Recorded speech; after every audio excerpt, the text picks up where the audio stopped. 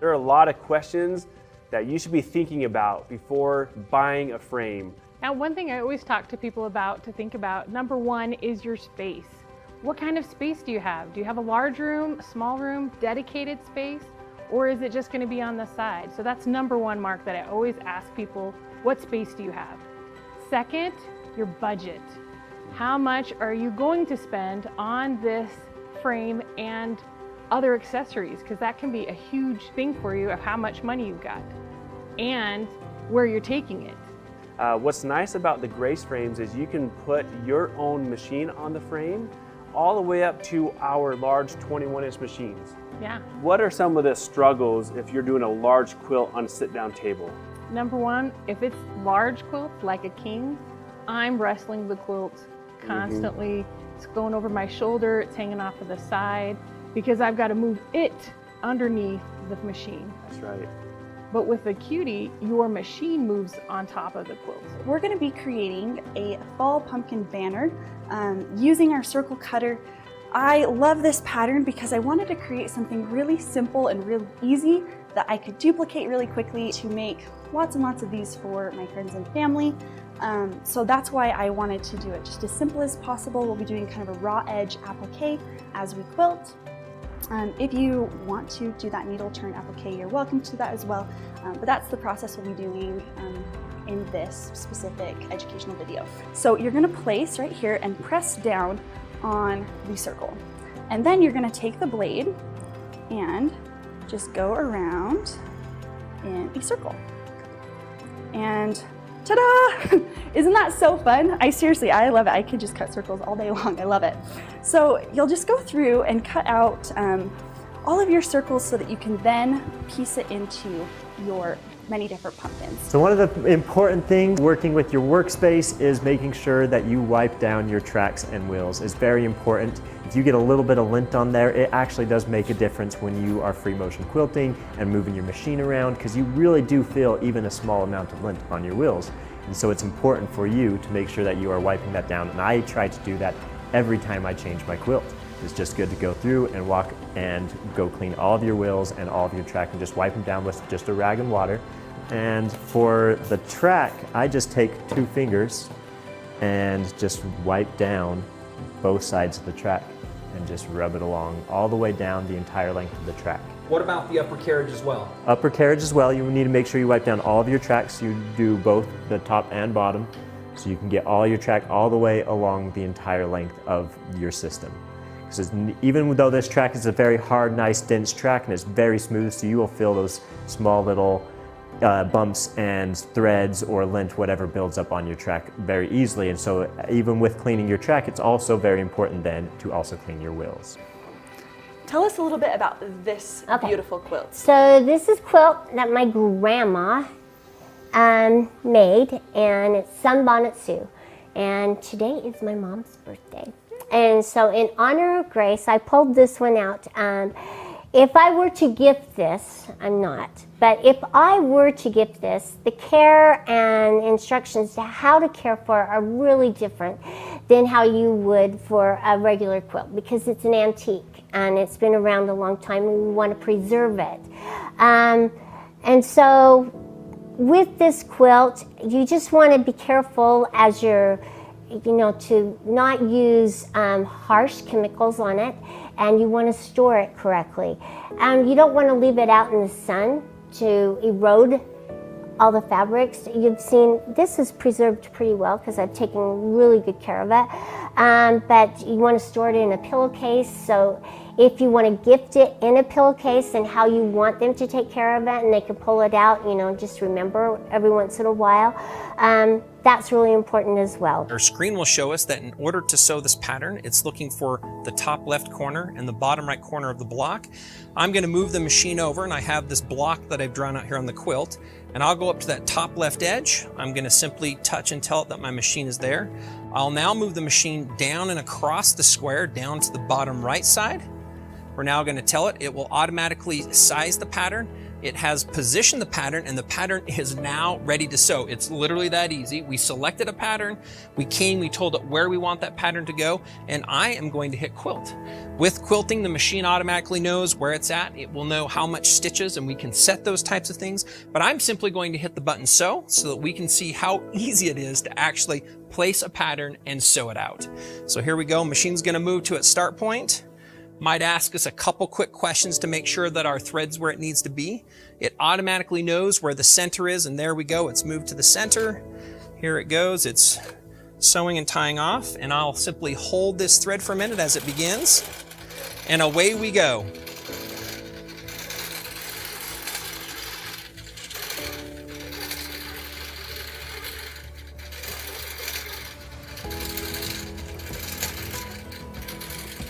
One day, Miss Annie comes home from church, it was actually on Mother's Day, with one of those little questionnaires that you fill out for your mom and ask questions. It said, my favorite thing to do with my mom is to quilt. And and I said to her, I said, but honey, we don't quilt together. And what did you say to me? But I want to. But I want to. And that day I just grabbed her so tight and was like, oh baby, let's quilt. so she made this first, she actually had done a panel and I could not find it for the life of me. So it's somewhere in her house. So she made this one. Do you want to talk about this one? What is this for? It was for one of my dolls. I wanted to make a quilt for my dolls. And yeah, She laid out all the squares and sat down at our domestic machine, and so she was so funny. She pedaled to the metal full on, like full speed, and then she adjusted the speed to go a little slower because she realized she was being a little ambitious. But that was probably one of her first projects besides her panel. And then Miss Emma came along and noticed everybody was quilting, and she wanted to quilt too. So what? it's my frozen quilt. Yeah, her Anna and Elsa quilt. And who did the quilting on this one? I did. You did, huh? You had fun doing that. And what I really love about this quilt is even though it's all like scribbles, I like that I did some eggs. it's just cute and cozy, and she loves it. So The back is sparkly. yep, she's got sparkly frozen fabric.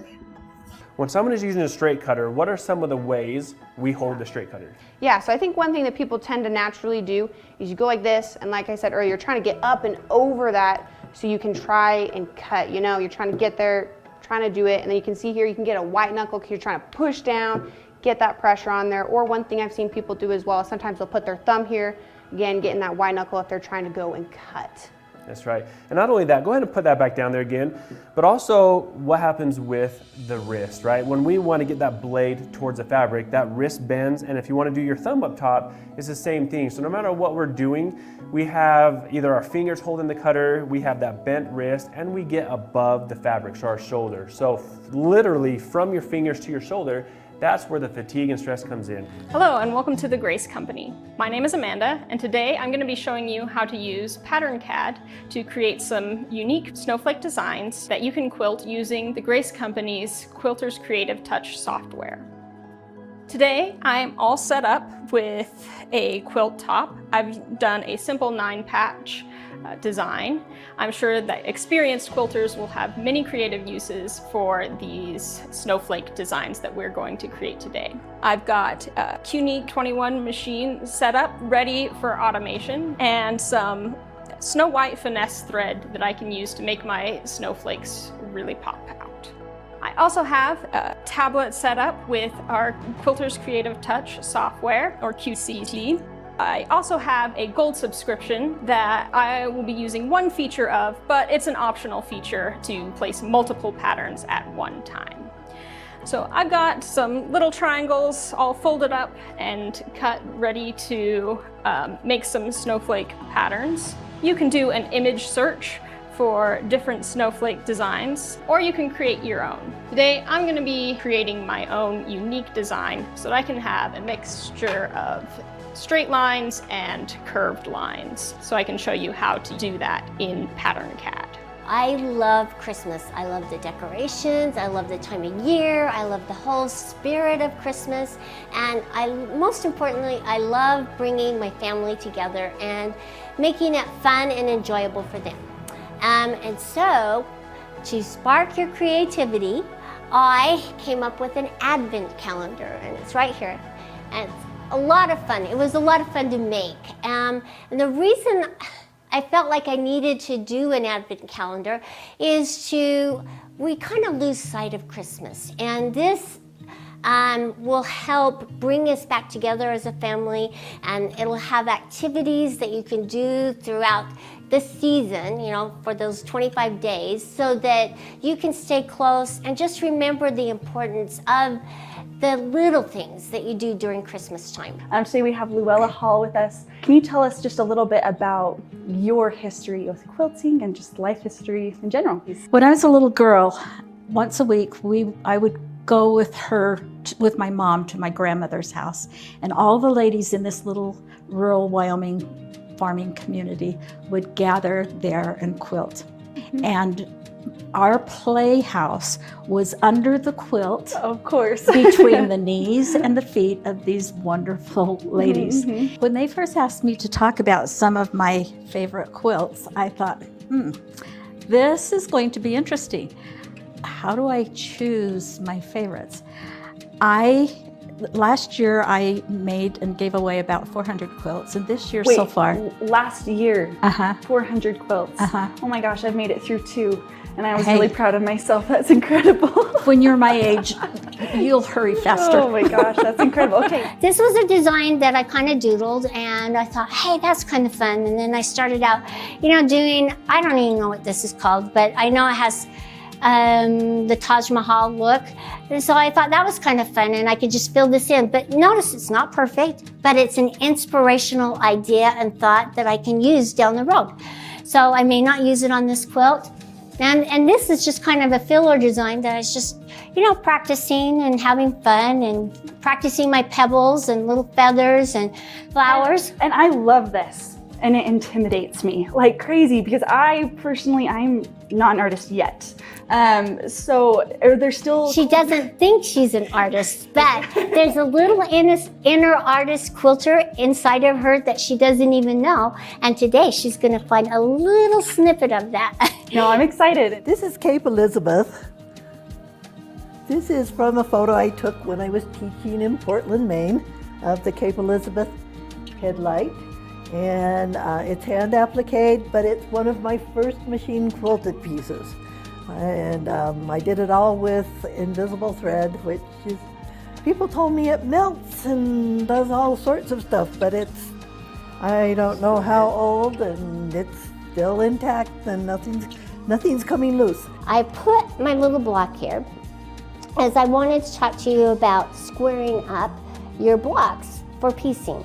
And I found that when you're squaring up your blocks, it's really much easier for me to square up my block when I can find my center and place it in the center. So you'll notice that I took my pin right here and I put it down through the center of my block. Then at the point right here, I'm just going to put it on this point right here, which is the center of my mat. Now you don't have to use the center of your mat. You can use the intersection on the squares and then cut it up. I just thought that would be easier for you to recognize and notice. So this is where I like to use my mat with my ruler, and I'm just going to put it down in here, the little pin to hold it into place. And then I'm just starting on this side, and I'm going to turn it around like a wheel and just kind of fussy cut them and straighten up my edges. And then you can decide what size you want. And notice how I'm lining it up with this 20-inch line right here from the bottom to the top. And I'm just going to make my quick cut, put my guide over my track as I'm cutting, and notice how my thumb is, because that's the way I like to cut. And then I'm just going to go up it and across, and now I have a nice straight cut. And notice how pretty that looks. So, and now I'm ready to kind of just turn it and do my next cut.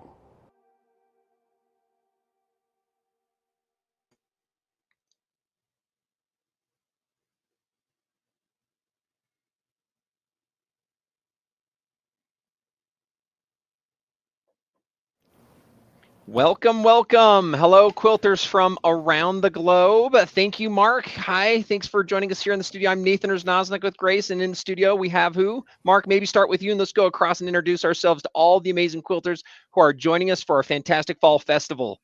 Absolutely. I'm Mark Martin. I'm over the sales team, and part of the sales team we have. Yes, I'm Laura Erznosnik. I've been with the company just over a year now. I'm under Mark. I'm an account executive, and I am super excited to be with everybody today. And I'm Karla Jerome. If you don't know me, you will. I'm all over. I love to quilt, so I'm very excited to be here today. And I am the educator, or one of the educators here. Karla, you're head of all the education for Grace. Yes. So let's let you can own that. She has wonderful ideas. If you joined us yesterday, you would have seen some of her inspiration and some of her classes. There are a lot more that are coming throughout not only today and the event. So welcome. Thank you. Mark and LJ and Karla for joining us in the Grace studio. I'm in the Nathan studio. So thanks. It's exciting to have all the quilters here.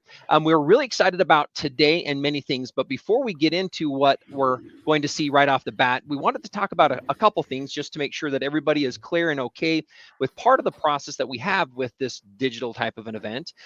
First and foremost, again, thank you for joining us. Thanks for coming and being with us. Know that you can come and go. We will be streaming live on Facebook, on YouTube, and more importantly, on the Grace Events page. And so I wanted to show you how you can go ahead and find and access that, and it will be a great thing also potentially for what we find as a little bit of a safety item. And so I'm gonna go ahead and bring that on board so I can kind of just share this with everybody as you're with us here. So let me go ahead and bring that up. This is the Grace Frame's website. So if you go to graceframe.com, you can click on register now, which will bring you to this main homepage. If you have not registered, we would highly recommend that you do, because your name goes into a drawing for all of the amazing gifts that we're giving away. We do a lot. Yesterday, we gave away a 15R system with a frame and a light bar valued between $5,500 and $6,500. We gave away a couple different of our Cutie Frames. We gave away several True Cut items. So just so you know, go and register. Now, I wanted to show this. We're going to do a brief navigation, but one of the things that we had heard from several different quilters that were out there is that they were being asked for additional information from Grace Company. We have not done that. We will not do that. So just be alert that if there ever is an email that will come, it will come directly from the Grace Company specifically. We protect your information, and that's important. But we know that in this world, other people try to unfortunately take advantage of that. So what I would recommend is come to the Grace Frame website, go in here, register. If you do, you actually have your dashboard, and this is actually where we're doing our communication with all of you quilters and the viewers throughout the world is here on this dashboard. And you can notice that we have announcements. This is where you can also schedule and look at what classes you're wanting to attend. We also notify you by text message specifically from our platform that those events are happening. So I just wanted to bring that up. We're not going to be asking for limited time pieces. We've heard, Mark, and you can help me out with this as well. Somebody's like, oh, in order to go refer a friend. We have not put any campaigns together like that as to this particular process right now. And again, make sure it comes from graceframe.com. So I just want to make sure everybody's protected and everybody's okay with that. We do want to have your insights, and we want your participation through comments.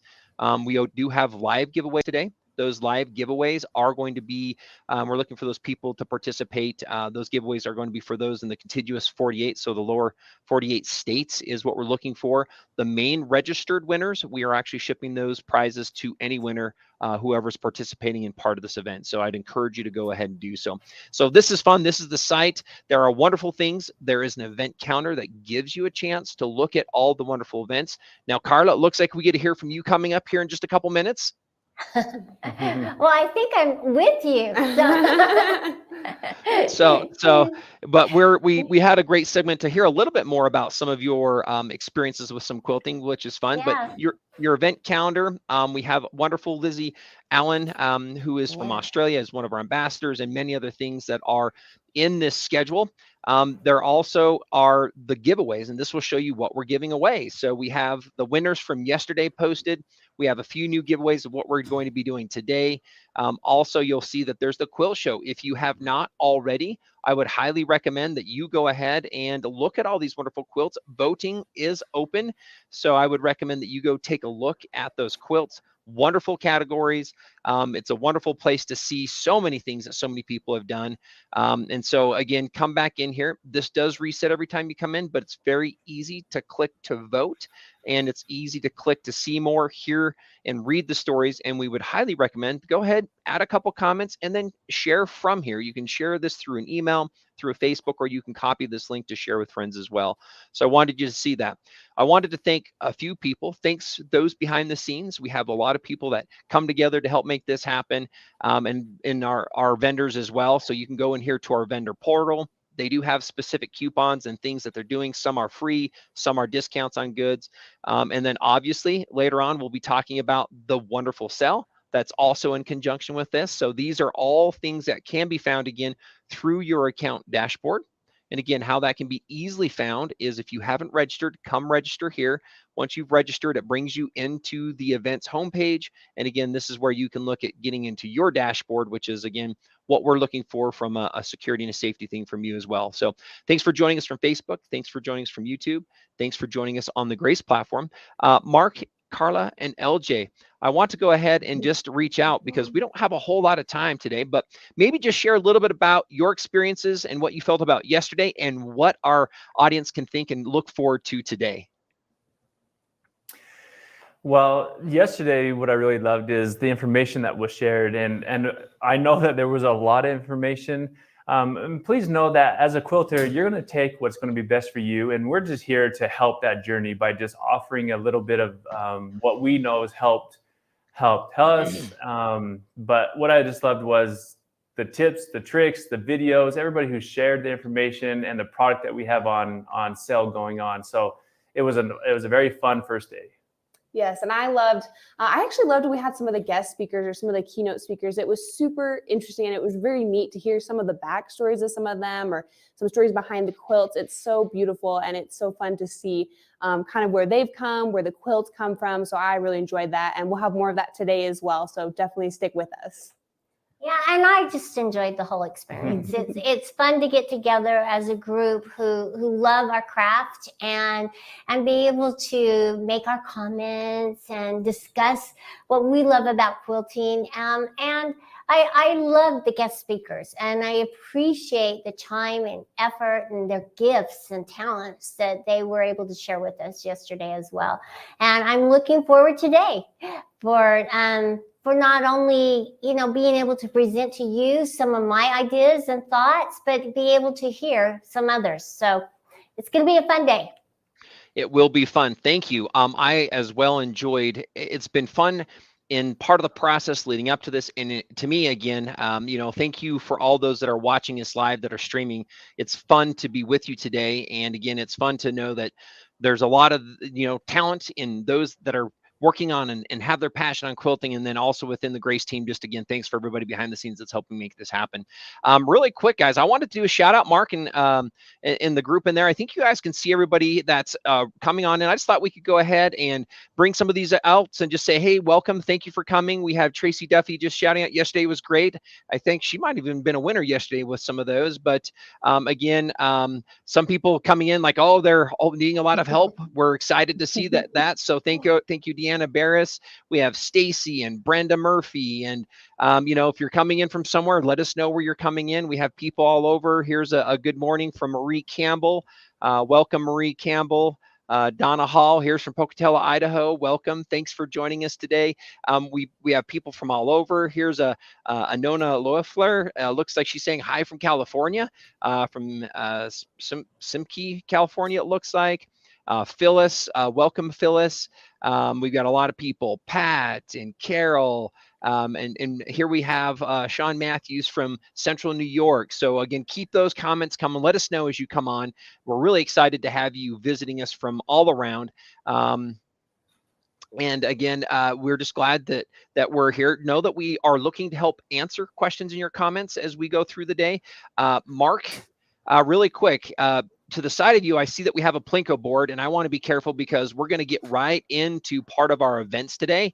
But I want to quickly see if we can get through some quick giveaways. So let's see what we can do to go ahead and choose 3 winners. And what we do is we choose a winner from the platform of Facebook, we choose a winner from YouTube, and we also choose a winner from the Grace platform itself. And I think we're going to keep this easy. I don't even think we're going to do a question. I'm just going to scroll down, and I'm randomly going to select somebody. And what we're going to do is we're going to Mark or LJ, where will drop down a chip, and we're going to drop that down into one of the items that we're going to be doing as a giveaway.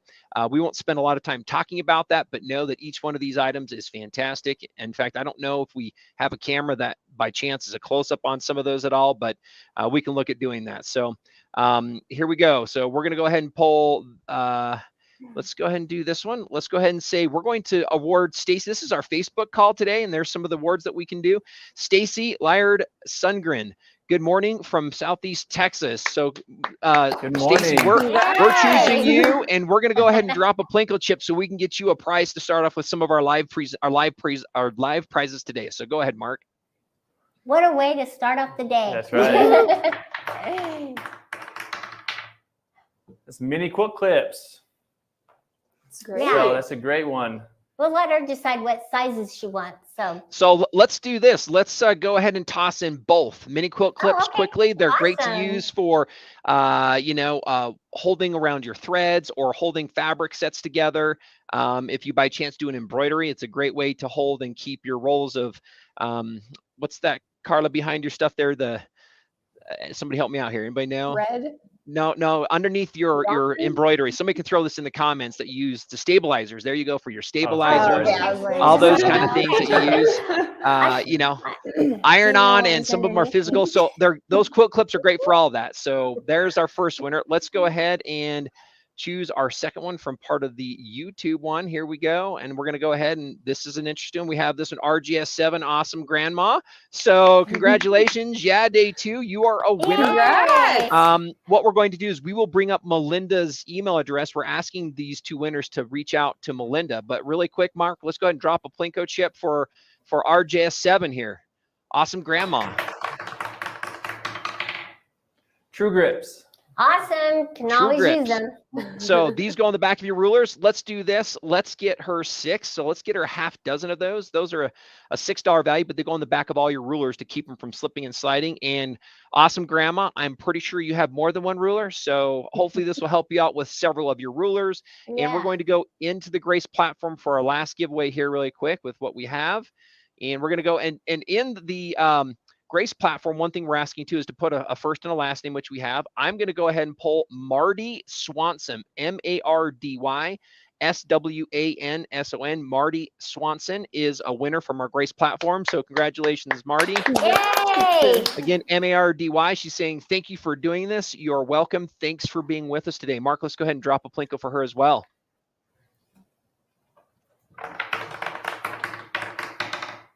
Oh, what's it gonna be? Knock it to Quilters Combo. Quilters Combo. Yes, there you go. Those that don't know, again, as you're looking on the Grace Frame website, inside of this, our page as a whole, we do have a lot of different things that are on sale, and there's different ways for you to shop to sell. Just so you know, a lot of the True Cut items, you can come in. There is a special event that we're doing with this. Click in here, and you'll be able to see all of the specials that we currently have that are going on right now with major discounts, but go ahead and find out more. That is the Quilters Combo, which is our most popular combo. Mark, wouldn't you say that's one of the most popular items that people love when they look at the True Cut? Yes, I would. Okay, apparently he's not too excited about it. Let's go to LJ. No, before LJ, no. I mean, yes to your answer, but it is absolutely everybody who wants it. We're warming up. In fact, yesterday when we were doing a little twist on this, Nathan, we talked about when we were giving these away, all 3 winners wanted the Quilters Combo. That's just how fun and sought out it is. So yes, it is one of our most sold combos. It's Sorry, a great there you combo. go. I was like, That's great. So there we go with our beginning giveaway. Stay with us because we're going to look for other opportunities for live, and then we have some major giveaways at the 2 o'clock hour. So thanks for being with us again today. We're excited to get into part of this next section. Again, know that we're recommending if you're streaming on some of these other ones as well. We also have details at graceframe.com. And again, for those that are winners, really quick, let me put this up. We're going to ask you to reach out to Melinda at graceframe.com. So please write this down if you're with us. It's Melinda at graceframe.com. So Melinda at graceframe.com to claim your prize. With that, we're looking for some information, and we'll need to get your shipping and obviously some additional delivery information to make sure we can get you your prizes you're winning. So thank you for being with us. We're really excited to get into the next section where Karla and I talk about a few different things that references why we might use different types of quilters. So we're going to get started here right off, and here we go. Thanks for being with me, Karla, on this one and taking our group through this. We're glad to see it. Hi, welcome. Thank you for joining us. I'm Nathan Erznosnik with the Grace Company, and with me I have Karla Jerome. Welcome. Wonderful. Karla is head of education. I'm really glad to have you in studio with us today to talk about a couple things. Behind us, it looks a little bit different. One of the key things I love, Karla, when you're out there working with customers, I know when you're doing education, I know the same thing when I have a chance to either be at a show or to be part of a conversation on the phone. Our customers have a couple key questions that they bring up. And I'm looking at answering those today by looking at the frame sets. And if you'll notice, we have a bunch of Karla's quilts around us. And so really, if we're going to start, we're going to look at a few things. One, I want to really look at quilts that were done on specific frames. And we're going to hear a little bit about the story behind why they were done on those frames and what you might be able to find out in determining which frame or what type of system might work best for you. So stay with us as we go through this. Karla, I know that there's a big passion you have. In fact, I do. Before we started this, you said this is actually some of the history of Grace Company by looking at some of the quilts we're going to look at today. Why would you say that this is part of the history of Grace Co. as well? Well, see, I started at the very beginnings of the Grace Company, and I started quilting, and we were making hand frames, and I love quilting, and I got into it, and I started making quilts and using them on the frames to quilt them, and then we got quilting machines, and so with each quilt, there's a little story of the company and why I made it to tell. So. Wonderful. With that, I actually would like to work us through part of that story by starting over here on my left. Okay. And the reason I bring that up is this is where a lot of you actually might start your journey. And so this is the Cutie tabletop frame. And part of this, we're not going to talk a lot about those frames in specific. We would encourage you to look at other videos. Karla has done several. There's been a lot of educational components. We have features on those as well. But we're going to start with this tabletop frame. You'll notice it's on a table. It allows you to start with your domestic machine. And so I want to take a quilt, Karla, that kind of shows how and what you maybe did on something like this. And this one was done on a hoop frame. And this, Karla, I believe, let's show this to everybody here. Let's go ahead and open this one up. Was done also with a domestic machine, right? Yes, a little small domestic machine because at the time we were just starting to make the hoop frames and we wanted to test them out and see, you know, what little things we could bring to the table to improve them before we started manufacturing. So I was testing it out with this quilt on the machine. So it was really fun, a little frustrating at times because I was used to using a long arm, and notice that my blocks are a little bigger. Let's maybe hold that. So if we can maybe take a close up right here on my arm, Karla, we can take a look. Now I'm also noticing that these patterns go across. And so one of the things I like talking about is, again, you mentioned that the blocks were a little bit larger. So this is something that if you have a domestic, now this is gorgeous. And I'm looking at this thinking like, how did you really accomplish this with the domestic machine? So maybe talk to us briefly about how you did it with domestics. And then this quilt's really big. It is. And this was done on a hoop frame. So this was done on a frame that's what, about 4.5 feet wide? Right. So this is done on a hoop frame that fits into a 4.5 foot space. So maybe walk through a little bit. Maybe you can show them. I'll hold this for you if you want to talk about any of those pieces on there. So anyway, my blocks are a little bigger, but I didn't know I was going to be quilting this on a hoop frame with a small domestic machine. But it was good for me to learn the process. So I learned, number one, that if I just marked how far my machine would reach, then I wouldn't hit the back of it. And that was the most frustrating thing. So so you learned from my mistakes and my learning curve. And so we have brought that information to you. So that's really important why we test the machines out and use them ourselves. So that was one really big thing. And then it was just so much fun to be able to shift the quilt and not be able to, just make it easier for me and moving across the frame. And so I chose a design that was just an edge-to-edge design and just had fun. And I learned as I went along and just quilted. So wonderful. So with that, if you kind of think back, we're looking at a smaller frame, either like this at 4 foot or the one over here behind Karla. This quilt, which is a fairly large quilt, what would you say the size of that one was? Oh, it's probably a little larger. It's probably a double bed. So a double bed size. And again, if we take a quick look behind me, this is a domestic machine. So here what we have is a smaller mid-arm machine. This one has a 9-inch throat space on it. But by being able to put that on a trolley, you get to move those and it really converts your domestic machine. So and as Karla mentioned, we go through this in sections. Now, we're not going to show all those details, but we encourage you to look at online. You can go to a dealer as well to look at the hoop frames. There are videos that show actually how you engage with it. I know Karla's done some physical videos that show that quilting process. I've done that as well. So I'm going to ask you to reach out and take a look at that. Let's take a look in the middle here. And I'm going to go to one of the first ones here. And this one, if I were to ask before I show everybody, was this done on, I'm going to call it a roller frame or a much larger frame. Behind us, we have a 19. But again, one of the nice things is you can use some domestics on this. And this frame is much larger. It actually is out to 8. And with certain frames like our Continuum, out to 12 feet. The fabric rolls around those. So let's go ahead and talk a little bit about how you might have completed this one and then why and how, what was the process that made it a little bit easier by using the roller type of a frame? How do you want me to hold this? Let me hold this top edge there. It's kind of fun. It's a big quilt, so I'm not going to hold it all. I'll kind of do this for you. What's fun about this is I was able to this was really my very first, no, not my very first free motion quilt, but one of the first that I used rulers and templates and I'm just really proud of. And it was just kind of a fun design that I chose circles because we were making our circle cutter at the time. That's why I say my quilts tell the history of the company. But I just wanted to make a circle quilt, and the rolling frame just with the longer arm machine gave me more quilting area.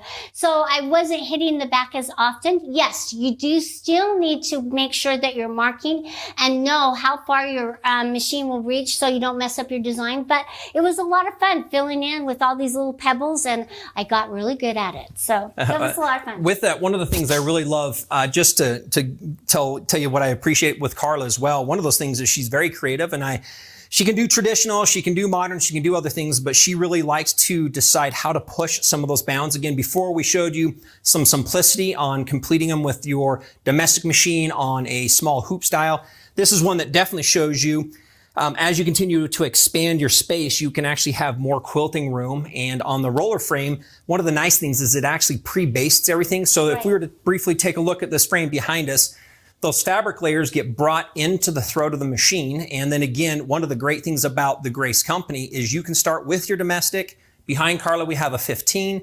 Behind me, we have a 19. You can keep those same frames and then move and upgrade your machine head when you're ready to do so. So I love this quilt with the creativity. I like the fact that this is something you used both rulers to give you some exactness, along with your own individual way of building and bringing out those different patterns. I think this is a beautiful one. This is one of my favorites that she has done. And she has a lot, so that's the difficult thing. So I'm going to stick to this one here really quick on a more of a roller type of a frame. This one you're going to see is going to look a little different than the hoop one. I mean the one that she did with the circles. But why don't you share a little bit about why you completed this quilt the way that you did, and a little bit more about the frame and the machine and why you selected those for this quilt. I used a 21 Pro. At the time, it was kind of a new machine, and I was, again, testing it out to see how well it worked with all the accessories and everything. I used, again, rulers on this. I love ruler work because of the exactness, and I just had fun designing this and filling in these blank spaces. It was easy to kind of fill in these spaces because you have the blocks and the pattern. So share with me really quick. This one looks like there's quite a bit of ruler, a lot of precision in here. Yes, Maybe just share with me, you have this on the frame, then you have the ruler base. We're not going to, again, go into detail on all those accessories, but we do have videos that show you how you can use those add-ons with the different machines. But that was underneath, and you have this ruler that helps create this exactness, right? Right, and a ruler base that you can press down, and you know, it's like a little table to hold your ruler in place so that you can have the machine foot follow along and make these nice precision lines. And I just really had a lot of fun filling in, exploring different types of fillers to fill in this area. Got pretty good at that. And then I just tried a little bit of pebbling. So let's kind of hold that for a minute. Maybe we can get a close-up. Again, one of the things I like that you're talking about, Karla, is you use the rulers to create some consistency and some accuracy, and then you went through and then you then personally used your own free motion process to do a fill on this. How did you feel the 19 was as far as helping you complete this quilt? Did it help you out? Was it similar to other types of our other machines as well? When they sew beautifully, and to have the accessories available to explore other ways of quilting is so much fun. And you know, you just have that extra throat space that you want and need, and especially with the ruler base, because it takes up some of that quilting area and you don't want to hit the front of your front pole. So having that longer arm machine, awesome. Good. Let's go ahead and flip it over. I know you said you like the back, because sometimes the back can be just as fun as the front. Yeah. So it just makes it fun and whimsical. And I always add a strip or a piece back. I like that. Wonderful. So as we're going to look at, I'm going to kind of move behind you, and then we'll kind of come back my way here. I'm going to grab this one. This is a fun one I want to pull out. Yeah. I did this on the hoop frame. Hold that. Is this the right way there? Yeah, that's the right way. So this one's a fun one. So this was done on a hoop frame. So going back, a couple things we've talked about is, one is you're able to see that you can complete different size quilts on different size frames. You also can use different methods of quilting. So you've done ruler work and free motion. And again, that can be done with different size machines and different size frames. And then there's some conveniences that come into play. You talked about if you want to be able to go through more of an area at one time, you would use a longer throat machine. Again, if you start with your domestic, you end up just doing a little bit smaller sections at a time, right? Now, tell me a little bit what inspired you to do this quilt, and then this was done on the hoop frame. So maybe share a little bit about your experience with this on the hoop frame. This just kind of morphed into this quilt. I don't even know, I can't even remember why I started it, but I had all these little strips of reds and pinks, and I thought, oh, let's put them together and see what they had. And they came in and turned into lips. And what's fun about this is I used these shapes, these little squares, to make my basket weave design to enhance the outside edge of the lips. And inside here, I just free motioned whatever the heck I wanted. And that was so much fun. It's just to go let loose and just do whatever. And you notice that I get a little tighter into here just to accentuate it. Maybe we can just take a close-up on it. Let's hold this for just a minute. I'm not sure if we can get a close-up in here on this area to show how that is a little bit more intricate. She spent a little more time doing some free motions on this. Now, Karla, as you did this on a hoop frame, you would go through this in sections as you came across. Absolutely. Did you find that it worked well? Did you find there was a challenge that you had with that at all? No, I found it really worked very well, and I loved it. I loved all three layers being sandwiched together and me just shifting along. And now, I don't like to baste, so I didn't baste, but if you do like to baste, be my guest. And that is one thing. We've done a lot of different quilts on the hoops. If you get that top edge usually together and tight, then it does help pull that, because actually the fabric gets pulled gently across the surface, which makes that easier. I'm going to go look at one other thing. I want to jump into this one behind me. We're going to stay here, and then we're going to look briefly at a hoop frame. But this one I'm going to bring up because this one also is another element. So not only a little bit that we're going to talk about with frame, but this one was done a little bit, this one you finished with some computer automation. And so the reason I want to get into this is, again, going through some of those beginning spots. Start where you're comfortable. You can start with domestics. You can start with a frame that you can put up and put away. You can get a more permanent solution. You can get larger machines. And you can then at that point, if you're maybe even not comfortable doing it on your own, you can also design patterns or use existing patterns. So let's go ahead and show everybody this. And I know you had a pretty good story, so we're probably not going to be able to open this one all the way up. We will see here. There we go. Okay, so this was my very first quilt that I ever kind of just designed. So I saw something similar and I just decided I'm going to try my own pattern and make my own pattern. And also we were introducing the automation at the time, and we were all learning how to make patterns and designs and put them in. And so I made up this little heart border. I did this little one. So hold on a minute. Let's get everybody a chance. I'm going to hold this. So you can take a look at that heart border. So I designed that. So she went on the software, and you were using the QCT Pro. So that software allows you to design. So then you designed this, and then you created that. And then go ahead. What was the next one that you did as well? This one right here, this little one to fill in this little triangle. I made that one up. I still have those designs on my computer. And then there was one more. Maybe there wasn't one. Is it anything in the corner, or might it be this one? I know there's this one there too. So there's a few different patterns. These little designs right here in the corner were in the system, but it was really just this one and this little heart one. And it just was really fun. And notice that we went along the bottom and we flipped it, and then we went along the top so that they kind of mirror each other, and they just make a fun border. Wonderful. Now, here's the thing. This one was done again on a much larger frame. So that was probably a 10-foot frame. Right. So a roller frame like this behind us on a 10-foot frame, those particular pattern sizes can be done with some smaller machines, and you can do larger ones. I'm going to quickly do this, and then we'll do one last quilt here. But this one was done. And one of the things I like about it is this is the progression of showing you that where you're comfortable, you can begin. You can start there. And then when you're looking to do something a little bit more, this was not done on a roller frame. No. This was done on a hoop frame. This one also was done with automation. Right. So people might want to know, hey, can you, or how hard might it be? Why don't you tell us a little bit about your experience in doing this particular one with the hoop style method on moving it from zone to zone? Oh, it was so much fun and really quite easy because, like I say, and every time I'm talking about the automation in hoop frames, the automation is so intuitive. It tells you where to shift your quilt and how far you need to shift it. So you just are actually helping the automation just by doing the work. So once we get it fully automated. So I want to show you again. We can go up. We have the top border. And if you'll notice, this runs across. Right. The entire thing. So this goes, if you think about this, look at how wide this is again. This doesn't fit on one of these small ones. And so you do this in sections, but the software does help make that very easy. The same with this next border section. Yeah, it turned out pretty good. And one of the things I really like, Karla, that you started mentioning is like and again, this is a fun one to look at because even though the pattern was done, and let me hold, I think we did it this way across. Right. Even though it was done edge to edge, you can still use that automation to do things very specifically in spaces. You'll notice that the middle is different than the small border, than the midline or the external, the outer border. And I love kind of just showing how creative you can be. And I like bringing that up because again, one of the things I think about as we talk with customers is they're struggling to try to understand where or how do I begin? If there is a difference, why one might frame be a little bit better than the other. And really the key thing I kind of really want to share at this point is that becomes personal. How much space do you have in your home? Maybe what is the budget? But the great thing is there's always a place to start. And I don't know if there's ever an end. You can continue to go with that. So let's go ahead and look at this one here. And this one has a little bit of a different story too. And then we'll see if we have time for maybe one more. Let me see which direction. Oh, there we go. That's the right way. All right. So maybe we'll just hold this for a quick second and then I'll kind of come and hold it all for you, Karla.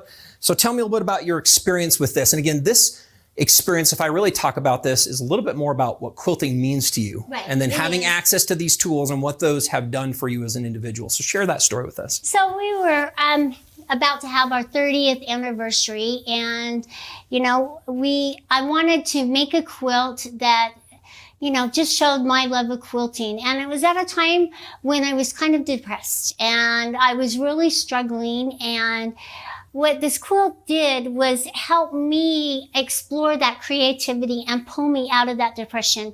And that's what any art form will do, is it just helps you stop thinking and focusing on those negative thoughts, and it helps open up the doors to, so you're listening and you're deciding, oh, I don't like this block or I don't like that block, and you're trying new different ways. And so all of a sudden those negative thoughts kind of just go away, and you just kind of are lost in the wonderful experience of quilting and your own art form. So this is what this quilt means to me. And besides that, has my sweet little mommy on there, and it's hanging up in the front entry, and I always say hello mom when I come in the morning. So it's just a lot of fun.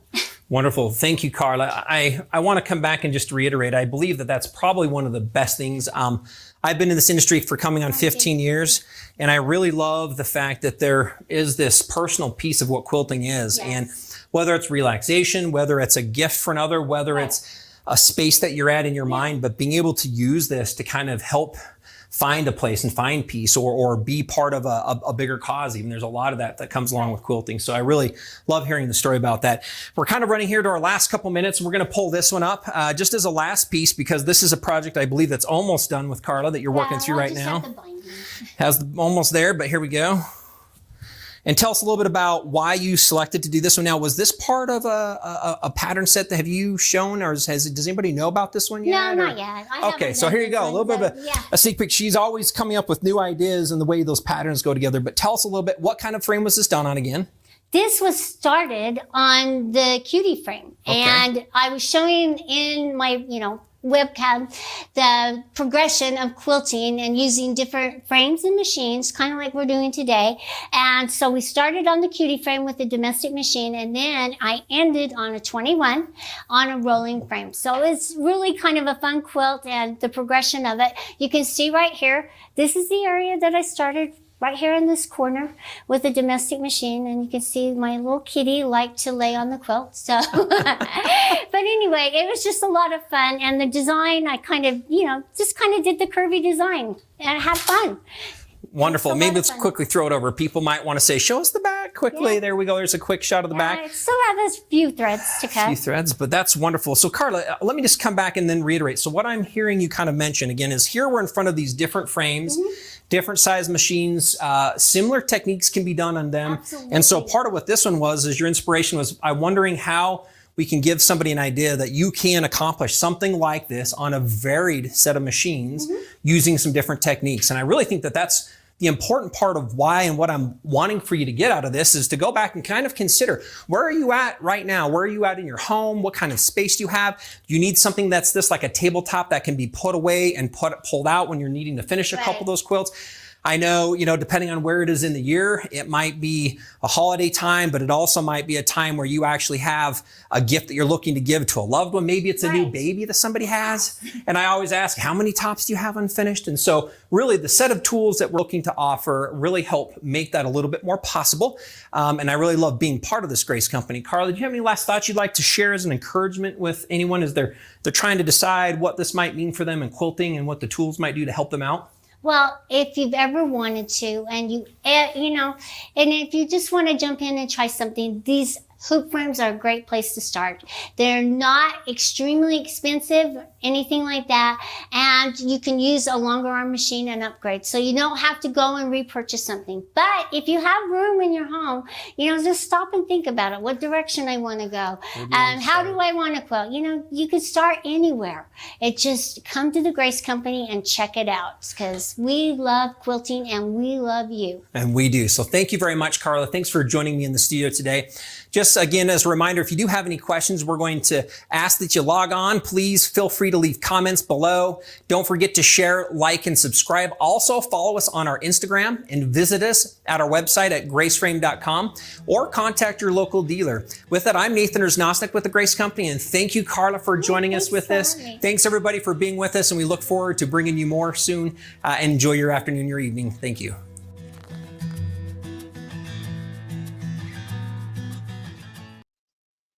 Alrighty, well, that was wonderful.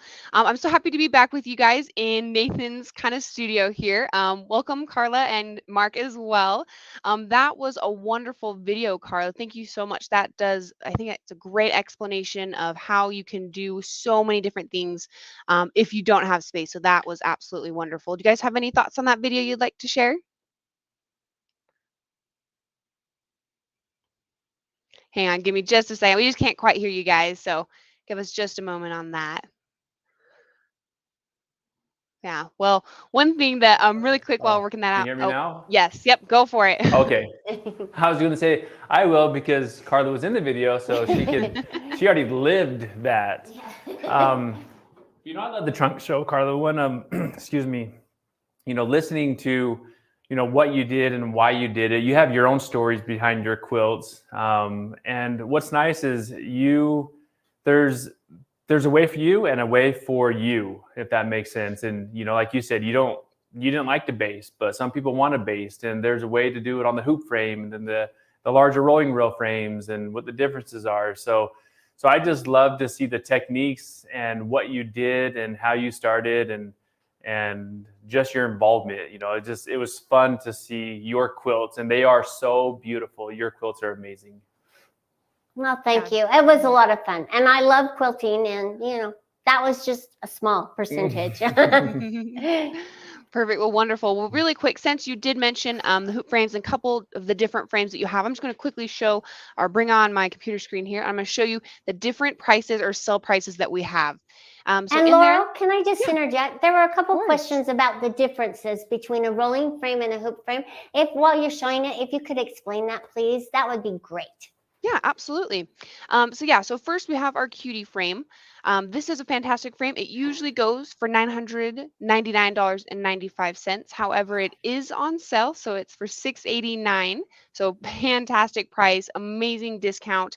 I would also encourage you to get it while it's still in stock. When we first released it, we sold through everything we had super quick, way quicker than we thought. So they've been on back order for a while. So I definitely encourage you to look at getting it now while we have it in stock. And then the other frames, two other frames that are the same style, so that hoop style frame is our standard Q-Zone hoop frame, which is usually just shy of about $1,500, but is on sale for that $689 price. Or then we have a pro version of that frame, which is just shy of about $1,900, but again is on sale for that $1,189. And then so just kind of Karla, what you had mentioned, the difference really is with the hoop style frame. I don't know if any of you have ever done hand quilting or anything, but it's where you actually stitch out or quilt out one section at a time. So you set up your quilt space, you do one section, and then you'll shift the fabric either to the left side or right side, or, you know, move it down or up, and then you do that section. Once you finish that, you then move over to the next section. And you kind of just do that as you go all the way through the quilt there. So you do it, you know, starting at the top or the bottom or middle, wherever you would choose to start. And you just do one section and then shift the fabric. Whereas on a rolling rail, which is like our Q-Zone queen frame, is where you actually, instead of having to clip and unclip, you actually simply can just roll your fabric up around a rail, which makes it really nice, helps eliminate some of those steps in trying to, you know, move to the next section of your quilting. So those are kind of the differences. You guys have any thoughts, Mark or Karla, on the difference between those? Awesome. You did a great job. Perfect. Well, wonderful. I'm just going to bring up my screen one more time here so we can show you the price of what that Q-Zone queen frame would be here. So it usually goes for just shy of about $1,800, but is on sale for $989. And Karla, kind of to brief point you had made there at the end of the video, that if you do have the space, it is definitely something I would recommend looking at getting a bigger frame, because you do, you know, you don't have to shift your fabric as much. So that is a very helpful thing when looking at getting a frame. But of course, you know, choose what's going to work for you. That's one of the great things that Nathan and Karla talked about in that video, is that really there are many different options that can fit what's going to fit your budget, your space, what you're looking to do. So really there's a lot of great options and what you can do with that. But kind of as we move into this next section, we're actually getting ready to have Lizzie Allen on with us. And so I'm just going to read just a short little blurb of kind of about her and what she has to say here. So she says, after long arm quilting for 20 plus years, I am still in love with the challenge that each individual quilt brings. I have been fortunate to have won many long arm quilting awards in free motion quilting. It amazes me with how much the industry has evolved with so many new and creative elements of long arm quilting, from the modern line design to the more traditional Victorian feather. I have had so many amazing opportunities to work throughout Australia and America at quilt shows, including teaching, demonstrating, and of course, being a quilt angel. And then she says she's looking forward to meeting and establishing friendships with everyone who has the same passion in quilting. And I think that's so true. If you've ever, I guess you guys will get to see her in a moment, but she is absolutely wonderful to work with. Karla, have you had, or Mark, have you, either of you had the opportunity? Yeah.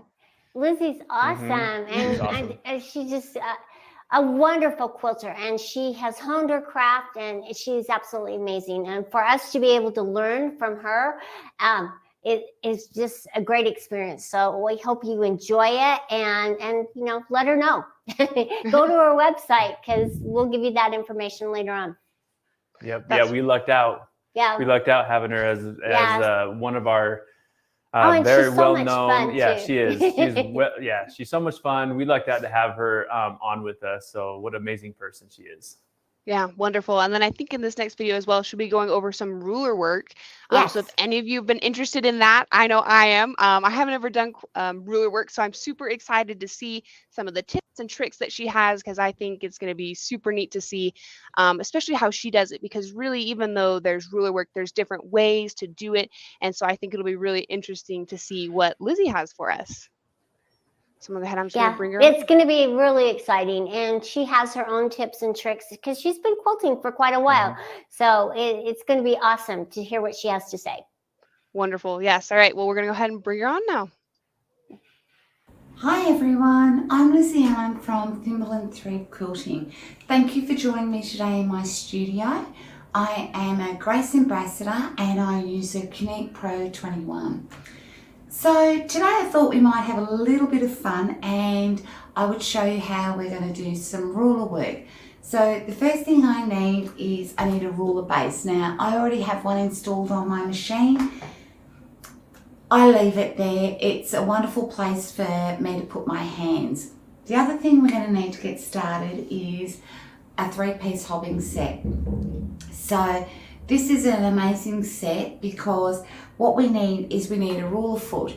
Now the reason we need a ruler foot is I don't want my 1/4-inch Perspex ruler to go underneath my hobbing foot, break some needles, and then we're in trouble. So but I've already gone and installed it so that we can just get on and have some fun with the quilting.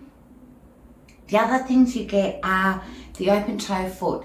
Now later on when I come back, I'm going to do some fabulous background fills and I will change to the open toe. It's a high vis foot, so it just helps me get better accuracy when I'm doing my background so I can actually see what I'm doing.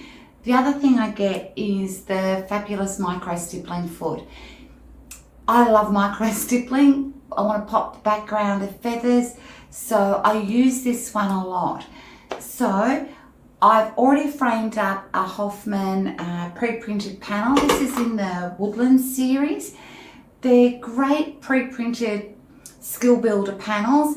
They've got geometric triangles on this one in the nice blues. So I thought we'd have some fun and I'd show you how the rulers work. Today I'm only going to be using some budget-friendly rulers. Over the years I've purchased many rulers, but to be honest with you, I started out with just some simple shapes like a straight edge, some curved and some circles. So let's start having some fun. I've got my machine set on Regulate Precise, about 9 stitches per inch, and I've gone into my settings and I've asked it to stop and start with the needle down. This will just allow me to move my ruler. Now this ruler is great because it does have some increments on it every 1/4 inch, and the other wonderful thing is this is a 1/4 inch foot. So I've gone ahead and done my needle up down and brought up my bobbin thread and I'm ready to go. Now this is really important. I don't need you to bear down really hard. We're going to be using the ruler as a guide. So I've got this first line here that I'm going to stitch across. So let's go. And I'm just using my ruler as a guide. And when I stop, it's great, the needle's in the down position. I just line up my ruler again and move to the next position. Stop. And what we're going to do is we're going to come back and have a little bit of fun and I'll show you what we're doing. I am using a variegated thread, so don't panic if it looks a little funny.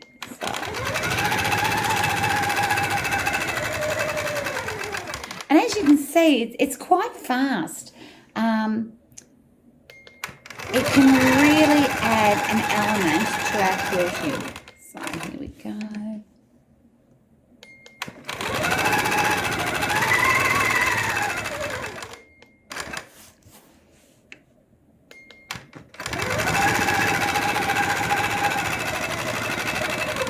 Okay, now what I'm going going to do is I'm going to come back and I'm going to put a 1/4 inch seam in so that it makes it a secondary design, so it will actually, the element will be created.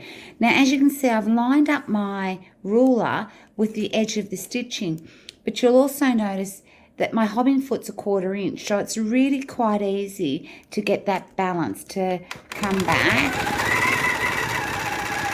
and stop and then turn.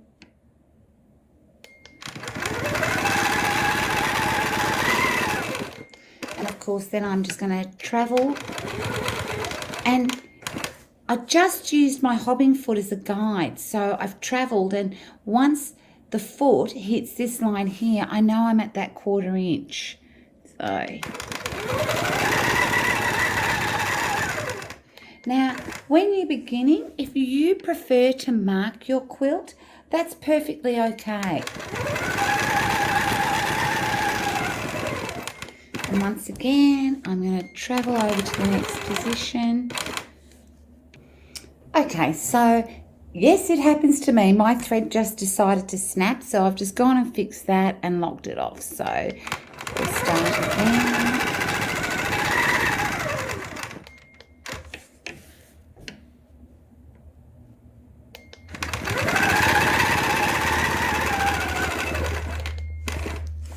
Travel.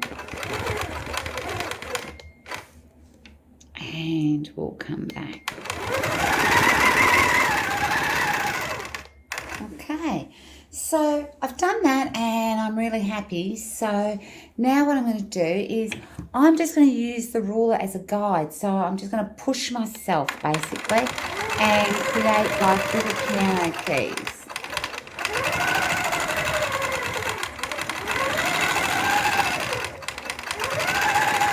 And I'm just using the ruler as a guide to get really nice straight quilting.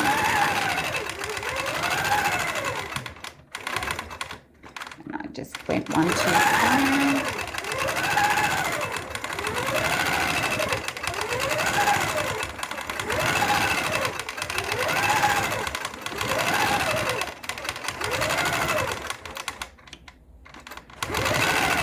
Basically, I'm just going over 2 stitches at a time to give me a nice sort of spacing between my ruler work.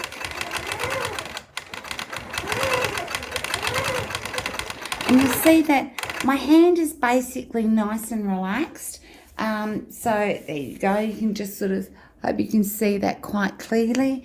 It's just fun. So here we go, we'll just go back. And then I'm going to just travel across to the next point. And I'm going to play with some ovals. So these are great. So these will create different sized arcs for what I'm doing. So I'm just going to position myself. Now, you can see I've got increments here. So I don't do it perfectly. I just line up and think, yep, I'm 1/4 inch there, I'm 1/4 inch here, and away I go.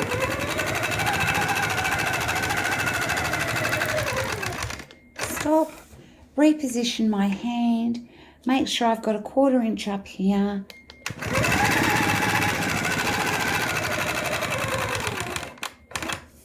And I'm really quite happy with that. So I could travel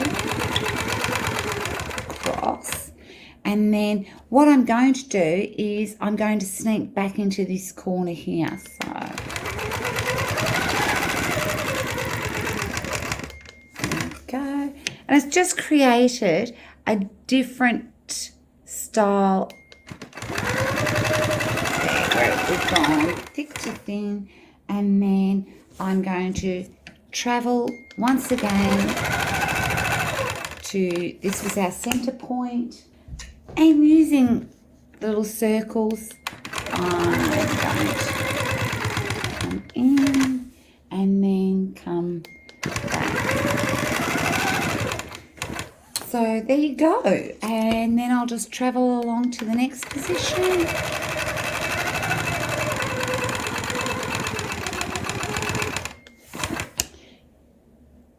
And what I might do is, using a blue water soluble pen, I might find this center point and mark it, and then do the same on the other side. And what I'll do is, using the little circle, I will create another pattern, and then come into the center.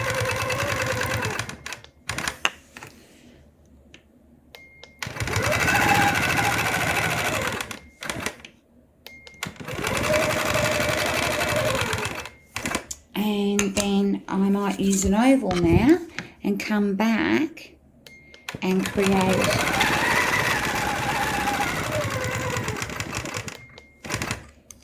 there you go.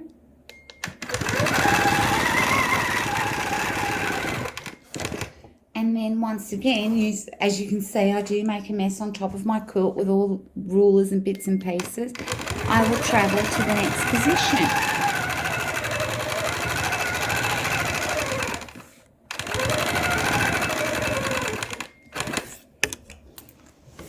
Now, this one, I'm going to do something a little bit more geometric. I'll come up and I might mark a point about there and there, and we'll do something a little different. So,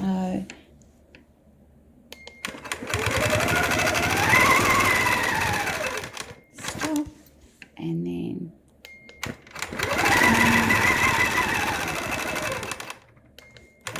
of course here.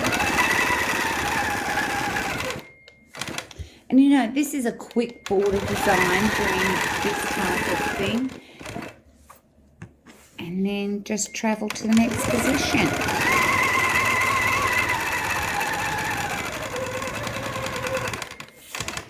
So as you can see, it comes along pretty quick, and you can create just about anything. There is such a lot of information out there and resources that you guys can actually use. So I'll just come in and I'll ditch this one, and I'll show you what we could do.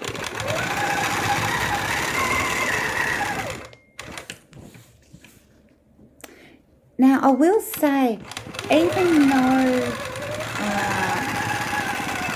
my machine is a 21-inch, when I do ruler work, I make sure that the quilt is sort of more forward, so that when I stand and I work, that the visibility with me and the foot is exactly where I need it to be. And also it means that I keep my back straight, and I don't get tired, I'm not overreaching. So always make sure that you're comfortable when you're quilting. So I'm just going to sneak in once again, using my foot as a guide, and then just come in, stop, and now, so what I've done there is I've made sure that it looks the same on every point, and it adds a dimension. And in, back, yep, and then turn my ruler. Okay, so I've now gone and I've ditched that. Now I could do lots of things. I could come in and create half melons in here, which I think we might do, because that should be fun to come back and put a background fill in. So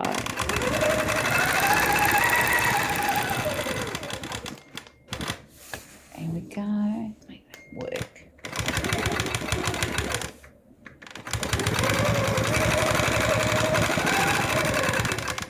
Okay, and as you can see, I'm now going to move my hand and the ruler to the other side of the hobbing foot, and you'll see that it really does work perfectly.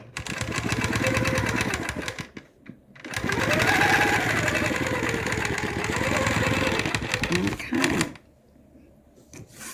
and then I'll just sneak out, ready to move on to the next one.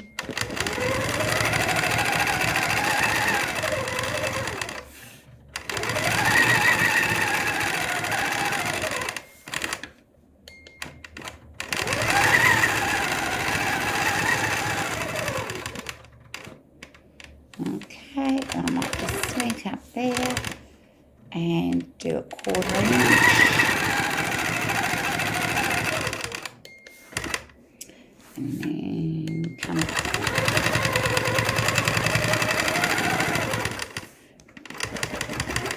across and do my melon here. And then come out. Oops. Now, that's okay. You know, I just slid. It's going to happen, and it's really easy. Just needle up, and I will just undo that.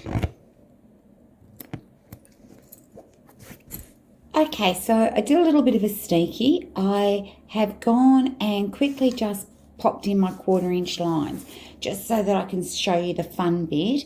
Now, I decided to go right across the quilt, so I ditched this line, and then basically I travelled up and I came back and did all the inside.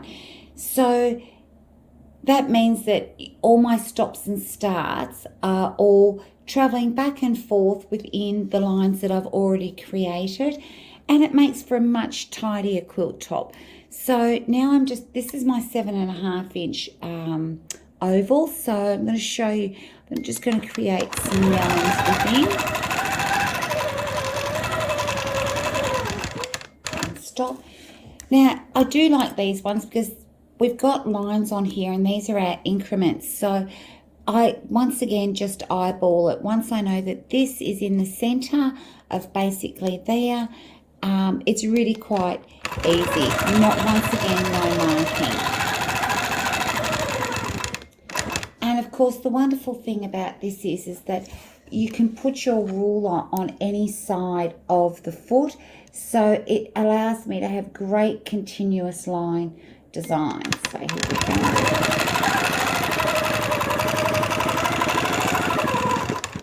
Stop. Move my ruler. Make sure I've just got that lined up.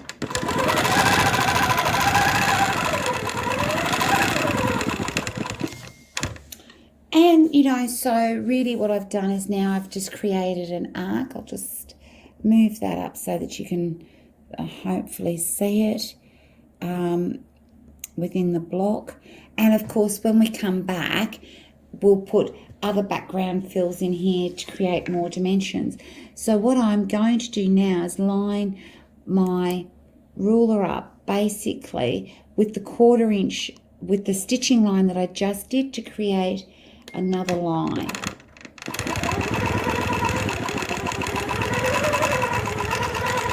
And when I get to the center point, I'm just going to tweak the ruler to bring it back in. So I'm creating another line within. Here we go.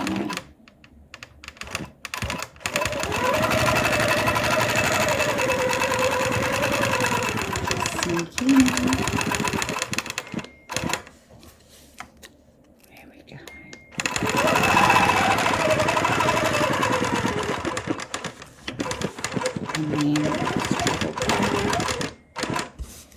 And these will look great when we come back and fill them in.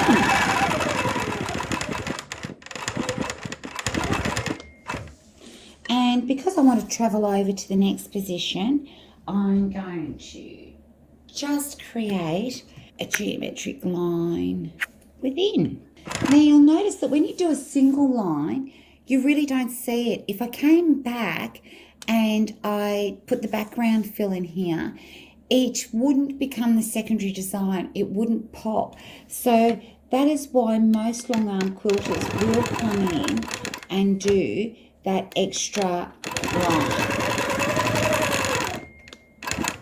It actually really defines the space from being negative to positive. Here we go.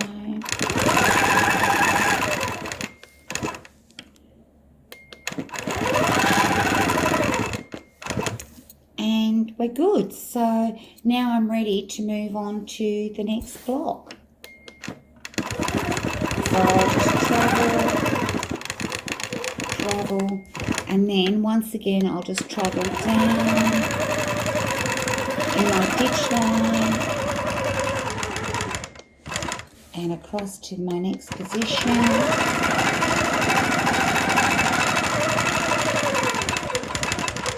So this is my curved crosshatch ruler.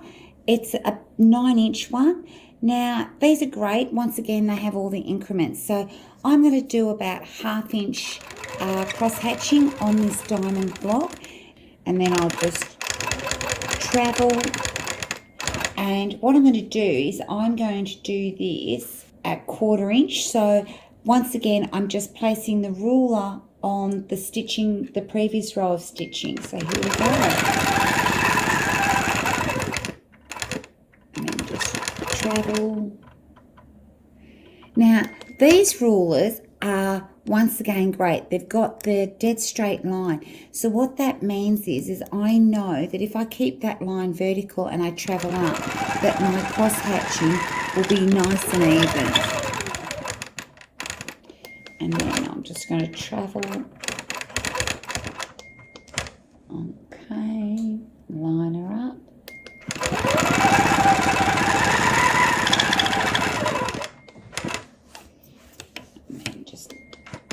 And of course I've just swapped to the straight one so that I can travel in the ditch on the edge that I created.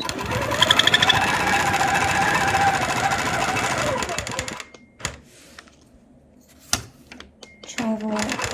I just use my foot as a guide so that I know I'm at that 1/4 inch.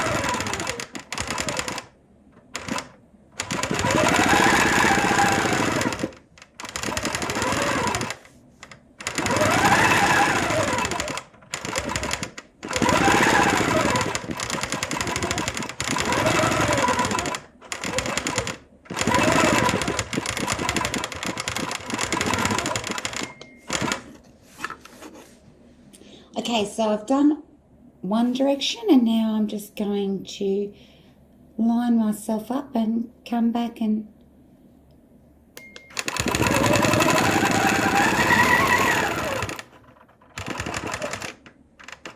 once again I'm using the stitch line and I'll just travel. Now, if I wanted 1/2 inch instead of 1/4 inch, I would just use the line here that's engraved on the ruler. I would just travel up until I placed the line on my line of stitching, and when I sneak back, you'll see that I now have a 1/2 inch. So I can just then, just travel up. Once again, place that nice line.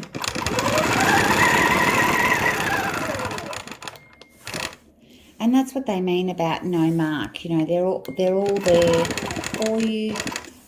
I do like to use the ruler to travel up. I know there's some great quilters out there that don't. It just gives me the confidence that I need by using the ruler to my straight edge to just travel to the next position. And once again, I'm going to line that up. Use my straight edge.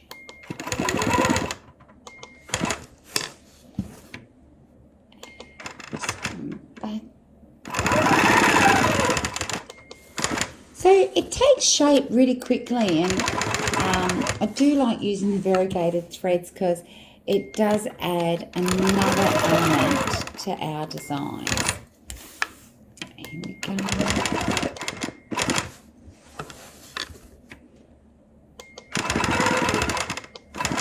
And then I can come back now and pop those in at 1/4 inch. But that just shows you how fast we can fill a block with curved cross-hatching. So I'm just going to travel back down and travel across. My foot's now in position. I'll pop that.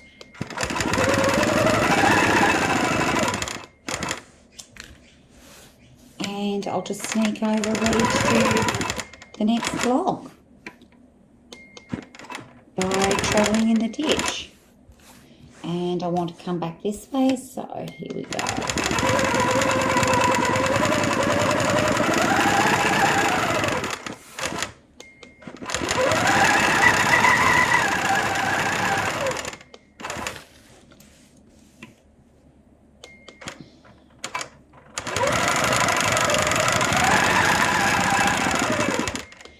Of course, I do want it to have a 1/4 inch line on all sides, so I'm just going to sneak across,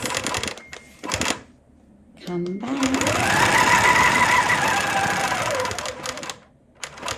stop, then just tap into the corner, and then everything looks like it has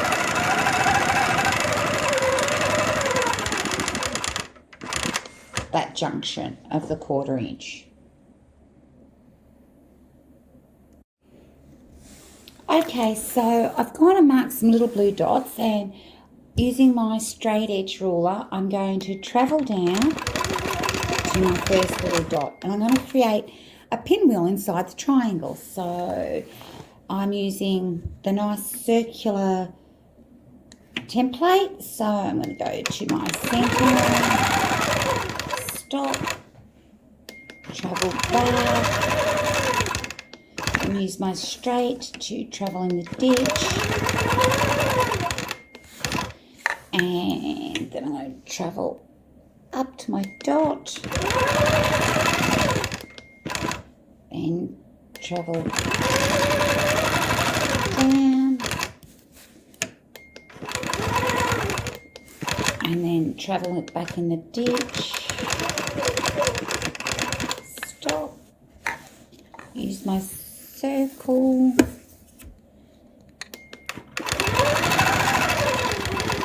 Stop.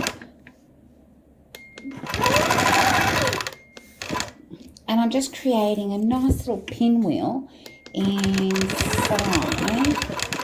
the triangle, so that when I come back, I have some defined lines to create background with.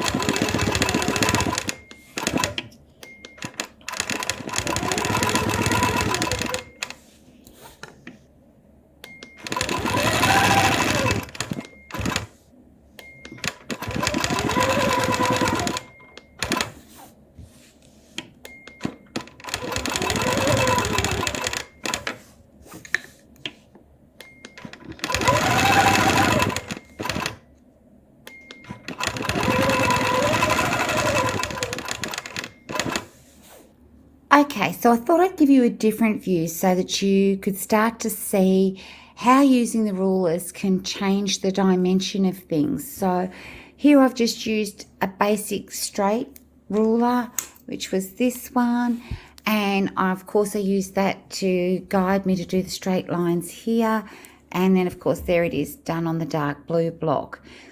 So here I ditched, and then I came back a 1/4 inch, and then used my ovals to create these arcs, and used the circle to come in here.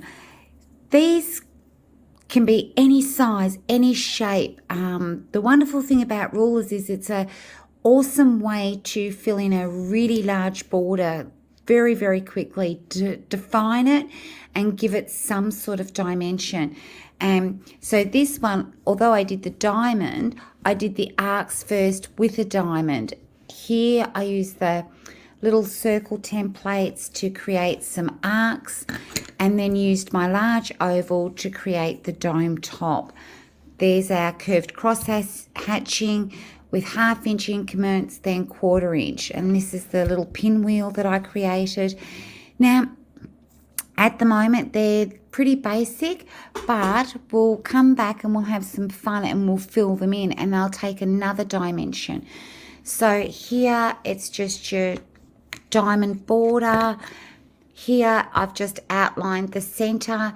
Now, we might do a fill in here and leave this so that we have positive and negative happening. I use the circles just to create these little arcs here, and then a different type of pinwheel here. This block I've ditched. We might just leave that and pop a custom background in it. Okay, so I've changed my open toe foot, and I've gone in, I just did a little test here with the video just so that you guys could actually see what I'm doing. So what I've done is I've just done wibble wobble here. Now I'm going to come in and do pebbles and really show you how easy it is to just do a background fill. So I'm just going to go around.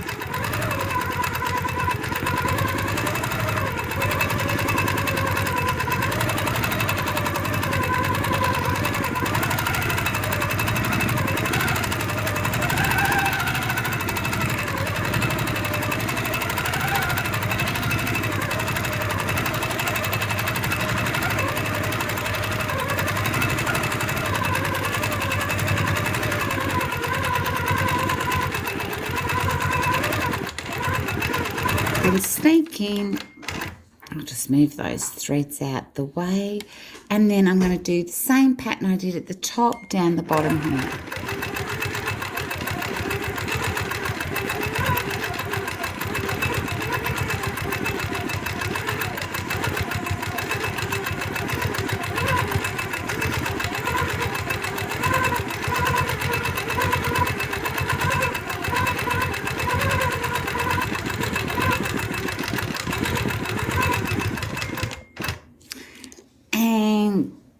Happy with that. So now I'm just going to sneak into the next block here, just travelling in the ditch, and I'll pop some curly cues in here.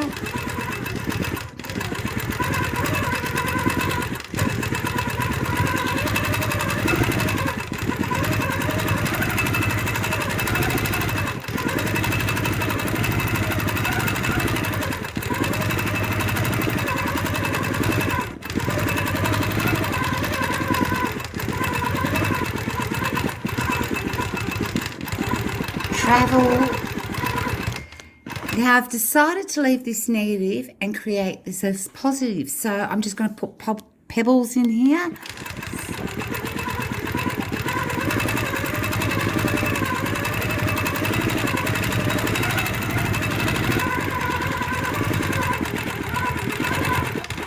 Snake into the next side.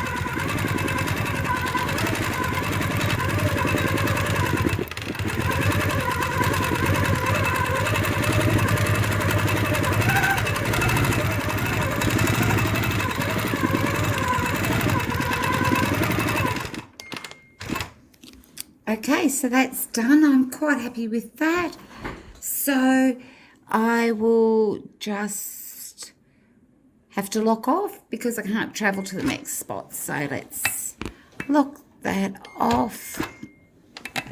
Now I bury my threads, you know, most of the time, but as this is just a little practice quilt, I'm just going to cut that off. Now I did that in Regulate Precise. So now I'm just going to change over to manual speed, and I'm going to be at 15% to just do a little stipple in here. So I'll just pull up that bobbin thread.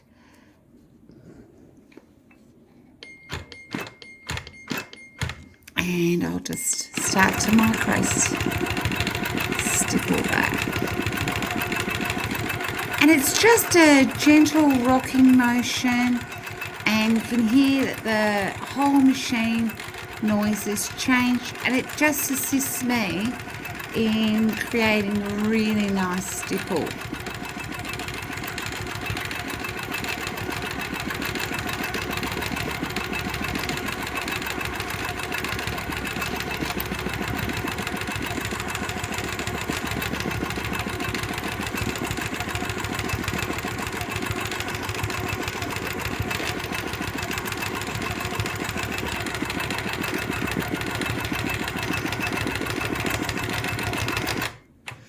Now I'm going to change modes again, and I'm going to go into cruise. And I like cruise when I do feathers because the needle idles. So I'm just going to pop a little bit of sort of a feather fill in here. So here we go.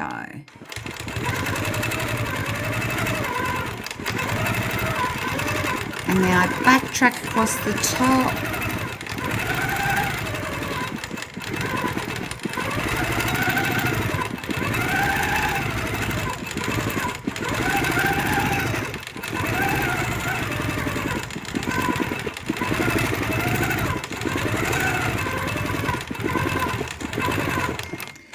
So really happy with that. It's quite pretty. So I deliberately left part of this space open because it creates a little bit more dimension. So the fact that I'm still in cruise, I'm just going to pop down and I'll pop the same sort of feather design in here. So here we go. Travel, backtrack, travel. Travel into the next one.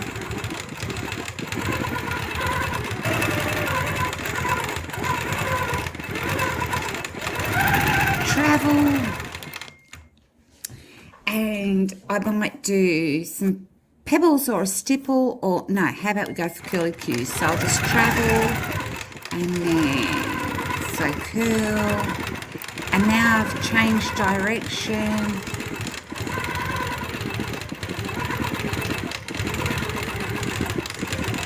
Now, because I don't want to stop here, I will do a sneaky and travel back up that spine to come out. And I don't mind it being, some people would call thread heavy. I just feel that it adds another dimension. So we'll go and find somewhere else to play. Okay, so this is like what I call like a little paisley. It's like a little tier. And I'll just show you, we go. So that's the tier, the bottom part.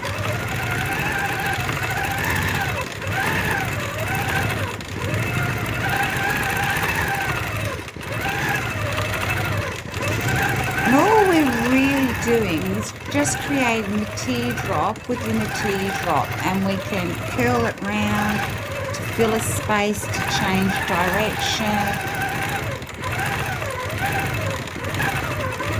This one's quite fun because it fills the space quite quickly.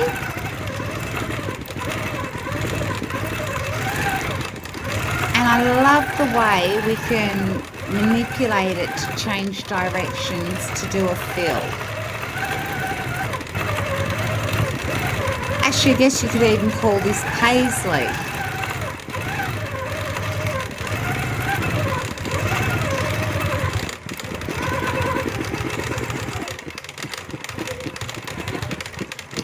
I'll just sneak out there. So that's the little paisley shape. It's really easy to do, and it creates a really nice sort of open background. Now I'm going to show you another little fill. We'll just come over to the side here and I'll just create a little spot. So I'll bring up my bobbin. This one, look, I love. No rhyme, no reason. So I'll do a curl, then I'll do a pebble. It's just a really great way of randomly filling the space without you actually having to be perfect at the pebbles, perfect at the curly cues, perfect at the circles. So here we go. And then I'll do a double and then come up and then pop a curl in, and then travel with the pebbles, do another curl, some more pebbles,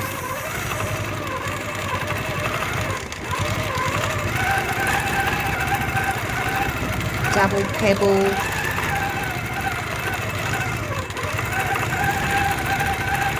and you know, really I just let the machine, I sort of do 1, 2, 3 curl, 1, 2, 3, double pebble. And you know, if that's what you need to do is talk to yourself, that's actually okay. So I'll just travel around there. Pop a curl in there.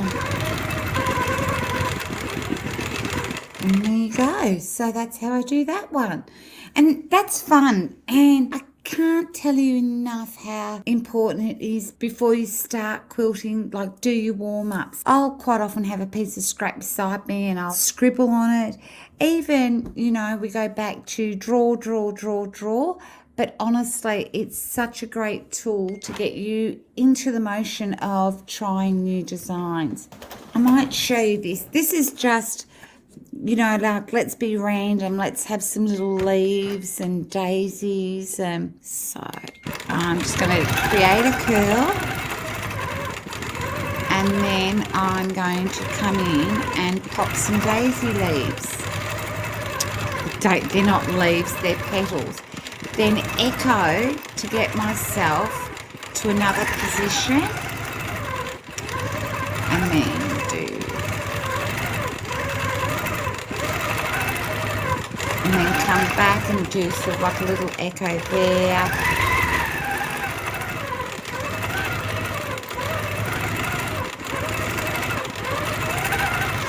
And echo over that, across there to come.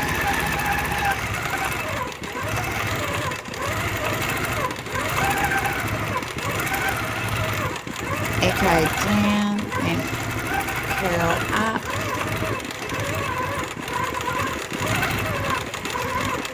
Echo. You might even like to put a leaf in. Echo. Echoing is a quilter's best friend. It can get us out of a lot of trouble. So you see, if I wanted to fill it in with more space than just daisies, I could do a lot more echo to fill the space.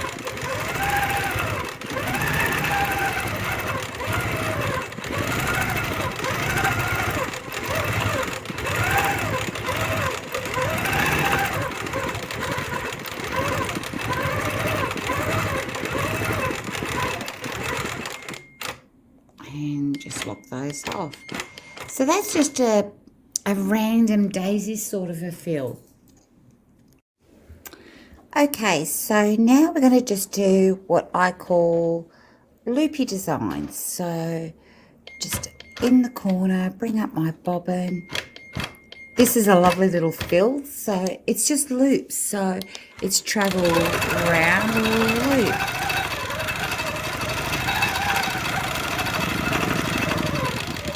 Snake over to the side, back and forth. That is just took seconds to do, and yet it's a lovely little background. So it's just round and round and round as we go.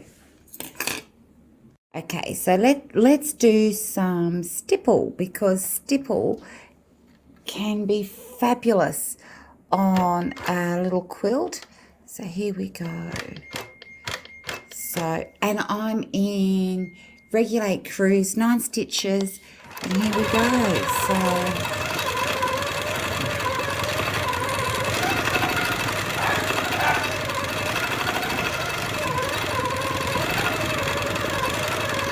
I often say to myself I'm doing peanuts. Because that's what it reminds me of. There's lots and lots of little peanuts.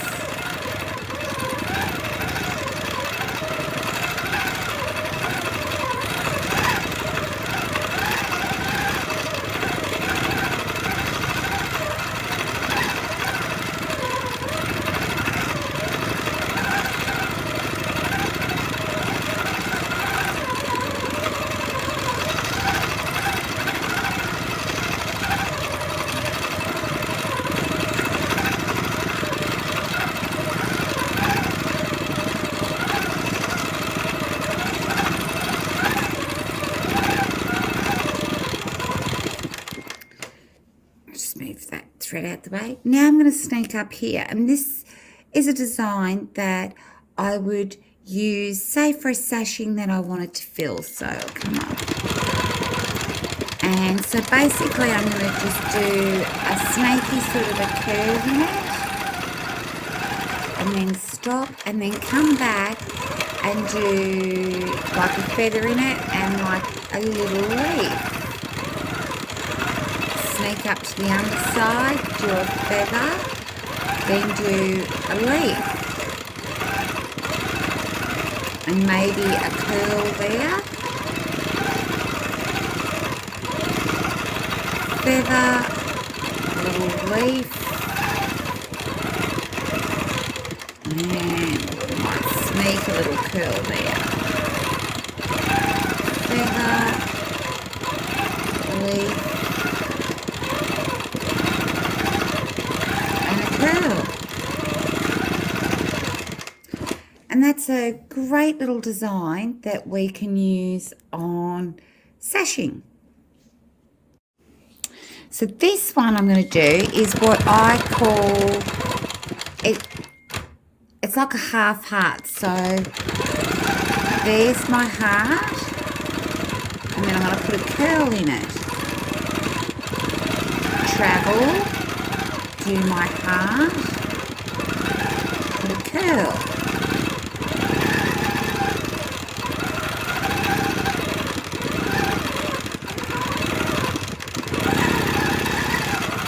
And this is also a great one for sashing.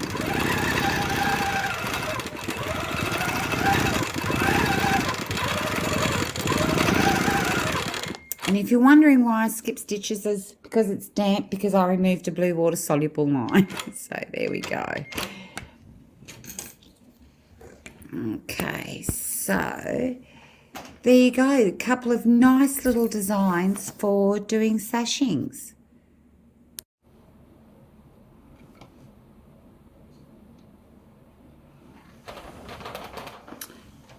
So I quickly marked up some lines with my blue water soluble pen, and this is going to be what I call a wonky crosshatch.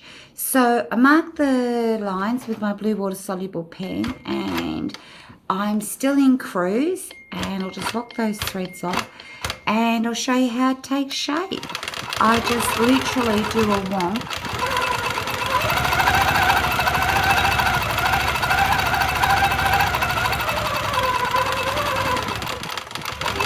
Travel.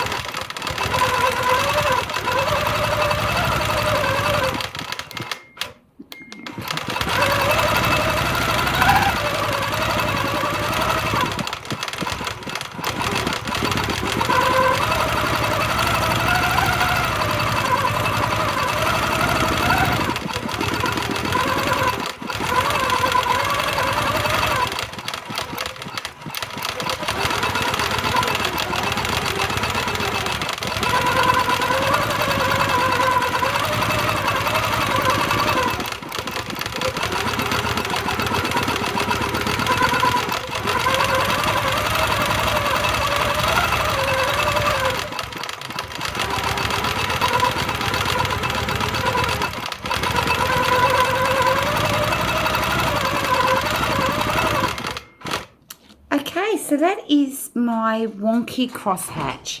So it's really fast because I'm not using a ruler.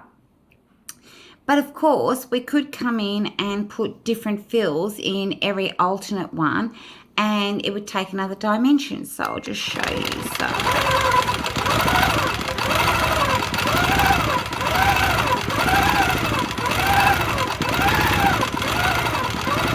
And then all you do is travel up to this one.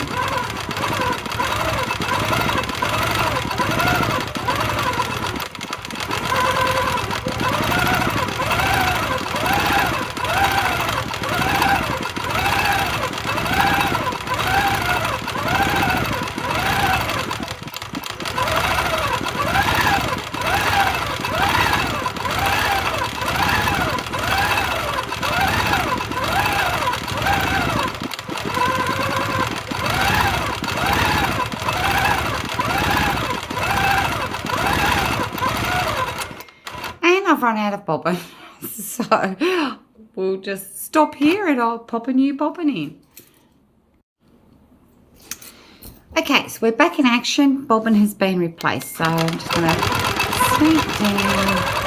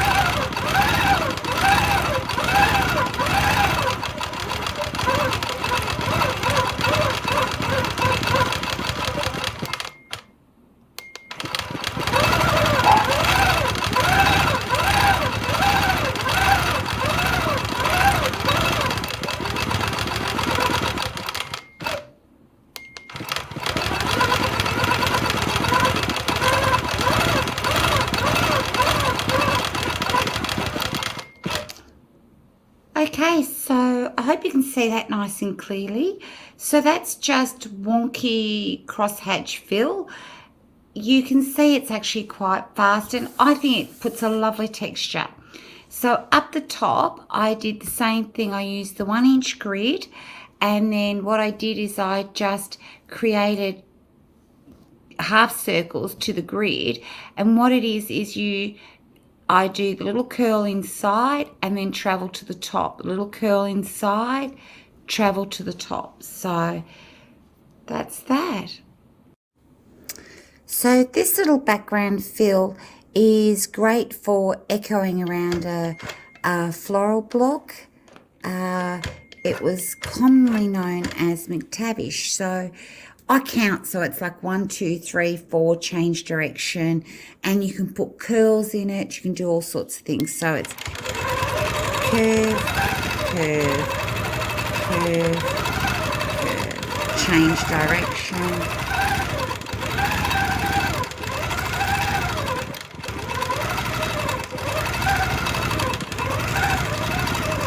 Now you'll see I put quite a round there because I'm trying to create direction in the background. So here we go, and then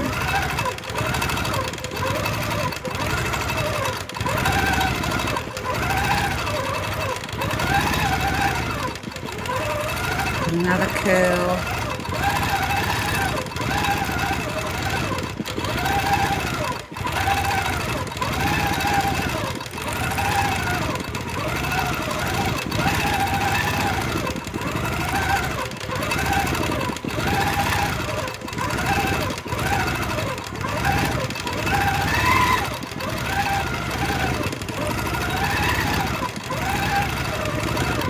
Now I deliberately did that because I couldn't seem to push myself out. So I've basically gone and pushed myself out and now come back with the direction.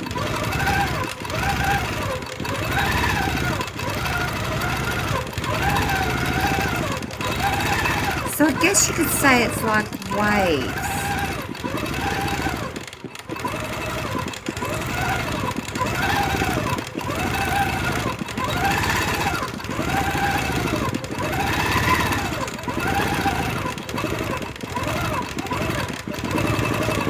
Travel up. Put another curl in.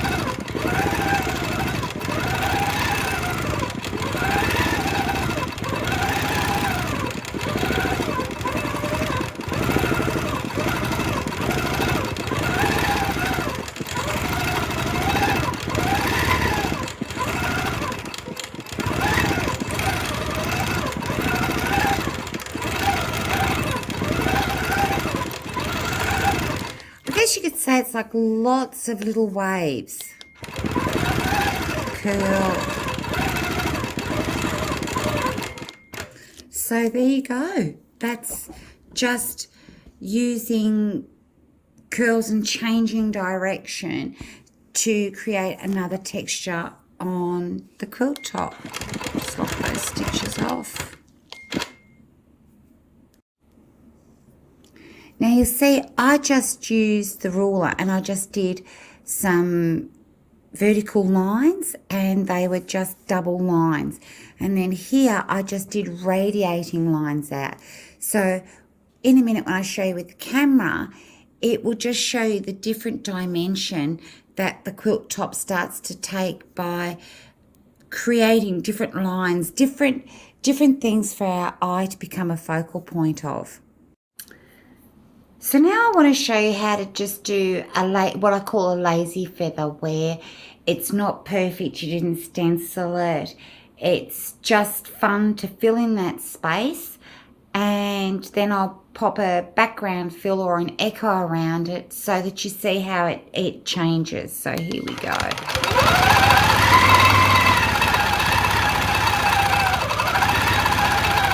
And then, so this is a feather and a curl, and then we did the half part before, so sneak back up,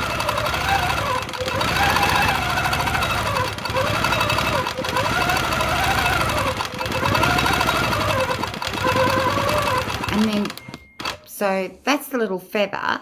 So the fun thing about doing that is if there's no rhyme and reason and you do it on the top of a border, each one can be different.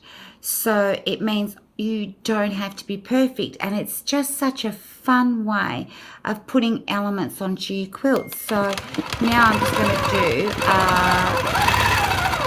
an echo, and basically it's lots of little curls to fill that space. And then just sneak up, do a little bit of echoing.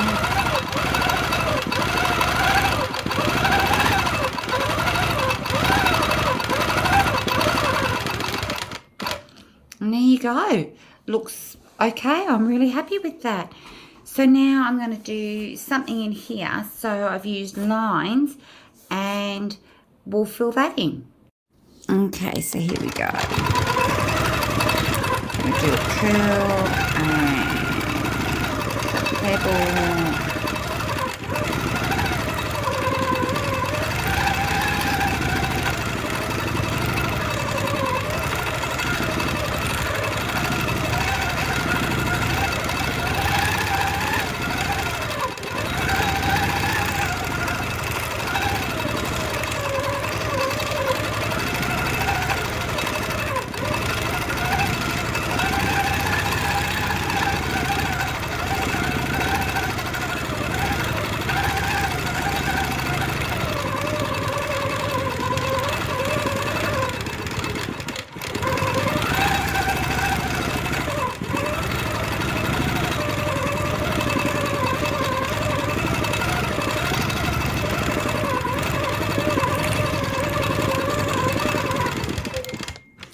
Okay, so that's just the curls, the pebbles, the double pebble, so that there's no rhyme, no reason, and so it means I don't have to be absolutely perfect, and it looks great.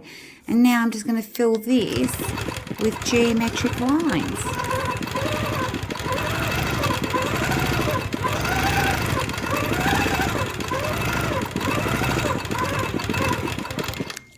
There you go. So that was really fast and easy. So I'll just sort of give you an overall shot now of what we've done. The cute little woodlands panel is starting to take shape. With a few basic rulers, fun thread colours, basic little background fills, you too can create your own little masterpiece. I hope this takes you on your journey of custom quilting. Thanks for watching. Happy quilting. All right, that was wonderful. Thank you so much, Lizzie Allen, for that. That was some amazing instructions there that really walked you through how to do that. That was absolutely wonderful. I'd encourage everybody as well, go check her out on, all of the social media platforms and see, follow her, give her a follow, give her a like. But I'm going to go ahead and bring us now into this next section. So this is actually going to be a Snowflake design with Pattern Cad. And it's going to be with Amanda here at the Grace Company. She's been with us just a couple of months. So she's picked up on things really quick though. So we're going to go ahead and bring her on here and she's going to show us how to do again that snowflake design with Pattern Cad. Hello and welcome to the Grace Company. My name is Amanda and today I'm going to be showing you how to use Pattern Cad to create some unique snowflake designs that you can quilt using the Grace Company's Quilters Creative Touch software. Today, I'm all set up with a quilt top. I've done a simple 9-patch design. I'm sure that experienced quilters will have many creative uses for these snowflake designs that we're going to create today. I've got a Cutie 21 machine set up, ready for automation, and some Snow White finesse thread that I can use to make my snowflakes really pop out. I also have a tablet set up with our Quilters Creative Touch software, or QCT. I also have a gold subscription that I will be using one feature of, but it's an optional feature to place multiple patterns at one time. So I've got some little triangles all folded up and cut, ready to make some snowflake patterns. You can do an image search for different snowflake designs, or you can create your own. Today, I'm going to be creating my own unique design so that I can have a mixture of straight lines and curved lines. So I can show you how to do that in Pattern Cad. I'm going to trace out a design, cutting off the bottom part, and add some fun triangles. And we'll do some curved lines, and I'll add an extra stem. You could take a picture of this and just use a drawn design like this, but you can also cut it out and see what it looks like.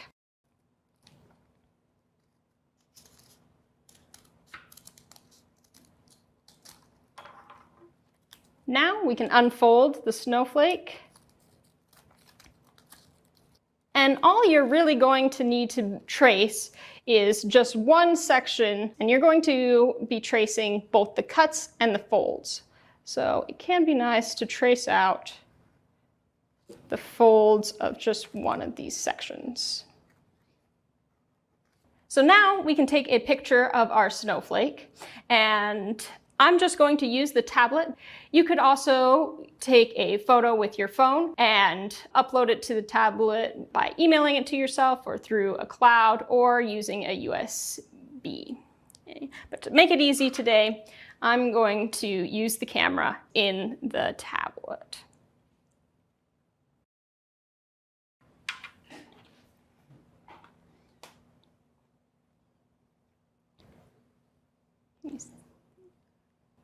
Close out our camera. And you can see here in our camera roll that our pictures are right there. So now we can open up our QTC software and start to trace our design. Before we do that though, there is one setting that you should fix. So if you open up Windows and Settings, the little gear there, typing settings, there is one keyboard setting that you want to make sure is off.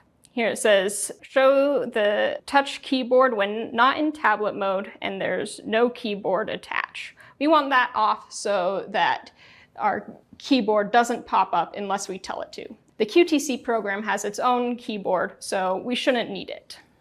When you open it up, it's going to ask you if you are okay to be in simulation mode. Because we aren't attached to our machine, we can just say okay, because we want to be in simulation mode.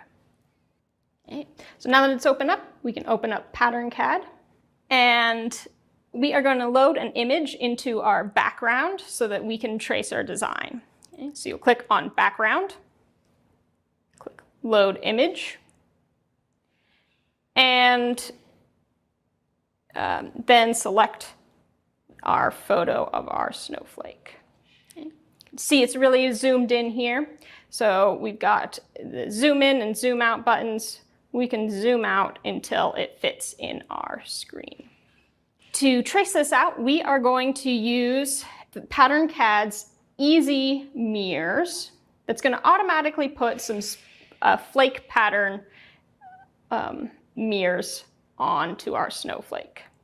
Okay. You can see here that we can adjust the branches, but to make more or less branches, but we have 6 sides to our snowflake, so we can do 6 branches.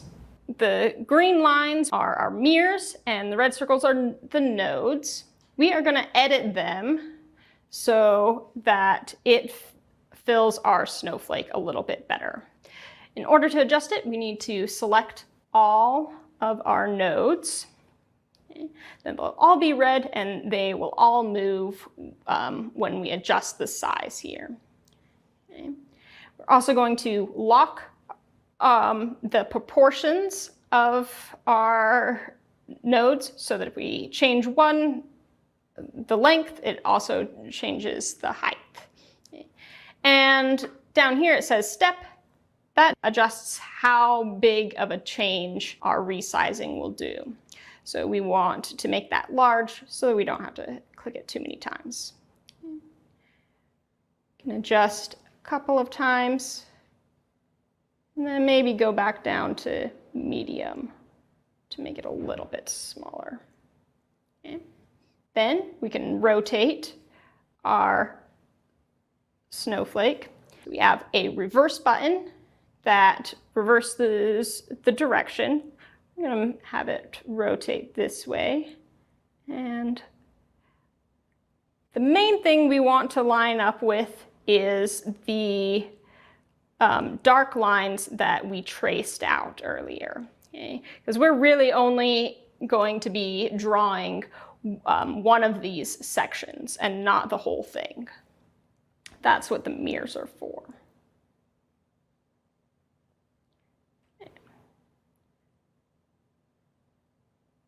Yeah.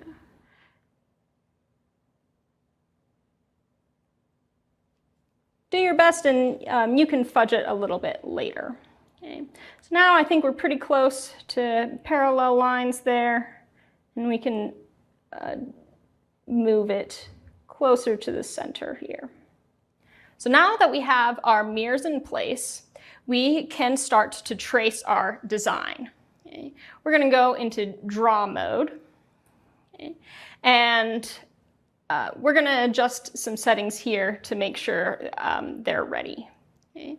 First, we're going to turn off node spacing by clicking here. Okay. If node spacing is on, that will make one continuous line, but we're going to be drawing one line at a time. But we do want continuous line selected so that once we're done drawing one line, the next one will connect automatically to the line that you just drew. As we're tracing, we are going to be tracing all of the cuts that we've made and all of the folds. And it's also important to remember that you need to start in the center and end in the center. Let's zoom in on just this section here. Zoom in a little bit here and move to the right here to have it centered. Okay. And in order to trace these, we are just going to be using lines and splines. Okay. So I can draw a line here.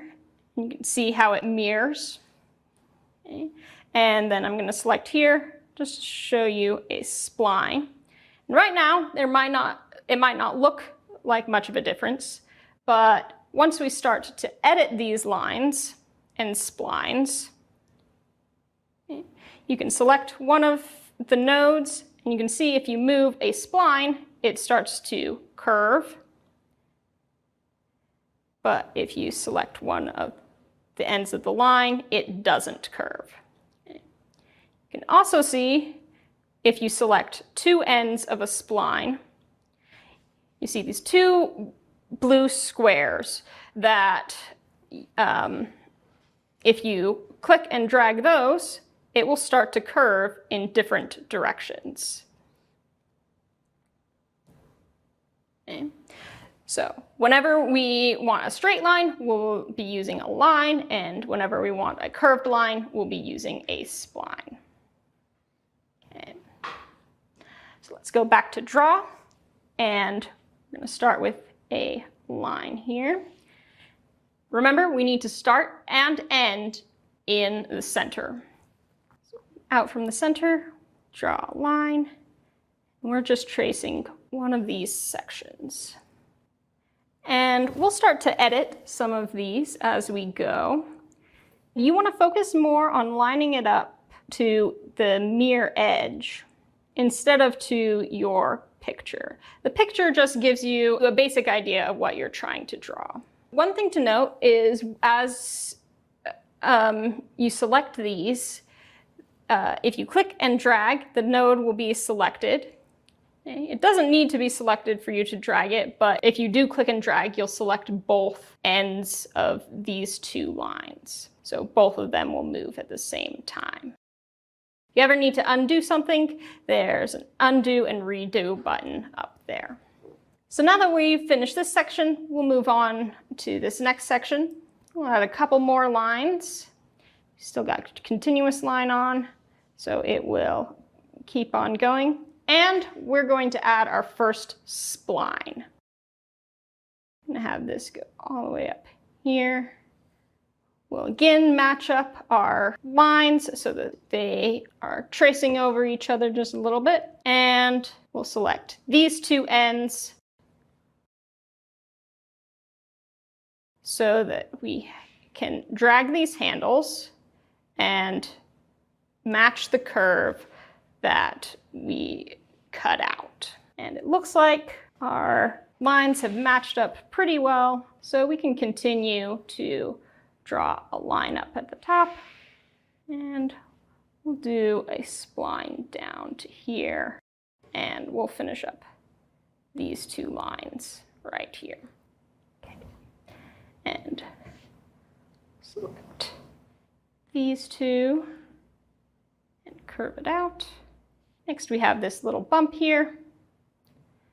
And to get that curve, all we really need is another spline, and we can pull up the two nodes to make one round curve.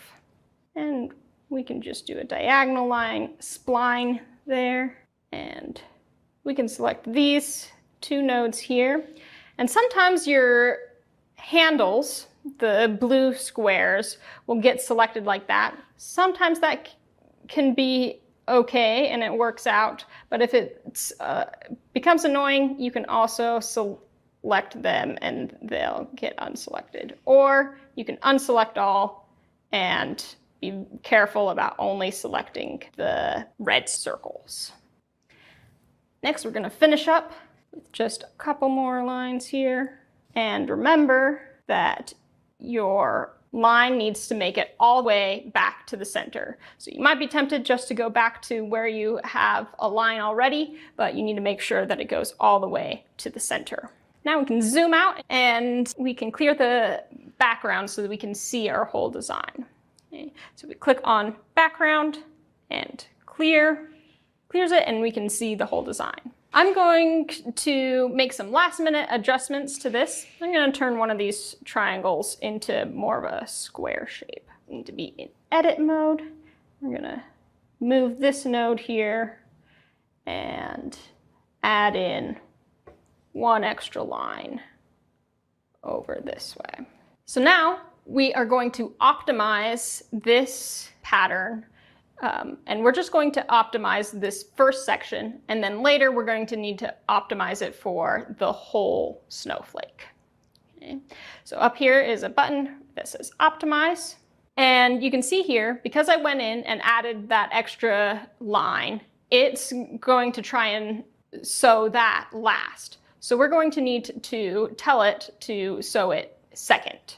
Okay. So we're going to click on 1 to go first, 2 to go second, and then our third one here.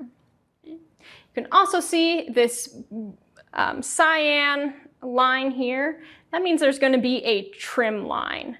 And the reason that's there is because I drew the line going in the opposite direction from where it was sewing. Okay. There's a button down here called Auto Reverse that is going to automatically fix that for me so that it's sewing in the right direction.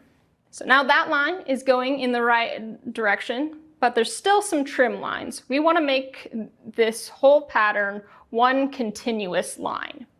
In order to do that, we're going to click Remove All Trim Lines. Okay. That's going to connect all of the different points together so that it's one continuous pattern. Okay. And you can check that it's working correctly by clicking Animate Stitching. It's fun to watch it go all the way around there. So go back here. It should be still starting in the center and going all the way around. If you need to fix something, now is the time to do it.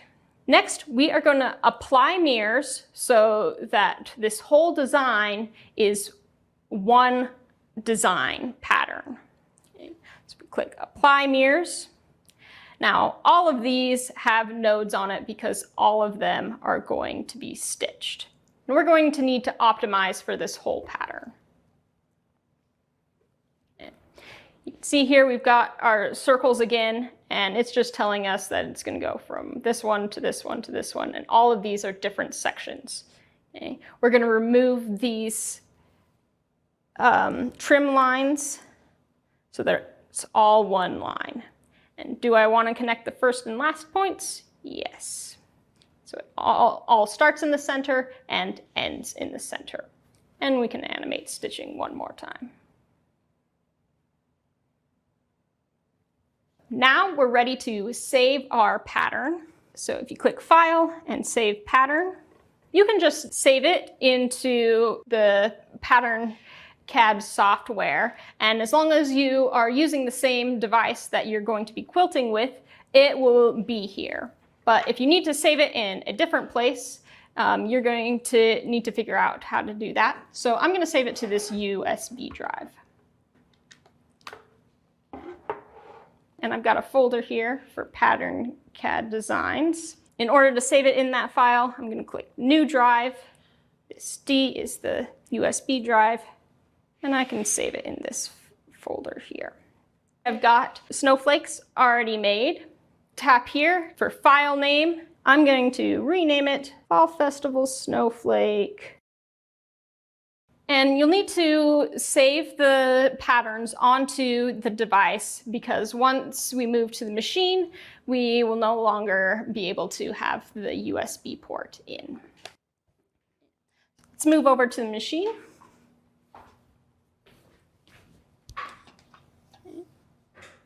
Once we plug in, we're going to need to exit out of Pattern Cad and out of the QTC software so that we can open it up again, not in simulation mode.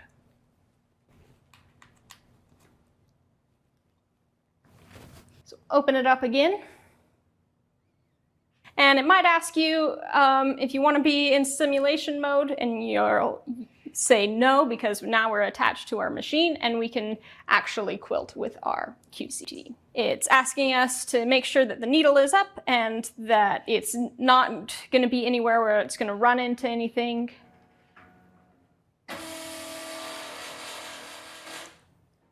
It'll move and open up. So we are going to start by clicking Select and Sew, and it's going to ask us to select our safe zone. This is going to be anywhere that it's safe for our machine to move. You want to give yourself plenty of space for you to place your patterns, but you don't want your machine to run into either of the bars. Now we'll find one of our snowflake patterns. Here's the one we made today. And we'll need to place our nodes. Okay. You could use the block placement, but in order to make it a little bit more accurate, we're going to go to 4 points placement. Okay. So you can scroll through the different options of placements using these arrow keys here. Okay. We're going to go to 4 points, and you'll move your machine to the different points and tap on the gray nodes in order to place it. So you go to the point that you want to place, tap on the green node, and it will stretch to fit into the space that you've selected for it. Now we can click Quilt. We'll want to make sure that our bottom thread is up. So we'll click the needle up, needle down button right here to bring up our bottom thread. Pull it away. And we can click sew, and it's going to move itself into the right place.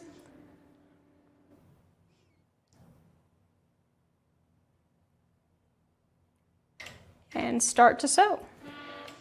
Ooh.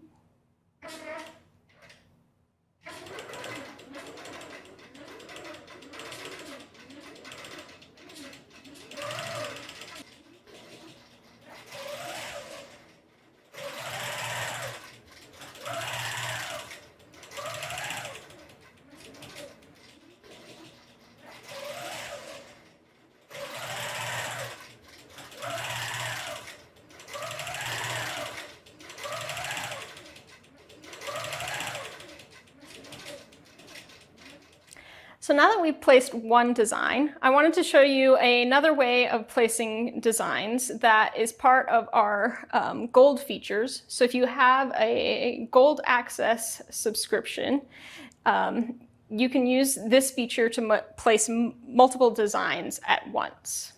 So if you go into the gold features on the main page here, we're going to click multi-pattern placement. We're going to select the same pattern, and we're going to place it in the rest of these dark squares. Select our gray nodes here, move it to the right place.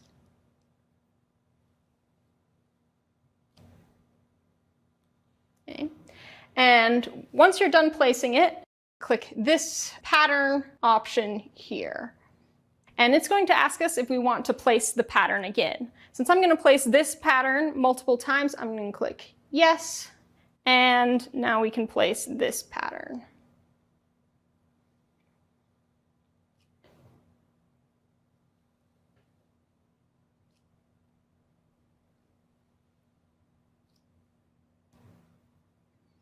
Okay. And click place.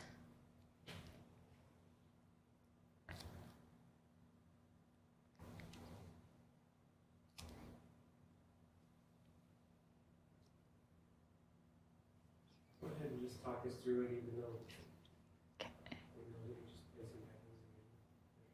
And move over to our last square here. Oh, we need to place it first and place it one more time in our last square. Move it, place our node, move it, place our node, and last one. I'm going to adjust that a little bit. It looks a little bit skewed. Okay. And because this is our last one, I'm going to click no because I don't want to place it again. And I can select another one of the snowflakes that I designed. And I can place this design on the other squares.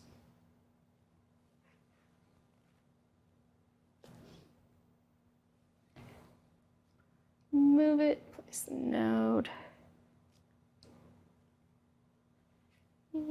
and select pattern. Place this pattern again.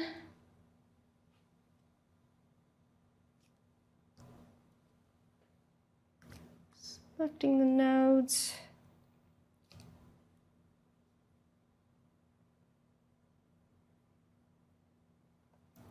Okay, place it,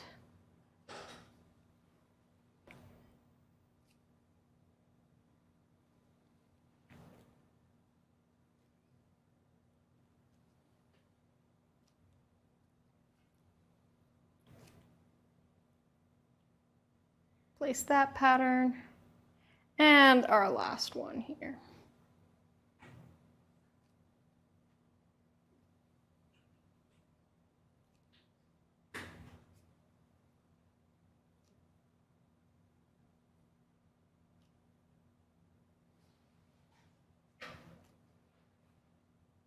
Okay. Place it, and we don't want to place it again. So now we're ready to quilt out this whole square. Okay. We'll click quilt. And it's going to show us the direction that it's moving in. This path doesn't seem to cross over much, so it's probably pretty good, but if you wanted to change the path that it's going to take, you can click optimize here as well. And just like when we were in Pattern Cad, we can click the circles and make sure they're in the right order. You are going to need to trim in between each snowflake though, because it'll start in the center for each snowflake. Okay. I'll finish sewing this later. For now, if you have any questions, feel free to leave a comment below, and don't forget to like, share, and subscribe, and follow us on Instagram. If you'd like to purchase any of our products, you can go to graceframe.com, or you can contact your local dealer. I'm Amanda, and thank you for joining us today at the Grace Company.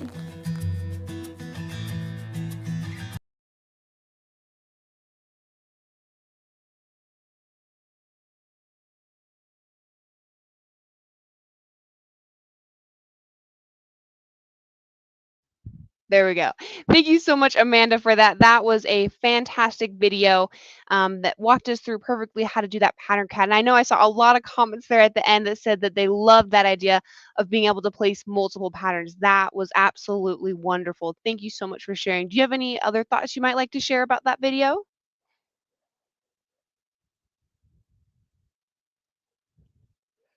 Oh, sorry, give me just a second. I just think we can't quite hear you guys there, but we'll come back to you in just a second. I'm actually just going to share one other thing that I really love about it. One thing that I think is great, that it actually allows you to do your entire quilt. So she did just show it with one section, but if you wanted to, you actually could do that again with the entirety of your quilt, which is absolutely amazing. And so that's super fun to see. And I love that there's that ability.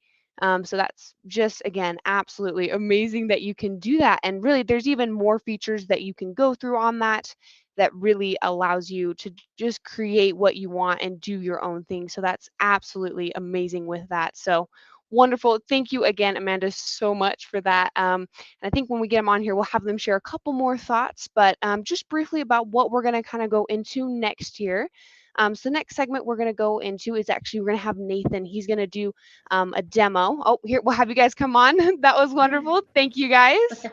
Hi, can you hear us now? Yes, yep. Okay, cool. I can see your mouth moving, but I can't hear anything. Yes, this is Sweet Amanda here, and she works with Grace Education, and wow, so talented, and wow, we are so lucky to have her gifts and her talents brought to the Grace Company.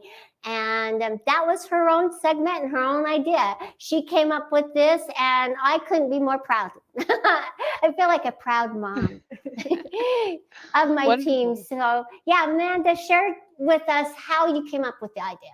Yeah, I just wanted something simple so that people could create something unique. And I kind of thought that the snowflake was a great way to do that, in creating a unique design. Yeah, and I think it would be fun to have a bunch of kids make some snowflakes, and you could use those to make some unique designs too.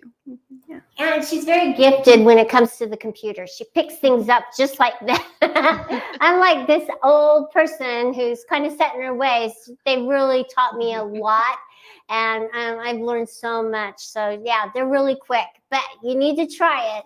You think it might be difficult, but I'm telling you, to be able to design your own designs, it's just very therapeutic. So try it out if you have the automation. Okay, now Quilters Creative Design Pro is also the software that you can get and do this kind of the same thing and design patterns for you or designs for you to quilt. Wonderful. Yes, that is a fantastic thing. Great shout out to our Quilters Creative Design Pro.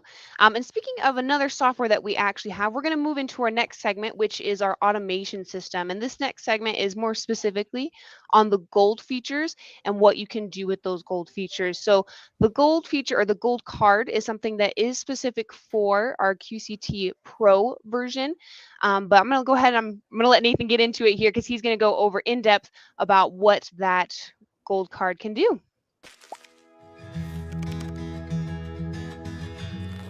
Hi, thanks for joining us. I'm Nathan Erznosnik with the Grace Company, and I'm really excited to talk to you today about our Quilters Creative Touch Pro gold features. We have a couple other videos. We've talked a little bit about Quilters Creative Touch beginnings and how powerful and simple that software is. We also have a wonderful video that talks about our Quilters Creative Touch Pro, which is our professional system that adds a few other pretty amazing things.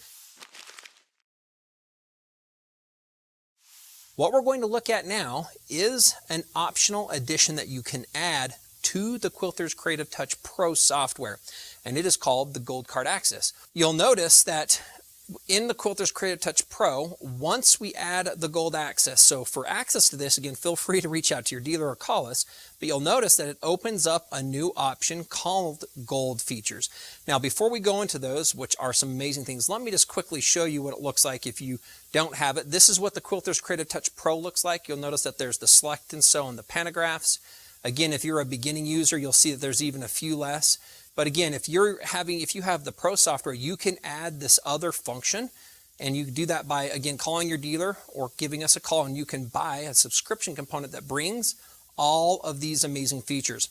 So I'm just going to briefly walk through to show you, once you get into this, some things that you can look at. We're going to touch a high level, and we're going to use some of these. But one of the great things that we've also done as a business is we've gone through and we've also showed you and we've provided some information that walks through part of what this function and how that feature works. Right now, as part of this demo, we're going to talk a little bit about borders and corners. In that border and corner, when we're done, we're going to talk about also compensating, because our fabric, I wish it was always straight, it's not always straight, so we're going to do a fabric compensation piece. When we're done with that, we're going to talk about the ability to cut or not quilt in certain areas with our pattern eclipse. And we'll kind of finish with one of those fun things called the font stitcher. There are other features like other access to new pattern sets, an ability to split any size pattern, regardless of how large it is, into a quiltable pattern that will fit within the thread of your machine. And we can also place multiple patterns at a time and then quilt them all at one time. So there's several other things that we have are great features. Right now, I want to get into one of our main ones, which is called borders and corners. This is a very powerful tool. If you think about any quilt that you have, if we can just take a minute and talk about your quilts, think about the quilts that you have. A lot of the time, it's not just a ton of blocks. You probably have most likely added a border. And yes, automation does make it easy to sew across that entire surface. You can still sew the top and then start to sew down the sides with the other software. The gold feature with our borders and corners allows us to go in and actually capture the exact size of the border, build a pattern all at one time, and it automatically does it, and then we can actually sew that all together. So we're going to go dive into the screen here, and we're going to look at that briefly. And we're going to use the simple. We're going to just simply say that we're looking to choose a particular type, and this is one where I have a couple corner patterns that we're going to put in there, and then we'll sew this out. But one of the great things is it allows us to have the same accuracy as placing single patterns. So we can go out and capture these different areas on the quilt border itself. And so we're going to move the machine over, and I'm going to start by going to the upper left corner of this small border line that I've drawn out around this quilt. And we're going to simply touch the screen and touch the top left corner. And we're going to start going across and inside to start identifying all of these points. One great thing is we did the top left. What I can do is come down the side of your quilt, and you can see I've made a couple marks for us to see, which makes it visually easier. We can go and we can now define that inner corner. And so again, I've marked that so that we can kind of see where that is a little bit. And then we'll come down, this leg is what we're going to call it. And now we'll go over to our right side.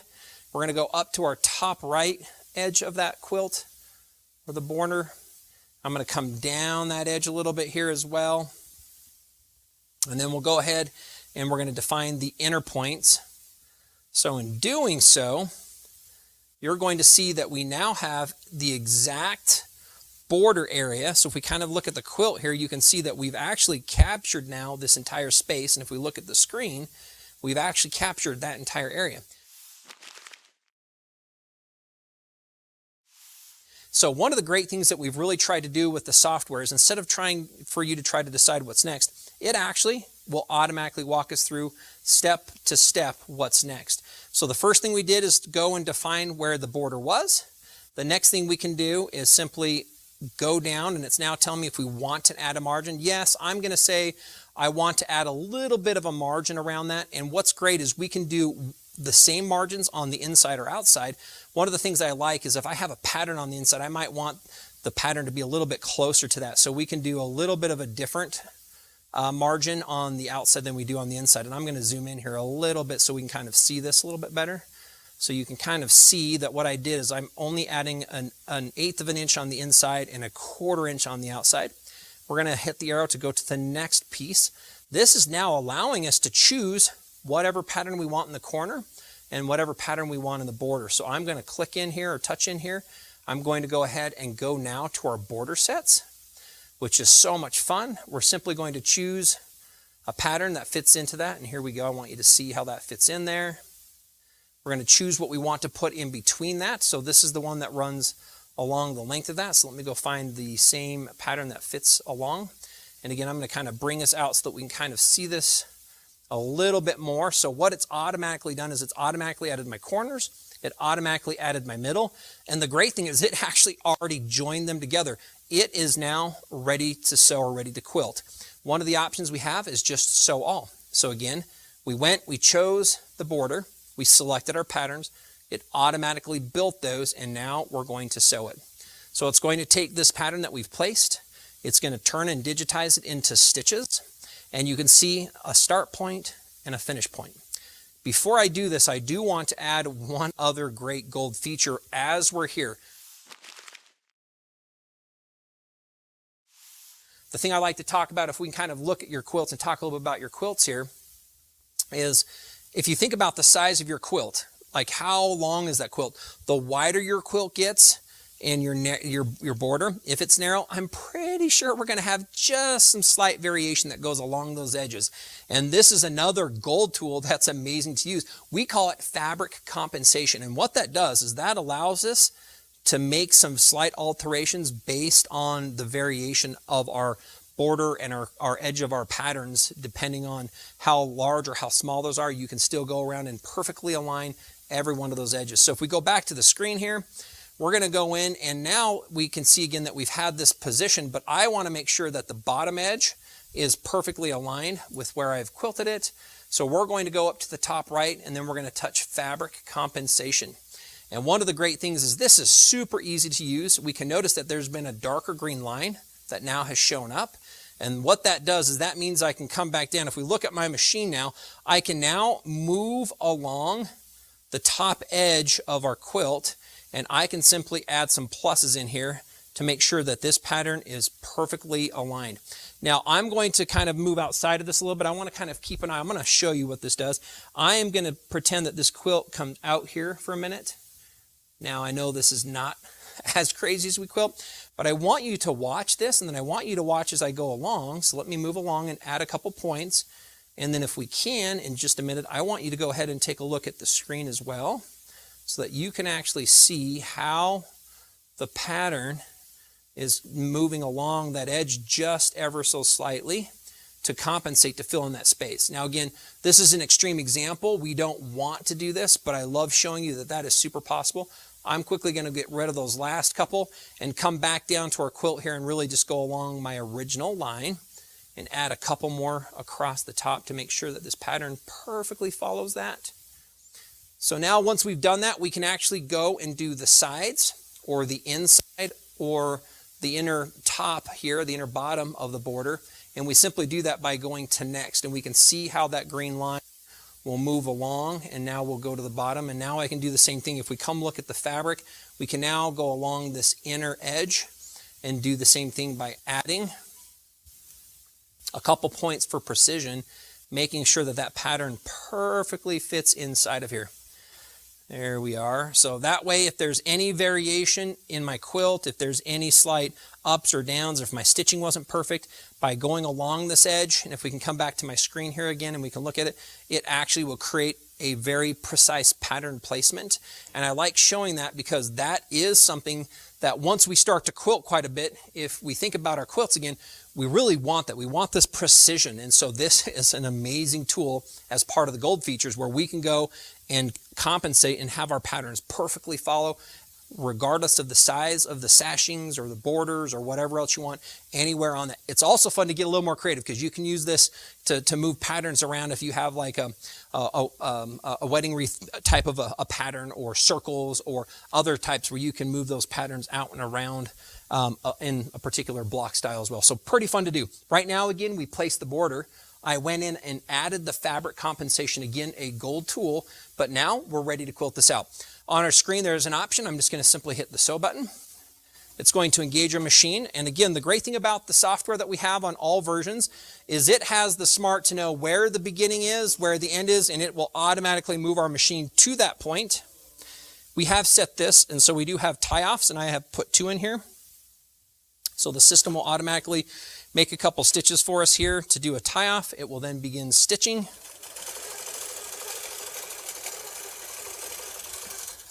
And away we go.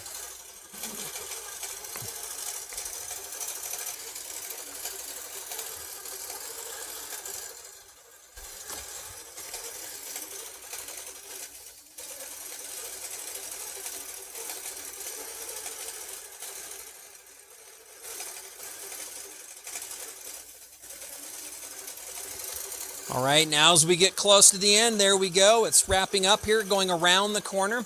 One of the things I would love to show you as we're kind of looking in here at part of this is, wow, that is just perfectly positioned from part of those edges because we set that spacing. So one of the things I love again about automation is how easy it is. I don't have to become the master quilter. The system can do it for me. I'll tell you, it makes me look a lot better than I really am. So I can hold my own in free motion quilting, but I'm telling you, I can't do that and I can't keep it with that kind of accuracy. So I love automation for that very specifically. I love the fact that the automation can start as simple as you feel like you need to begin, and it grows with you. In essence, there are so many functions and features that when you're ready for a little bit more, the system already has that. I'm going to go back into the gold feature, and what we're going to do is I want to show you what we call pattern eclipse, and this is if we have a particular pattern that we want, it looks like it's activated. So let me go ahead and go in to place a pattern, and then we get to cut something out. So let me go in and choose a pattern. We're going to go back to my fabric, and I want you kind of to see what we have right now. We have an ability to now place our pattern, and we're going to use our normal 4-point placement here in order to get our pattern to fit. So I'm going to go to my screen, select all 4 corners for accuracy. I'm going to move my machine across these. Again, for more details on this type of an item, we have a couple different videos where we spend a little bit more time on our beginning software and on our pro as we kind of recap how easy the software is to use. And again, this process is really what we're using to accurately place a pattern in a space.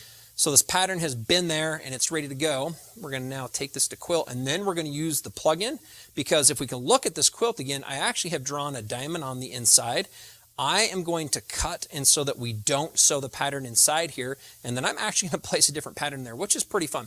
So we're going to go up to the top right on plugins. You can see we have pattern eclipse. I'm going to select that option. Again, remember, this is specifically in the gold function as an addition to your pro software. But again, if we look at it, our screen's open, and what we can do is we're simply going to move to different points on the quilt, and we're going to add it. So right now I'm at the top in the point on that. I'm going to add a point. It brings a point up, and if you'll watch the screen, I move down here to the side left.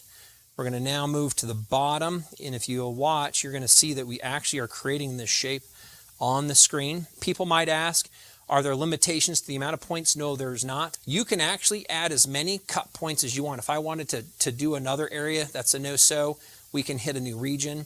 We can go in and we can edit and delete those regions. So there's a lot of functions that we have. Right now, there's also an option, and it's telling us that we're going to not sew and we're going to keep the pattern outside of this area. but I am going to go ahead and sew part of the border on this one. So we're going to go ahead and do this. Let me see on my continuous here. Let's go ahead and do that. It might sew over itself a couple times, but we're good. We're going to hit OK. What you'll notice is that spot is now missing from the middle of my pattern. So no longer will it actually sew inside of here. We're going to simply sew this out. You might ask, well, can I sew that shape? Yes, you can sew the shape that we're cutting right now. I'm not looking to stitch that. I'm looking to place a separate pattern on the inside. So I'm going to hit sew. Machine's going to move to wherever that start point is on the pattern. So let's go ahead and enjoy as this sews out this particular pattern.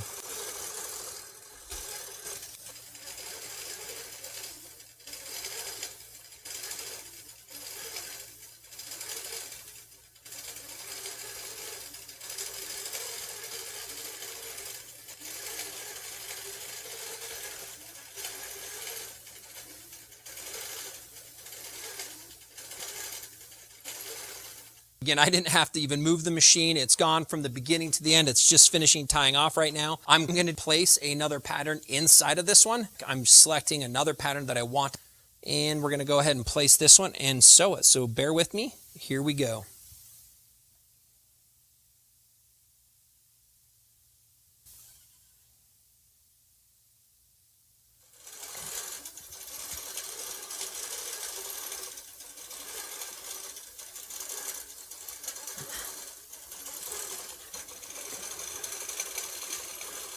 Wonderful. There we go as it kind of finishes up. One thing I love just to briefly show, if we were to take another quick look at that there on the surface, it was super fun. We went and we put another pattern inside of it. And I think it's one of the fun things that you can do with the software, because I'll tell you, you can get as creative as you absolutely want to, but you can keep it as basic as you absolutely want to as well. Right now, one of the last ones I want to use and show you is part of the font stitcher. This is a fun one because it takes any of the true type fonts on the system and in your software, and it lets you take and put whatever you want in here, and it's really fun. Let's go ahead and put in the end, because we're getting close to the end. And again, I'm just going to show you, I love touching in here. Let's go ahead and check. Let's change that font a little bit.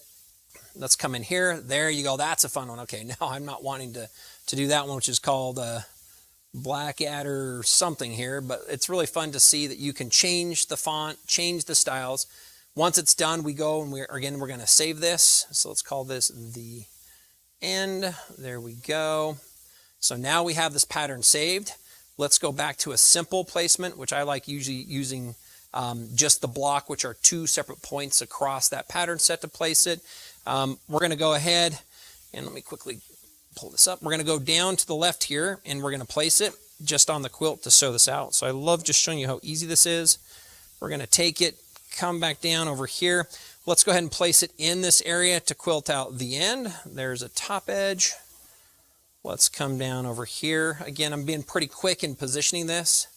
Why is it flipped? That does not make sense, but there we go. There's the end. We're ready to go. Let's go ahead and quilt this out. Again, telling the machine we're ready to quilt it. The machine automatically will engage. If we maybe can take a quick zoom on the screen here one more time, I do want to show you the fonts. These ones are not connected, and so on the screen you actually end up with these dots, which is great because the machine will stop, tie off, and move to another section, which is exactly what we want because we want each letter separately. So now I hit sew, machine's going to move to the start point, and we're going to sew this on out.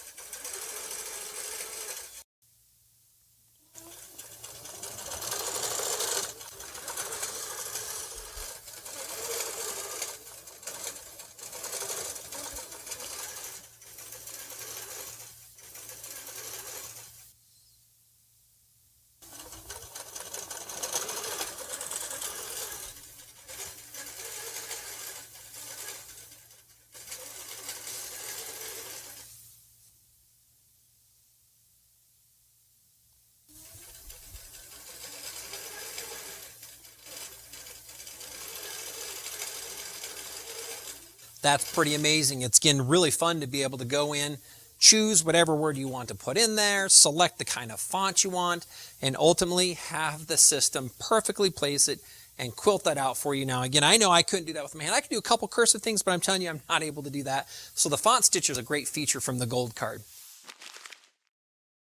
One of the last couple features we have that we're not going to spend a lot of time on, but I love the fact that there are so many extra gold patterns that you can download and get access to with your gold subscription. Again, the ability to place multiple patterns at the same time before you quilt them.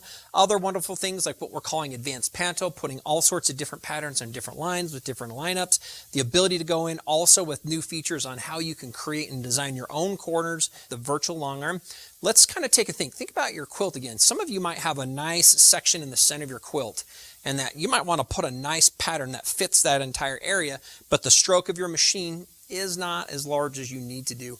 The function, again, if we look at the virtual long arm, will actually split any size pattern that you want into a quiltable space, so you can quilt whatever size you pattern in whatever size area you want. So again, looking at the screen, that's the virtual long arm.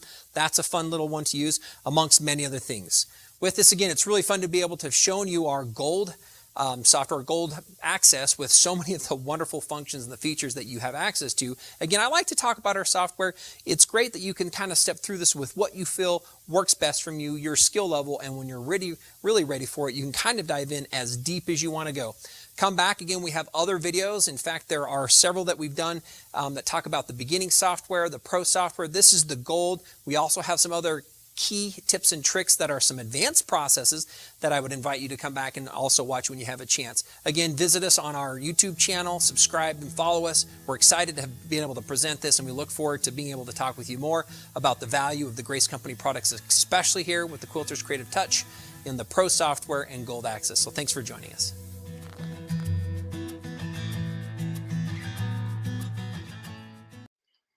Alrighty, well, that was wonderful. Thank you, Nathan, so much for showing that with us and sharing what you can do with those gold features. That really was absolutely amazing to see. And really, I'd encourage everybody to go to our website, check it out. It's just www.graceframe.com and see what you can get with those gold features. But now I'm going to go ahead, I'm going to bring on Mark and Karla so we can kind of get into this next segment.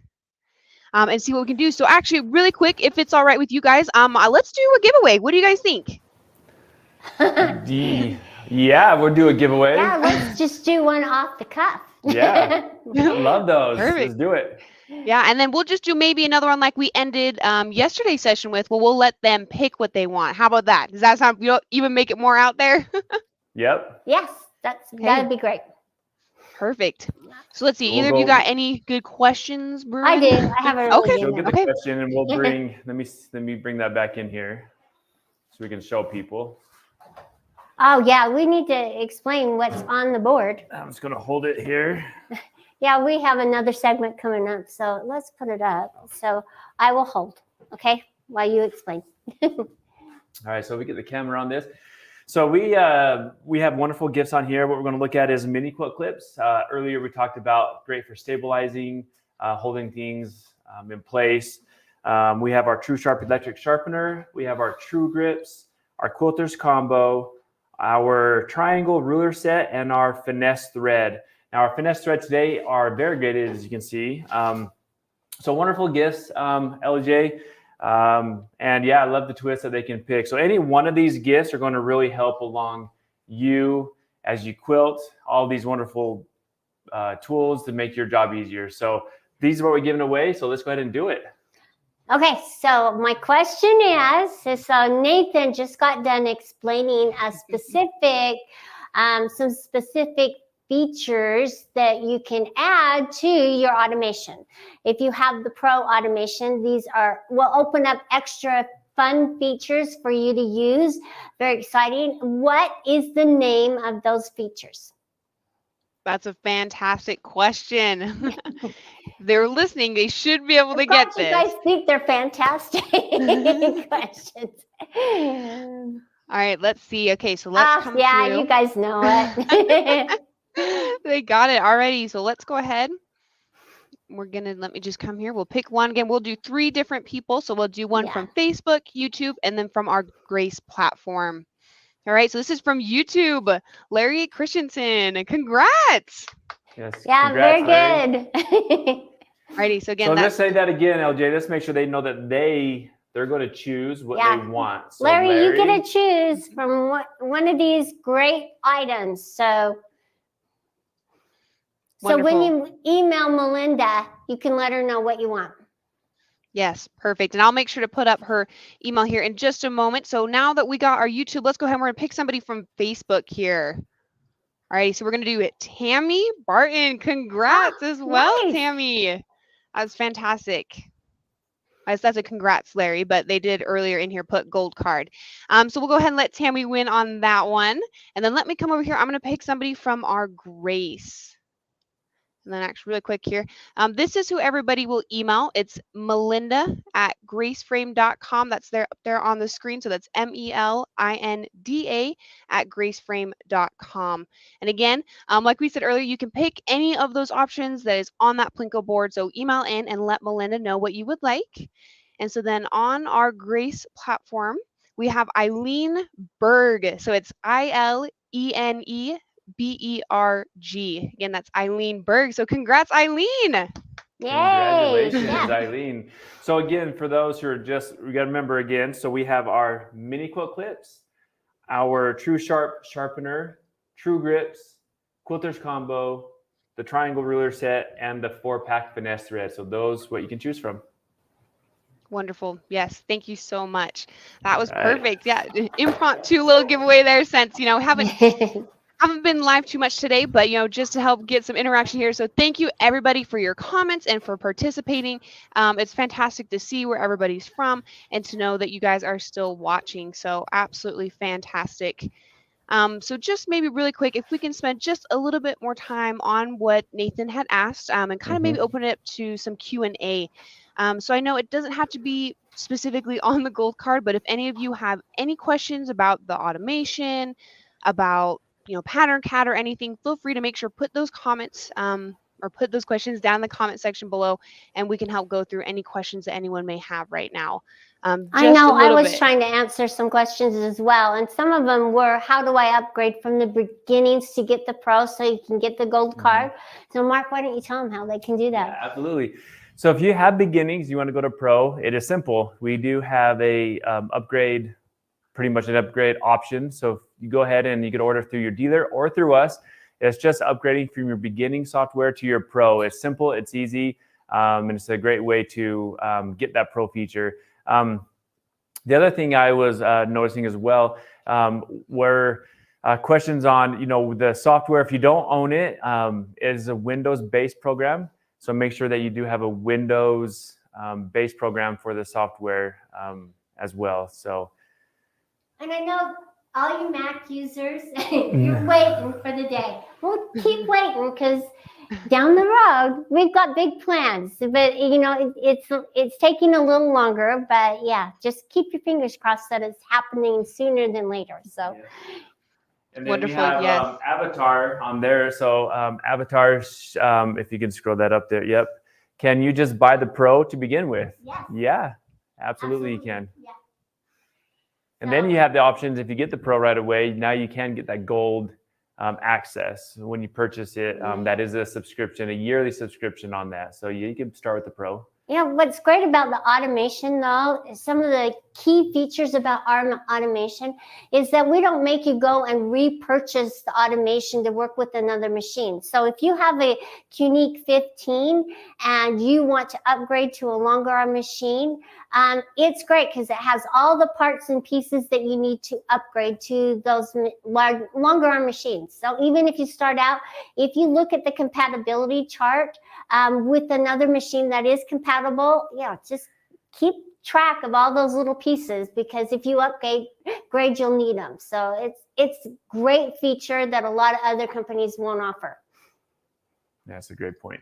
Wonderful. Thank you. And I think kind of let's go ahead and move into our next section here. I know, Karla, you have a sneak peek for us on what you're working on. So why don't you go ahead and just share a little bit about what you have there?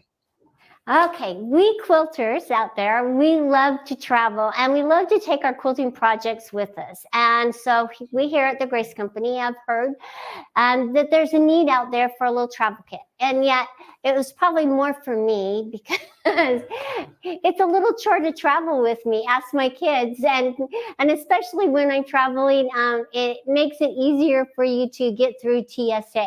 Okay, and I have lots of stories about TSA and me traveling through. So internationally even as well. So anyway, so we have come up with this wonderful little travel kit. Now this is just a sneak peek. It's not ready just quite yet, but it will be down the road and we'll let you know when it is available. So it will be this nice little travel kit. It's very sturdy and it's going to keep your fabric and your tools. So let me show you what it comes with. It also comes with this nice strap, so you can strap it with you, because I like to carry it through with it diagonal and on my hip. And it's very compact. You could even put it in your suitcase if you didn't want to carry it on. But we like to do our projects, and especially on a big, long international flight, to get some work done. So let me show you what's inside. And it's very stylish too. I like that. And it's got our True Cut logo on it with the zippers. And the zippers, it's not going to break. And the handles are really nice, because I have a bag right now that I'm using that it feels that so much that the handles are starting to come off. So it's really nice. And then when I open it up, it's going to hold all your supplies that you need. And so inside here, we are giving you little pockets to hold whatever you want. We are giving you some applique grips, which are great for holding your templates.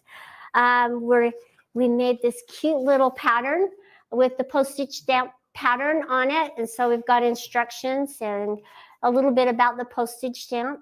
So, and there's a little pin for marking. So nice feature there. And then we've got your mat right back here. Your cutting mat. It's going to come with a small cutting mat to use. Okay, so it's going to come, and the blade has been removed, with a little small 28 is it 28? I can't remember. Millimeter cutter for you. So that makes it really nice. It's going to come with a seam ripper in case you make a mistake, and a little pair of scissors. Now the scissors will change just a little bit, but you'll have some little scissors there. Then, this is what I've needed for so long. It is such kind of a challenge to travel with me because I lose my pins down the seats. So to use this to pick them all up, nice. So that's going to be a nice little handy tool, and it's a wristband for you, so that it's got a magnet and a wristband, so you can put it around your wrist and hold your needles. And then there's going to be places you can put your threads, and another little pocket for your pens and your pencil sharpener. Really important as you're cutting. And it comes with this nice little True Cut ruler for a travel ruler. And also comes with a little board to lay out your quilting. I love these boards, and they're really hard to find now. You can't absolutely find them.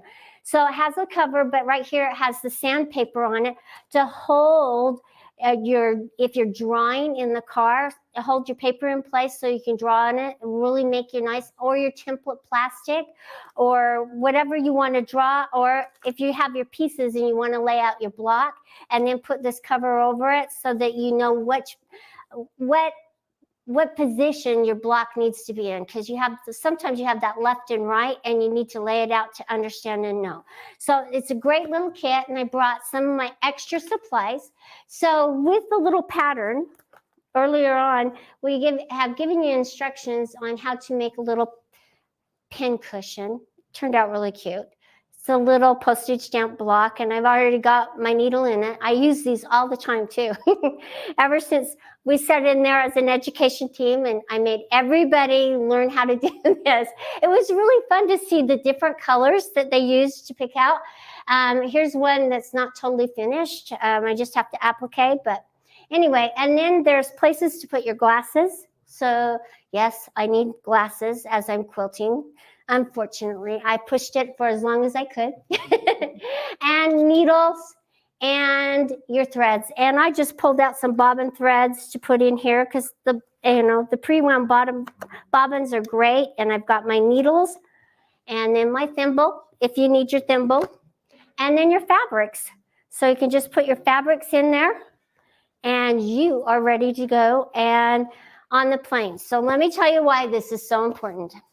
Karla here has a big old bag that she's put all, and I tell you, I have a lot of projects, but as I was traveling to England for a show, I was going through the airport and my bag went through and they kept stopping me every place I went, and they'd go, do you know how many pairs of scissors you have in your bag? And I didn't realize that down underneath I had several small pairs of scissors down underneath, and I kid you not, it was 7 pairs because I had that many. So anyway, this will help keep me very organized, and I won't need to keep adding scissors to it because I'll know where to find them. And it just keeps you so that you can travel safely and not have to disrupt the TSA line, so that you're counting all those scissors, showing them where they are, and the little cute TSA person won't poke themselves with a pin. So take it from me, it's needed out there. so, and I'm supposed to, I don't know, I can't read that. So can you read that, Mark? Okay, sorry, I'll ignore that. Anyway, so if you have any questions, just let us know. We're very excited about this travel kit. And you can see it holds a lot of fabric because these are all half-yard pieces. And you know what? We just love our craft and we love creating. And just know, the more you add, the heavier it gets, though. and LJ, before you come on, I just want to quickly, because I know you want to say something, but when and where would this be available? It will be available here, and your dealers will know so that you can purchase it. When? They're coming, okay? Yeah, let me actually shine a little bit of light on that. So this is something that we're still working on, and so we're still, finishing out to make sure it's going to be perfect for all of you out there watching, but we're kind of hoping to have or be able to release it here beginning of this next year. So kind of keep an eye for it, keep an eye out for it the beginning of this next year. Again, it might be a little bit later, but definitely, sign up for our newsletter so you can be one of the first people to know, so you can make sure, to get it. So just to your point on that, Mark, that's kind of when we're anticipating getting it in. And also for everyone that's out there watching, this is genius idea, amazing, because just like Karla was saying, as I'm sure a lot of you out there, as you start to go, you have these like body size bags, you're trying to carry around with you as you try to bring everything with you. So this is fantastic because it not only gives you a spot to put that, but it also like lays out, so there is this very specific spot for everything you're looking to bring. So this is absolutely wonderful. And I believe you kind of came up with this idea with a coworker, right? It was Courtney, is that correct, Karla? Courtney, and we actually, this was your dad's idea. He's always wanted to do a travel kit. So this was Nathan's idea, and he felt like it was really important. I guess maybe he's been with me a few times too through the airport.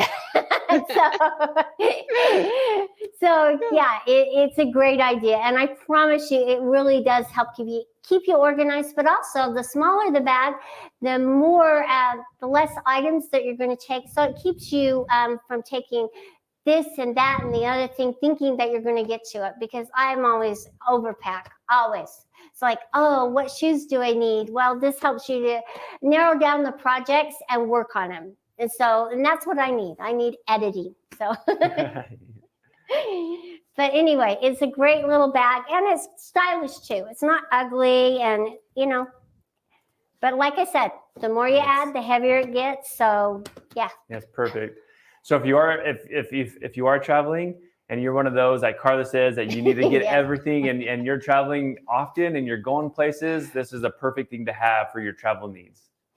Yeah, it really is. And we just want to let you people know that on Facebook, they're having problems. So if you will join us, I don't even know if you can even see us on Facebook. If you'll turn to our YouTube channel, or if you'll go to visit us on our Grace website, yeah, you'll be able to pick us up there. And we don't want to lose you at all.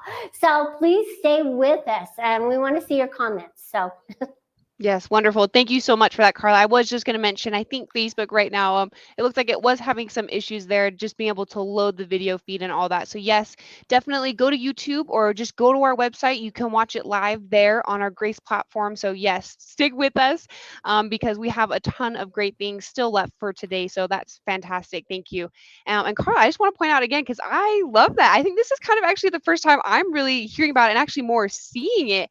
And I think I need to get it for myself. I don't do a whole ton of quilting, but I love it. And the way it's laid out, and even to have, that little middle section to kind of help, give you some more space and some separation, and to have those, more pockets in there, right? I mean, who can't use more pockets? So that is fantastic and amazing to see. One thing that I also, you said the more you put in there, the heavier it's going to get. And it does, it looks extremely sturdy. It looks like it's a nice hard case. Is that correct? Yes, so notice that the handles are stitched and they have the little grommet in there. So it's gonna, and like I said, my bag right now is the handles are starting to come off because I haul it everywhere. So this is gonna be my little go-to, and I'm gonna be traveling with it. And it's just gonna, like I said, it's just a nice little bag that's not gonna fall apart on you. And the zipper is really nice as well. And I love this strap, because like I said, I like to strap it around me on one shoulder or the other and go. Then it'll tuck away underneath your seat or above, and nobody will ever know.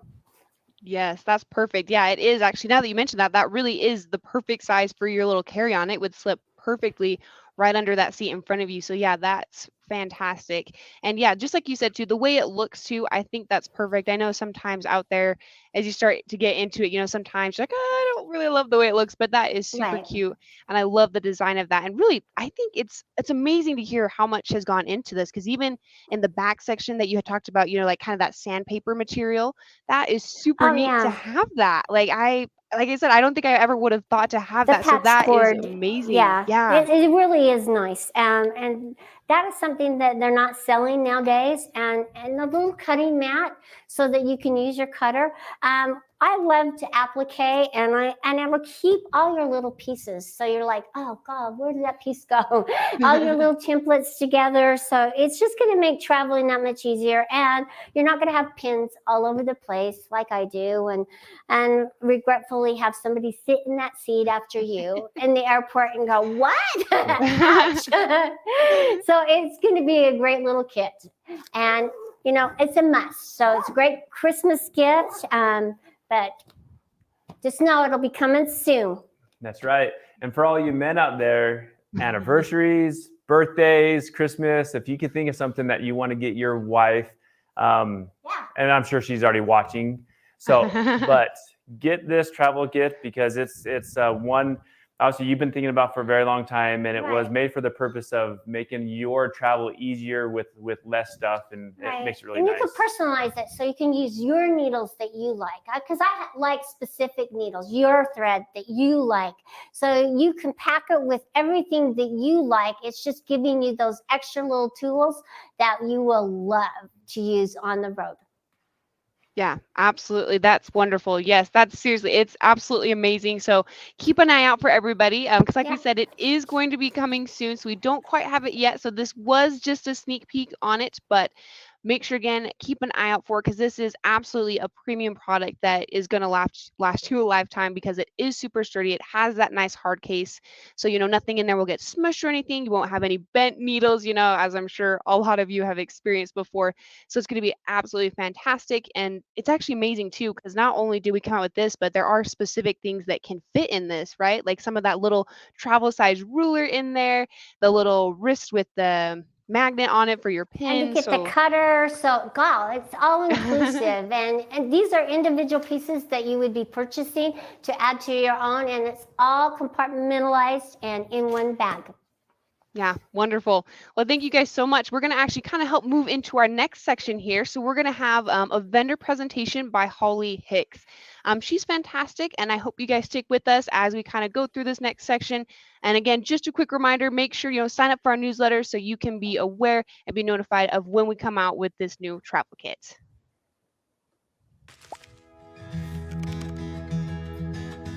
Hi everyone, I'm Holly with Quilting Pantographs. I'd like to thank the Grace Company for putting on the Fantastic Fall Festival and Quilt Show and for inviting us to participate. Don't forget to visit the vendor hall. You'll find great prices and coupons. Visit our booth at Quilting Pantographs and grab a coupon for one free pantograph at our website, quiltingpantographs.com. Another way to get free patterns is to send us pictures. We'd like to see your projects with our designs on them. We're going to put the pictures up on our gallery page on the website and use them on social media like Facebook and Instagram. So send us your pictures. We'll give you free patterns to thank you and stock up on your pantograph collection. This is my long arm, and this is my Unique 14 Plus from the Grace Company. I love my Unique. I've named him Johnny 5, and I've had him for about 6 years. The Unique sits on a 12-foot frame, also by the Grace Company, and I love my frame and setup. I don't have the Creative Touch software for this Unique, but I do have the back handles, and I like to stand up and stitch out my pantographs that way. See, here's the pantograph on the table, and you follow the lines with a laser light. Now, I do find myself enjoying quilting even more sitting down on a stool with rollers that can glide back and forth across the floor. And I do that because I installed this, which is the Precise Pantograph system. It hooks to the throat of the long arm right here, and as you can see, it doesn't take up any of your stitching space. They make it so that these will fit on all long arms, and there's a laser light that you hook to the top and goes straight down to your table where you can follow the lines. The handles are down here. They're very close to the tabletop. So as you're stitching, because you're low on your seat and your arms and hands are so much lower and closer to the table, you're getting a very smooth line of stitching, and it's very precise, just like the system is called, Precise Pantograph System. So this is what we've got here in the studio. We love our Unique. Thank you, Grace Company, for making such a wonderful machine and frame. And so let's hop back over to the table and let's talk about what is a pantograph and how can you use them and incorporate them into your various projects. So what is a pantograph? Well, in the quilting and crafting world, a pantograph is a design represented by a single line that flows from one end to the other without breaking. So if you stitch this out, it would continually flow, do its design, and end at the same line point as this side, from left to right or right to left, whichever way you're working. You can also repeat that pattern over and over again by simply hooking them together.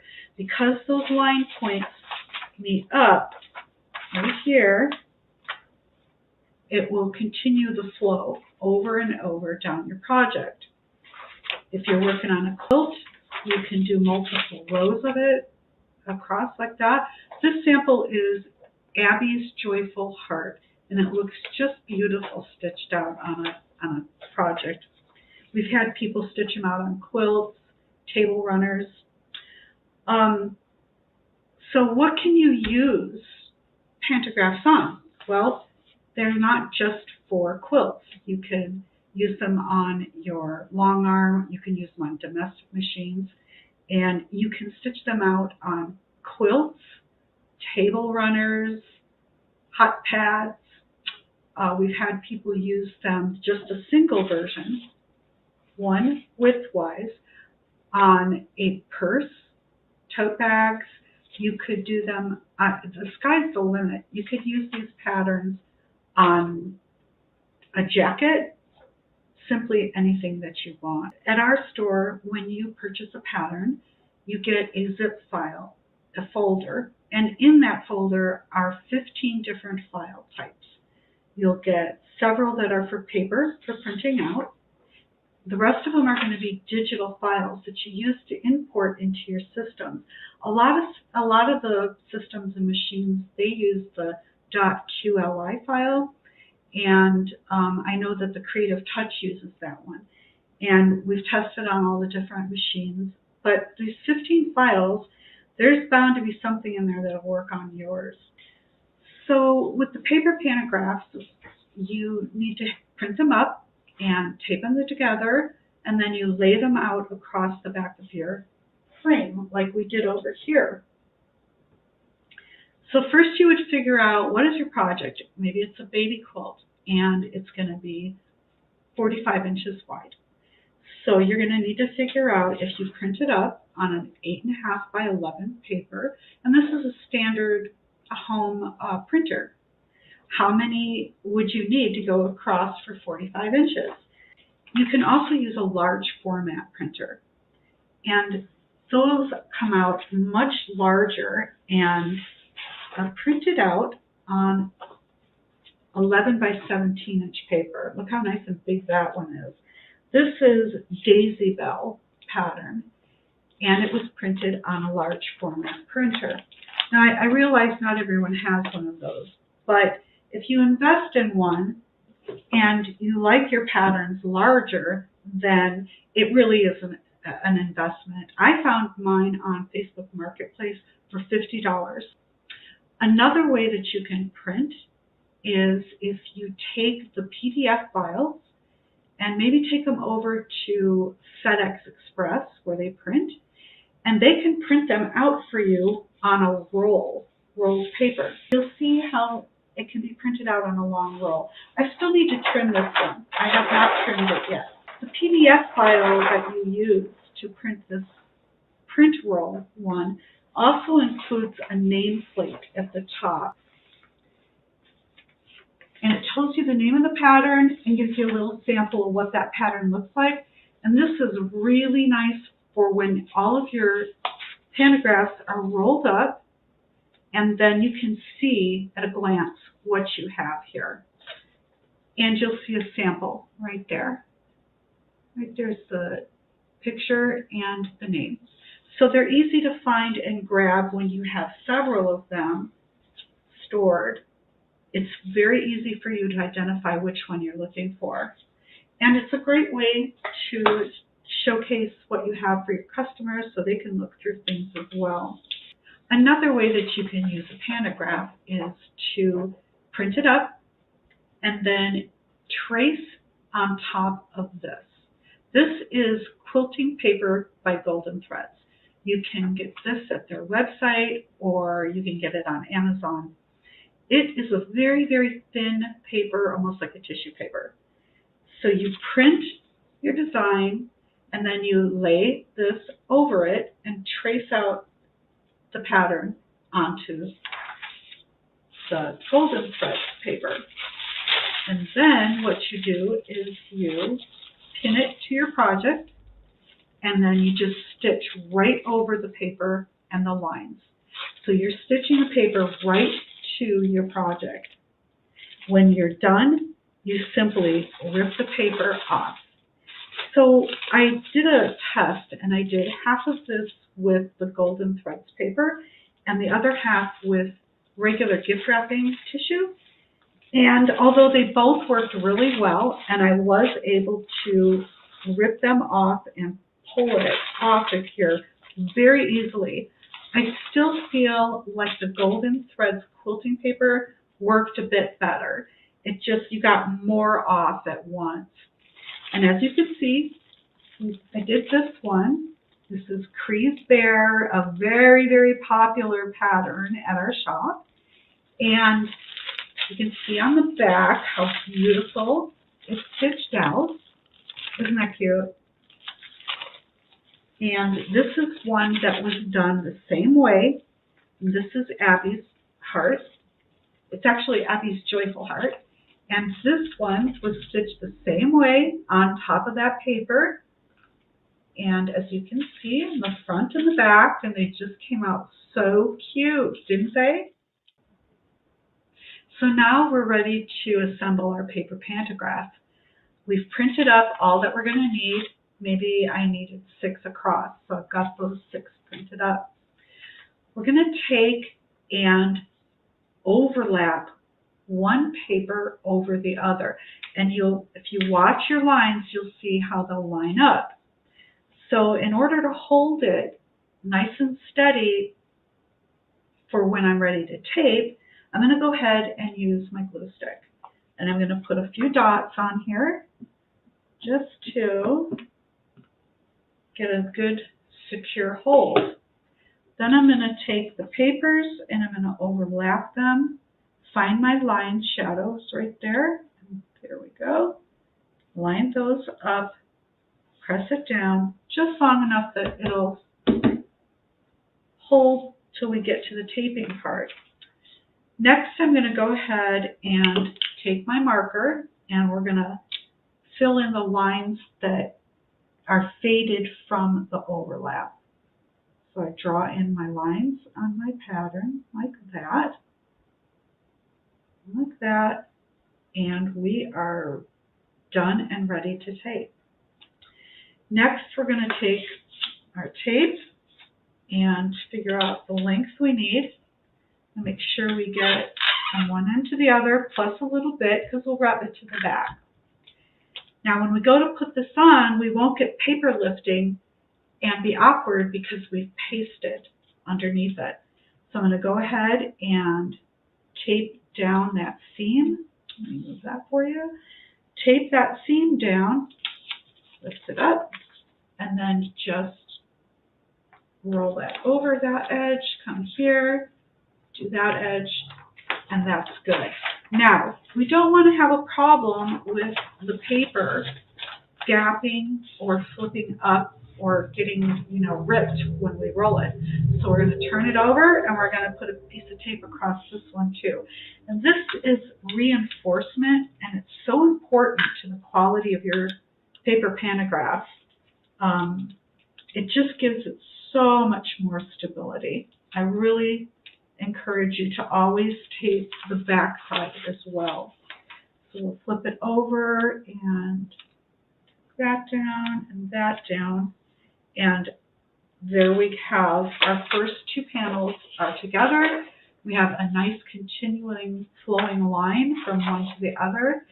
Sometimes we call these edge-to-edge patterns as well. And then don't forget, we want to put our nameplate on here as well. We're done. Now, of course, I needed this a little bit wider, so I would continue taping more versions of the design until it's the width that I wanted. But as you can see right here,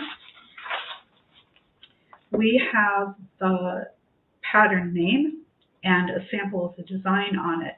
Here's your nameplate right there. We have the name and the design. The nice thing about printing and taping your own is that, if you have any issues, maybe you spill your coffee on it, or it does get ripped, or you lose it, simply go back to your computer and open the folder again, and you'll find that file and print up another one.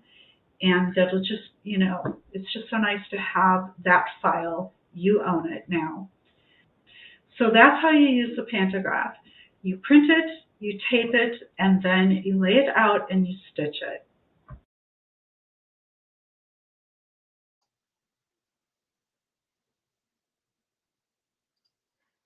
Perfect. Well, that was absolutely wonderful. Thank you so much, Holly, for that. Those were some amazing tips on how to do a pantograph and how to perfectly line up one sheet next to the next one. That is fantastic. I think those are some great tricks that I think I myself am going to have to go try, because I do know sometimes when you're trying to stick two pieces of paper together for those paper pantographs, it can be kind of tricky, you know, to get it to line up. And the idea about pasting it and using glue at first to kind of help keep those papers together, again, amazing idea.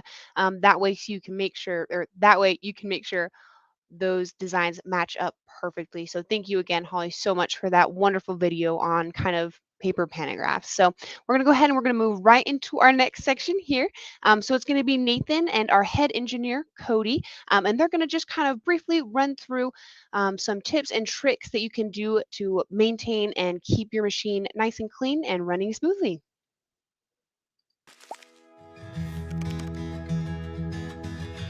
Welcome to the Grace Company. I'm Nathan Erznosnik, and with me today we have a special guest, Cody Wayman. Cody Wayman, in charge of all of the engineering from Grace Company. And one thing I really like, Cody, if we really think about this, there's a lot on your shoulders because it's not just what we're dealing with here and we might think within the US. It might not just be even internationally. I like talking about this being a global responsibility. Tell me a little bit about what makes your job so great and share a little bit with our customers. For one of the things that I really love is working with our customers. I really love getting your feedback and your opinions, and I love being able to interact and see you create masterpieces. It's very fun and very rewarding because I do truly enjoy all the wonderful things that you guys do, because the quilting industry is the creators of some of the greatest stuff, and the things that they do and donate is just truly inspiring. It is absolutely amazing. We're really glad to have you be joining us for this little bit of this kind of a tips and tricks piece. Cody, with that, it sounds like you're going to be able to walk through. I know if I think about this with our customers, sometimes there's this little bit of an intimidation.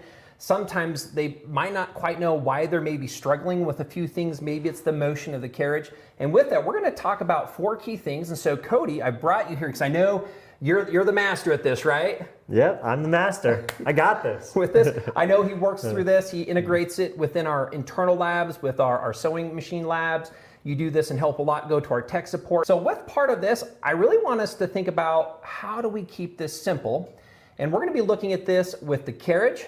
We're going to be looking at this a little bit with some tips and tricks during the process of quilting. We're going to talk a little bit about thread, and at the end, we get to look a little bit at tension.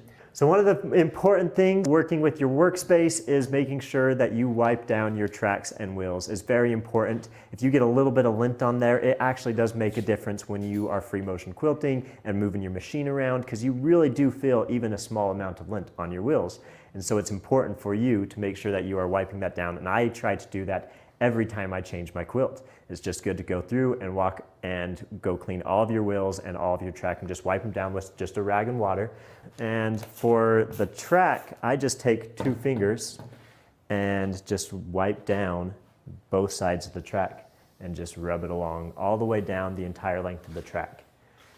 And then for the carriage... So here, just give me a second. Let me see this. So we get a little bit of the extra dust on there. Mm-hmm. I'm just going to say that's quite a bit of dust. I know that's only half the track. That was only part of it, and we don't use this frame all that often back here. That's great. So that was the track part, and I would say you would do that across left and right. Yep. What about the upper carriage as well? Upper carriage as well. You need to make sure you wipe down all of your tracks. You do both the top and bottom, so you can get all your track all the way along the entire length of your system. Because even though this track is a very hard, nice, dense track, and it's very smooth, so you will feel those small little bumps and threads or lint, whatever builds up on your track very easily. And so even with cleaning your track, it's also very important then to also clean your wheels. So that's where we move then next to your wheels. And I just like when I'm cleaning the wheels, I just actually roll my carriage and hold my cloth against the wheels, which makes it very easy to make it so you can clean the whole diameter of your wheel. So what we're saying is to keep it simple with the cleaning. Yep. The tracks both across left and right, and then on the carriage on the upper. And then the last thing, which is important, is we might have cleaned the track, but the wheels also collect that dust, right? Yes. Okay, wonderful. So what do you have for us next on the rail height? I see that that's one thing, and I'm looking at this. Is this correct? This is not correct. This is too high here. Okay. I usually like to try and keep it no more than finger width above the bottom throat of your machine. I like to talk about, for me, when I talk to customers, a pinky to fit underneath there. A pinky, you can do about a 1/4 inch or less. You don't want it necessarily dragging super heavily on your machine, but you do. And then I usually try to line it up. There are letters and indicators on the back of our rails here to make it so you can set your height correctly. All right, so I'm going to do this side for you. And what letter do you have back there I'm that at you're going to do? A right now, actually. Okay, so drop it down to A. And that's about right there. So you can just barely fit your pinky right underneath there. Okay, so coming back, Cody, if we were going to talk about why this is so important for a customer. So now we did the rail height. What can happen if that rail height is too low or too high?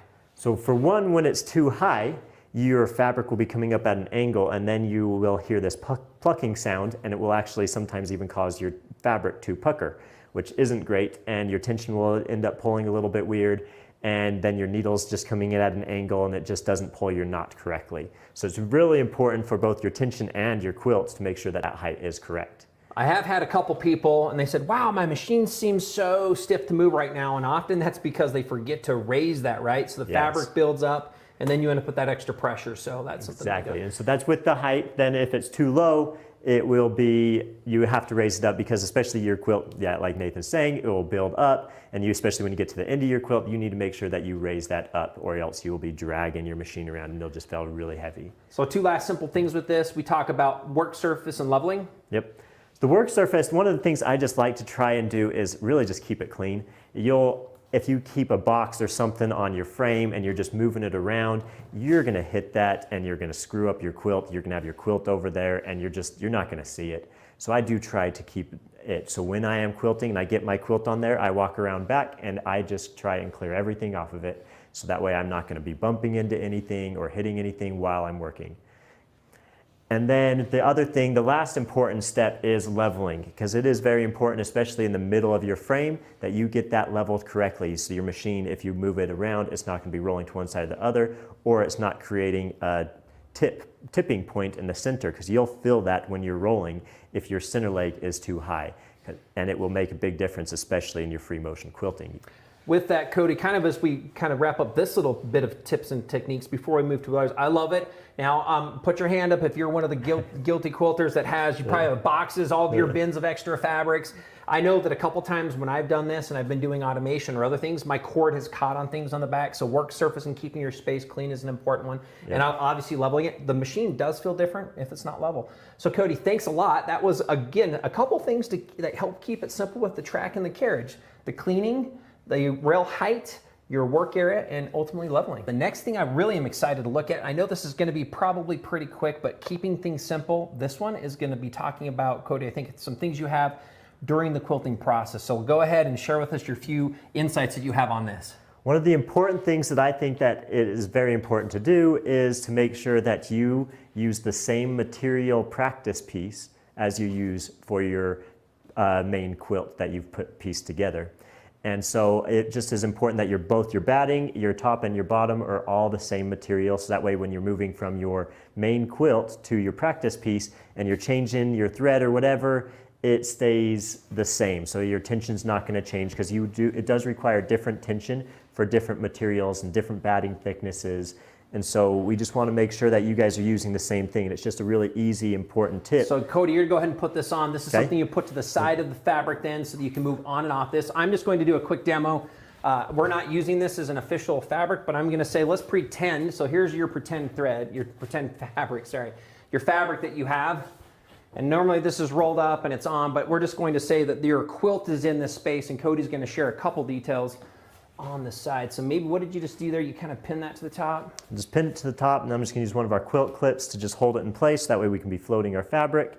And now, so if I am moving along in my quilt and I want to change my color of my thread or change my bobbin, I can just, or even change a needle, I can just simply roll my machine over here to my practice piece and make sure that, after I changed whatever I changed, it's going to stay the same, because it's just very important while you're quilting to practice, practice, practice. It's just very important key piece, or you're going to be running into problems when you change things, making sure your bobbin's pulled up, just getting it all correct. What we're saying is if we're going to, before we ever decide and we run out of bobbin, before we go back, we really should be doing another quick sew off, a little bit of a test. And again, those fabrics need to be very similar in their thicknesses and in their style that you're going to be using to make sure that you get the right kind of stitch. Exactly. All right, great. We're going to look at our next section on things that we want to keep simple. And Cody, this is going to be on thread techniques. And I know that you have a few different thoughts on this, having to do with the types of threads, maybe what that means as far as the needle sizes, maybe what that means on how long we use a needle, and then how to make sure those get put in correctly. So I'm excited for you to walk through those with us. Go ahead and share with us your insights. All right, so one of the important things that I think is good for especially new quilters when they are getting started, to use the same type of thread both on the top and bottom of their quilt. So inside your bobbin case, you want to use the same material inside your bobbin as on your top. It's also is even sometimes helpful to use the same color. And if you, just because when you're setting your tension, it'll be a little bit easier to make sure that you look the same both as you're pulling up your bobbin thread and your top thread. It'll be a lot easier for you to get started. It's not hard to use different colors, but it is just a little bit easier when you're getting started, so you're not having to mess with too many things. It's also important, if you do change your thread type, that you know which size needle you use for the type of thread you're using. We do have different size needles, 16, 14, and 18, that you can all use with these machines and they work really well. And so if you're changing from like a 60 weight cotton thread to a 40 weight polyester thread, it's important that you also change your needle along with that thread change. Otherwise, you're going to be getting some different issues that you could possibly happen with your machine. Also, it's important when you install your bobbin that you make sure you hear it click when you install it and that your thread is coming out. It's not caught up or tangled inside of it. And so that as we're doing that, you can make sure that everything's ready. One of those things with that, I'm going to show you guys quickly how to change your needle, since that's an important part of threading your machine. Really, how often should somebody, sew with a quilt with a needle before they replace it? It's important, I think, that you change your needle every new quilt. It really does. These needles move in and out of your fabric a lot of times. We're talking sometimes millions of times, depending on the size of your quilt and the area that you're working with. It's moving in and out a lot. And so it can put a little bit of wear on your needle. And then if you're using a semi-dull needle on a quilt that you've worked really hard on, you're going to be poking bigger holes and it just doesn't look as nice. It can start to tear your fabric, so over time, if it is something that ever gets washed, it can start to fray. If you want that to last longer, needle is an important part. Keep it sharp, and if you really think about the cost of your fabric, your time, and your initiatives, it's a very, very, very simple thing, very low cost to do. We're just going to real quickly change the needle here so that way you guys can see how that works. And so you can just use our needle magnets here. These parts all come just inside your toolbox that come with our machines. And so we just get a new needle. And then we come with these needle magnets. They're just a long magnet that just kind of helps keep the orientation of your needle correct. It's just a helpful tool to make sure that you can visually see the orientation, because with these multi-directional needles, since they're stitching in every direction, it's important that they go in correctly. It's real easy for people to put them on backwards, I've seen also. It's not something that it happens often, but it is something that I've seen, so it's just important that you look at the scarf of your needle is pointing towards the rear of your machine. And you push it up all the way in, and I even usually will check there's a hole in the side of our needle bar. Make sure that needle goes all the way inside. And then just tighten that needle loosely with your hand, make sure it's correct. And then put your needle magnet on there to check that orientation. And looking at it, I did put it on just a little bit crooked. And so now I can use that magnet, see how you can see how it swivels with it. And I can check, now I can see really easily that magnet is telling me where and how I should orient my needle. And I can get it nice and straight. Just tighten it just a little bit. And that has how you switch your needle out very easily, making sure that it is all correct. Hopefully you can see that was pretty easy, not necessarily a complicated process. So Cody, thank you very much. Again, if there are any questions that you have as you move through this regarding tools or where your machine's parts and pieces are, feel free always to reach out either to a dealer or to us at graceframe.com, because I know the questions are going to be there. And I also think following this up here at the end, we're going to give them a couple resources. Let's just quickly move Cody into our next item that we have, and we're going to talk about tension. So thank you for walking through those few details. The next thing is now how do we keep it simple with tension? And I think we're going to try to look at a few things. You're going to show us things to consider, things to look at, right?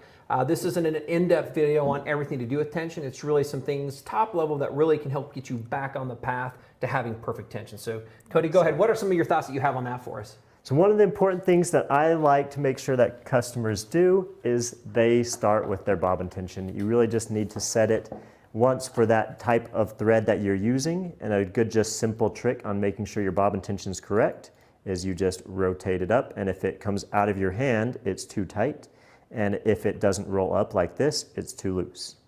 And so that's just a good, quick, simple solution on how to adjust that. There's this screw inside your bobbin case, and that is how you adjust it. On one of the tools that I use for actually adjusting it is our hopping foot height gauge. It's just the right thickness to be able to, so that way you don't have to keep a little screwdriver around with your machine. And you can just use this actually to get into this screw here and adjust that tension. And it works really well as a screwdriver for adjusting that, since it's the right thickness there.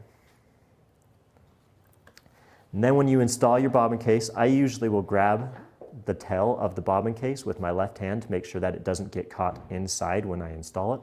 Just a good simple trick, because if you have it installed there, it causes all sorts of messes underneath your quilt. So I'll grab it and then use two hands to install it. Make sure you hear that click when it gets installed.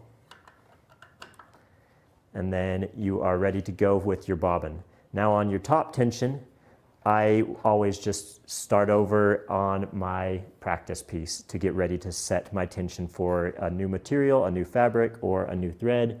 One other thing that comes up frequently is things were going smooth, everything was working the way we wanted it to.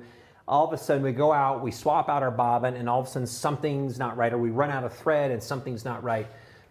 What would you tell somebody if it seems like things were going good and all of a sudden something's not? What would be your couple last pieces you would like to share with us on how to get them back on track? One of the most things that I tell people to do is always just go back to the very last thing that you changed. It's a really easy thing to do, just if you just changed your bobbin, if you just adjusted your tension, if you just installed a new thread, go back and go through the whole process and make sure everything's correct. Double check that your bobbin tail is sticking out. Double check that your machine is threaded correctly. All of those things play a big part in making sure that everything is done correctly and that you get a good looking stitch. And if it's not, if you miss one eye or miss a loop somewhere or miss your check spring, you're gonna have different sorts of tension issues. And so I just always go back to the last thing that I did and say, hey, what changed? And figure out the easiest, which is the easiest way for me to figure out what's gone wrong.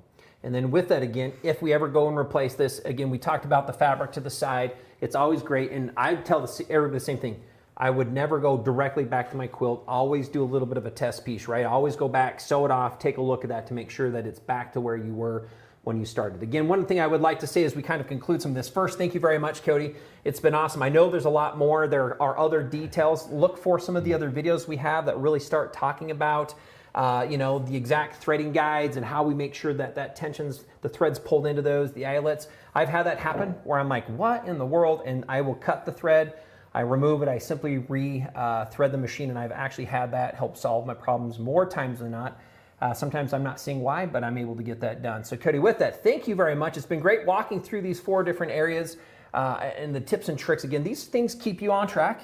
And Cody, what do you think the importance would be on kind of applying all these to somebody's quilting experience? Well, one of the important things is to breathe. Just you gotta relax.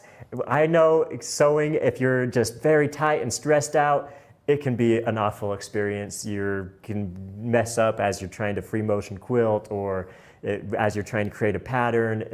You gotta relax sometimes. I've even had people say that they walk away from their quilt, hey, I gotta relax. This is something I just gotta do, and then come back to quilting. I think that's one of the key things to being successful, is being able to breathe and relax and have fun with it. Quilting is fun, just sharing that passion, creating some wonderful things and being very artistic is great experience. Wonderful. With that, if we think these things help you be able to breathe, right? Simple pieces to apply to the tracks, to the carriage, to the systems, to techniques while quilting, your needles, your threads, all those different items will make it easier for you. So if you have any questions, again, thanks for joining us. We're excited to have you part of the show. As we move on, again, if you have questions, please leave comments below, and don't forget to like, share, and subscribe. Also follow us on Instagram and visit us at our website at graceframe.com. You can also contact your local dealer. We would encourage you to reach out. They're a great resource for you locally as well. And again, I'm Nathan Erznosnik here with Cody Wayment, Head of Engineering at the Grace Company. So thanks for joining us. We look forward to seeing you soon.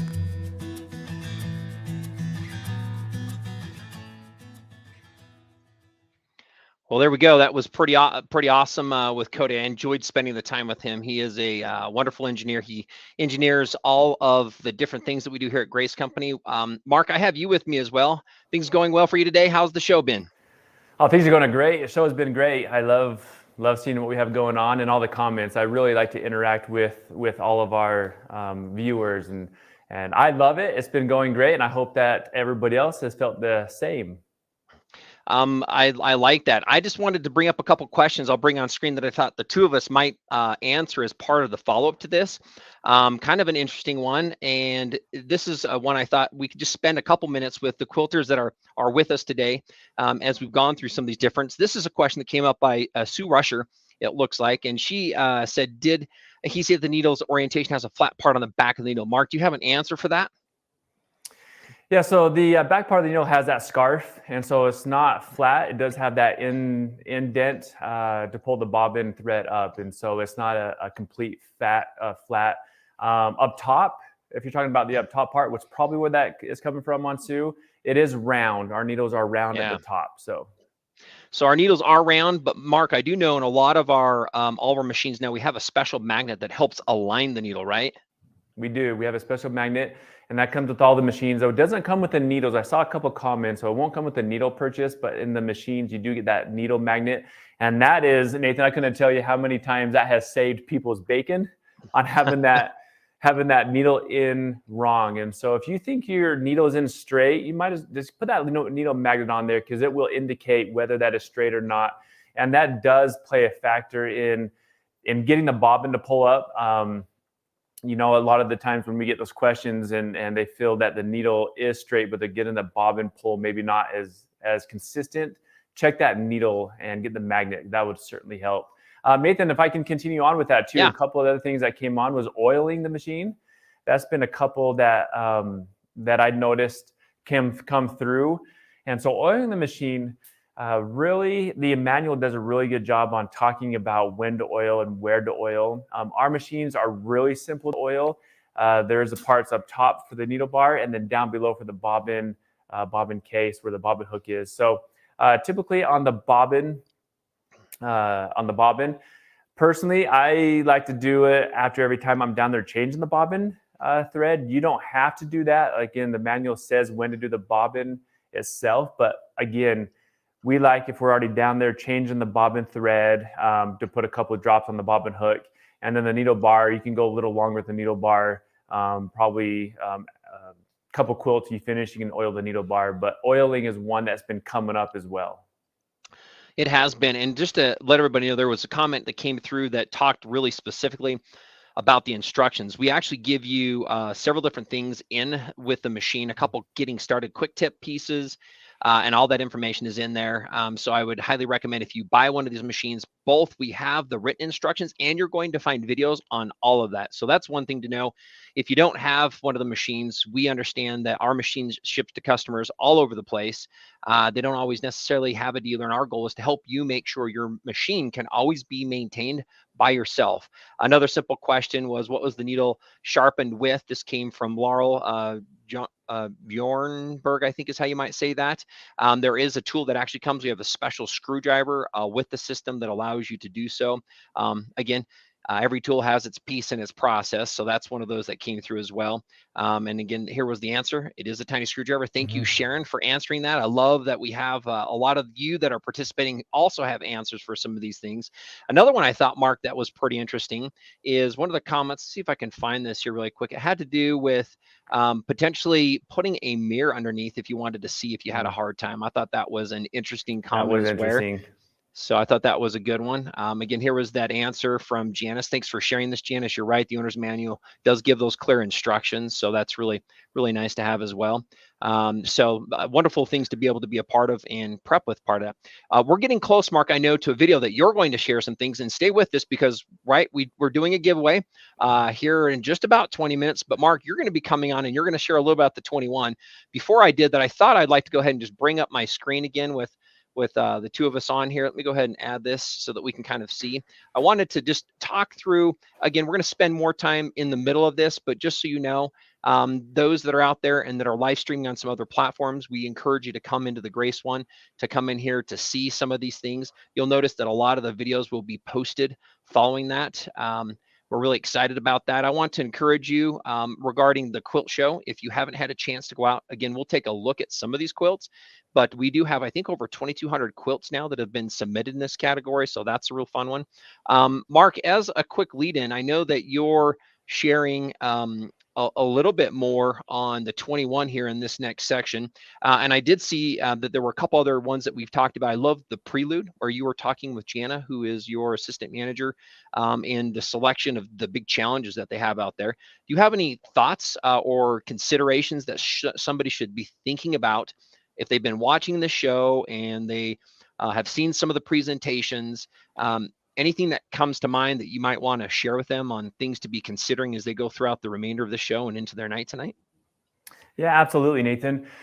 You know, considering, you know, what we've already mentioned, my suggestion would be, you know, there's a lot of information out there. We as a Grace company, we want to make sure that you're provided with the correct information, the right tools, and we've given a lot of information with our product, you know, from the size of machines or the frames, talking about the versatility of each product.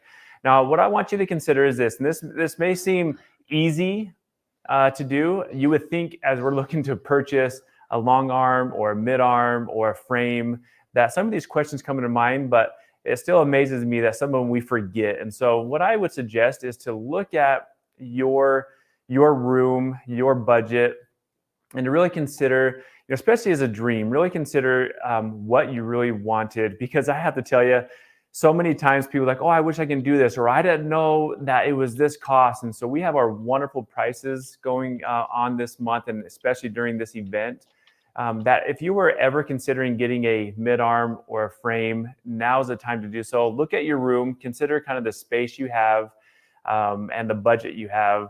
And more importantly, you know, talk to your spouse, your husband, or your wife, whoever does the quilting, and find out more ways to bring advanced work. You know, you want to grow in this hobby. So I would just suggest take what we've said and really take it in your quilting journey, and to really place that and be a part of, like, hey, I want to do this. Especially we talk about the Cutie Frame and the hoop frames. That's one that if you want to get started, if you just want to get started moving your machine on top of the fabric, the Cutie, the hoops are the best frame to do so. Thanks, Mark. I appreciate that. I want to throw a couple last questions out. Here's one that just came up recently, and I know that these were some demos. I did a demonstration on this earlier with the automation. We talked about some of those in the Pro system with the design, where we went through the snowflakes with Amber. Here's a simple question. Mark, will the QCT5 Pro work with Windows 11? Yes. It will. Pretty simple. It will. Another question that a lot of people ask regarding that particular is, what is its availability? Now, Mark, I love the story. Our goal with all you quilters and those that are looking at getting into quilting is to help you get into it where you're most comfortable. Even with the smallest Cutie frame, automation can be applied starting at that level. So there are several domestic machines. If we can stitch regulate those machines, we can computer automate those. The amazing thing is if you buy into the computer automation and there's two different levels, you can actually upgrade at any time. And the hardware that comes with it at that beginning level is the same hardware that actually runs the domestic machines, the mid arms, so the 15s, the long arms, the 19s, and our 21s clear through the 21 Pro. So you actually don't have to buy anything later, even if you decide to move from machine A to B to D on that one. So that's really a great thing that I like to have. Mark, do you have any thoughts on that as well, that on the value that might bring to our quilters? Yeah, Nathan, I love what you said about the growth. You know, we do want you to feel that when you start somewhere, that's not the end. You know, we want you to be able to grow with what you have, and so that's you mentioned it. If you do buy one of our products and you want to be able to go, as an example, the beginning software, right? If you want to just start in the software and you want to get your feet wet and understand it, get the beginning software. What's nice about that is you still can do some advanced work and you still feel like you are advancing in your hobby, but you don't have to start with the pro. Same thing with our Cutie, with our 15. You know, you're able to start where you feel comfortable, where you're most comfortable at starting. And then as you want to grow, don't make someone or don't have that person make you feel like you got to be there. You know, as we do these videos, listen to what we have said and kind of take that and run with it wherever you feel most comfortable. And so it's you making those leaps and jumps, and it's not someone like twisting your arm. You know, feel comfortable where you're at, and Grace Company is there to help you.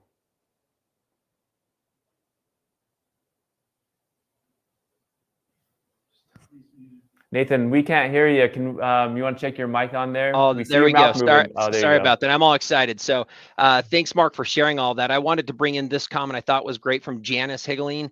I love this. Frame quilting is a lifetime journey and pursuit. So may we never run out of fabric or ideas. So true with that. Well, Mark, with it, we're really excited. We're going to go ahead and bring in Mark. And he spent some wonderful time looking and sharing now on this 21. So think about your journey. As we've gone through this, you've seen a lot of hopefully inspirational content. We've had some keynote speakers. We've talked about some different products. If you have questions, make sure to put them in the comments. You can also call graceframe.com and you can chat with us. Mark, I know this is one thing you're going to define the difference between our two top machines, our 21 machine and our 21 Pro. With that, Mark, we're excited to have it. So thanks for sharing this time with us, Mark. Here we go.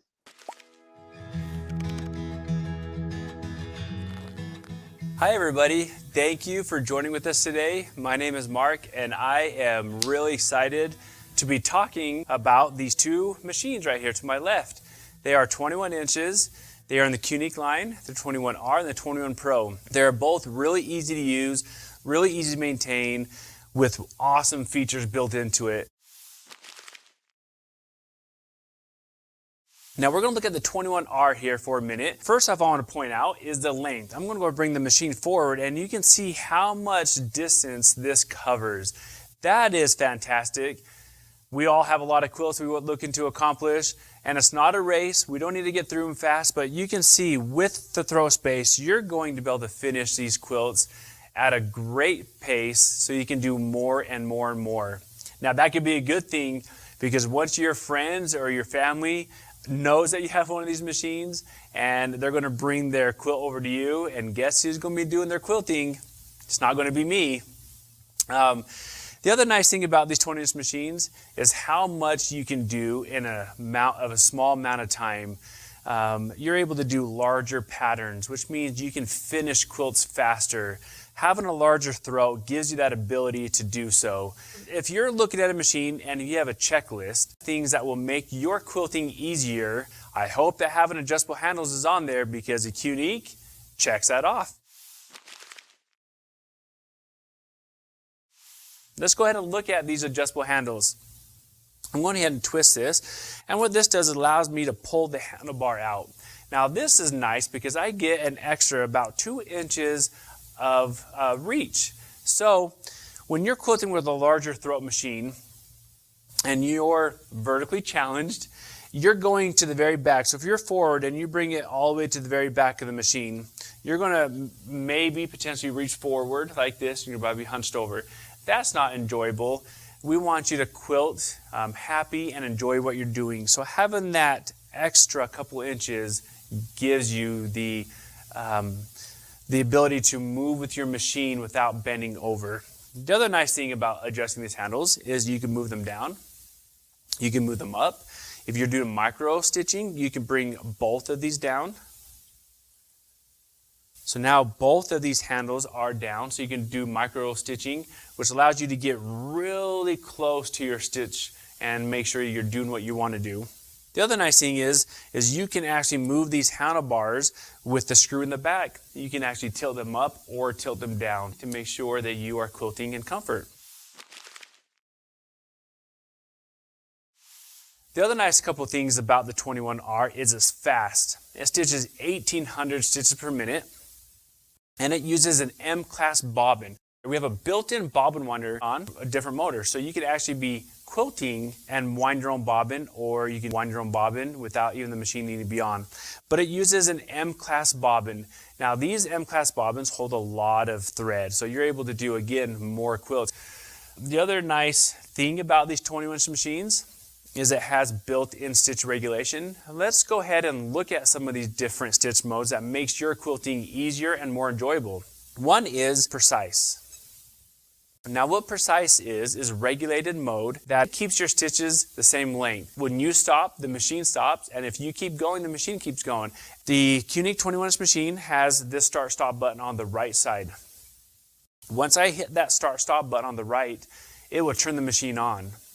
But because it's regulated, it won't actually start moving the needle until I move the machine around. I'm going to go ahead and show you that. I'm going to go ahead and pull the bobbin up just by the big button on the left. So there's my bobbin. All right. Now, you're going to want to tie that off before you start. But I'm going to go ahead and just start using the machine, and you can see how simple it is, how nice it is, and the stitch quality. I'm going to go ahead and hit start and move that around.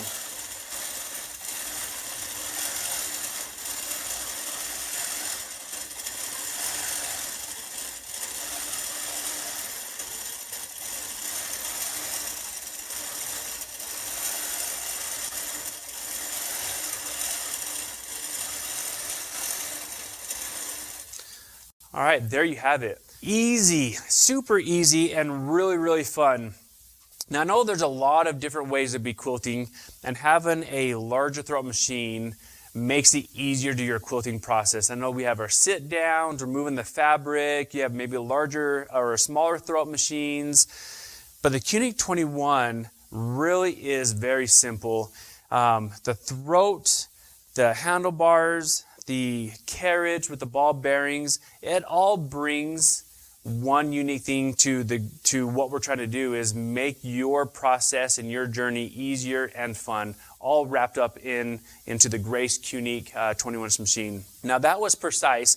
Now let's go ahead and go to cruise to turn that machine on. I'm going to hit the start button. Now as we move it around, I can go really slow to fill in any gap I want, or to go around a pattern, and it keeps the stitches consistent. And if I go faster, then it speeds up because it is regulated. So I'm able to do the same thing as precise and move it faster.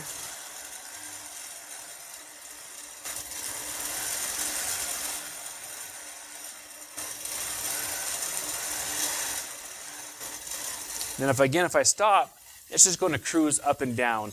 Unlike precise, when you stop, it is going to stop when you stop. Now, it also has a way for you to have your needle up, needle down. So if you want to stop with the needle in the up position, you can easily do that by pressing the needle up, needle down just for a couple seconds, and then that needle will face down in the down position. I'm going to go ahead and leave it up. The buttons on the right will access your stitches per inch. And so if you want to change it from 4 stitches per inch up to 16, you can.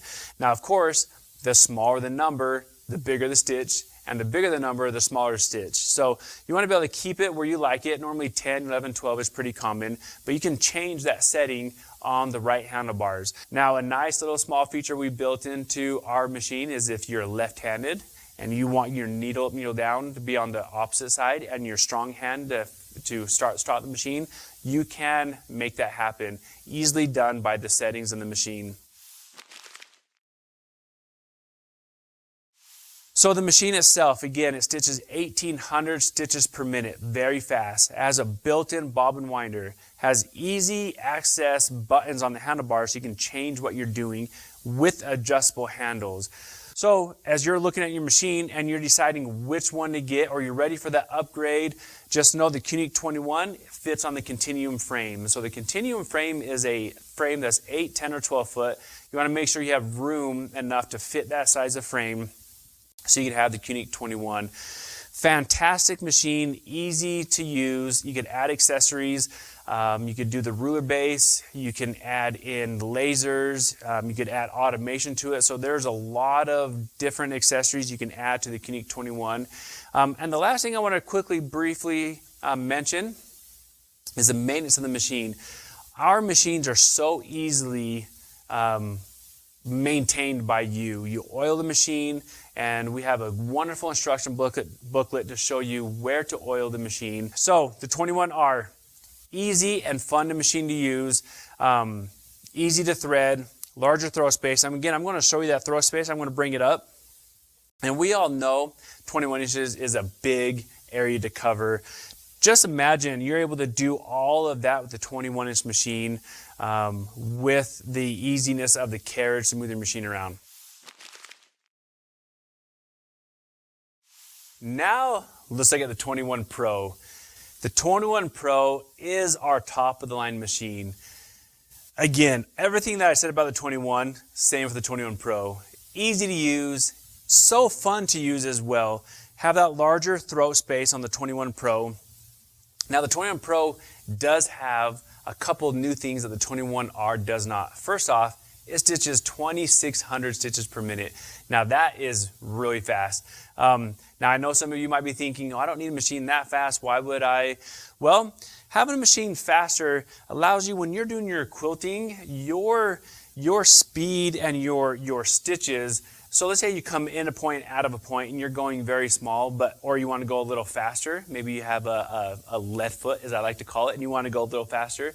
Because you have the faster machine, you're able to keep up with the machine speed because the stitch is faster, and your stitches when you come in a point, out of a point, because the speed is faster, you're going to have consistent stitches all the way through. So a faster machine is nice to have. It also has a 5-inch touchscreen. That's right, 5 inches of screen that you can touch to go through your settings, changing from your precise mode to your cruise mode, based and manual. With the screen, it brings other elements built into it. One is like the bobbin sensor.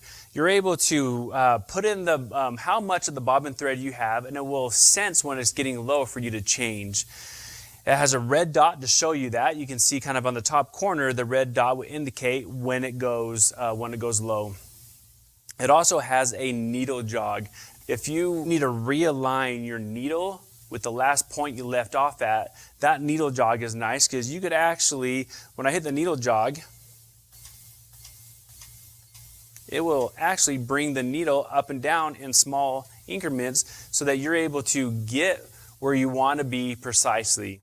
You can also turn your needle lights off if you would like, or leave them on. But it's a touch screen, so you're able to go through the settings by touching the screen and go from precise to cruise, base, or manual, or you could also do it on your handlebars. So you have two ways to be able to go through the machine settings. Much like the 21R, the adjustable handles on the 21 Pro are there too for your benefit. So you're able to adjust your handles just like you do on the 21R. So if you're looking at a faster machine, one with a touchscreen, and the 21 Pro fits that, just know that you can adjust your handles so you can quilt in comfort. You want to be able to have that easiness as you're doing your free motion quilting, because this is an art. This is where you're relaxing, right? You're doing your quilting to relax, and to have the right machine, a fast machine, a larger throat machine, makes that relaxation even better. The other nice thing about the 21 Pro, again, it has that built-in bobbin winder, and on the thread stand you have two places for thread, so you can keep one for your thread, your threading of your bobbin, and the other one for just a standard threading of your machine.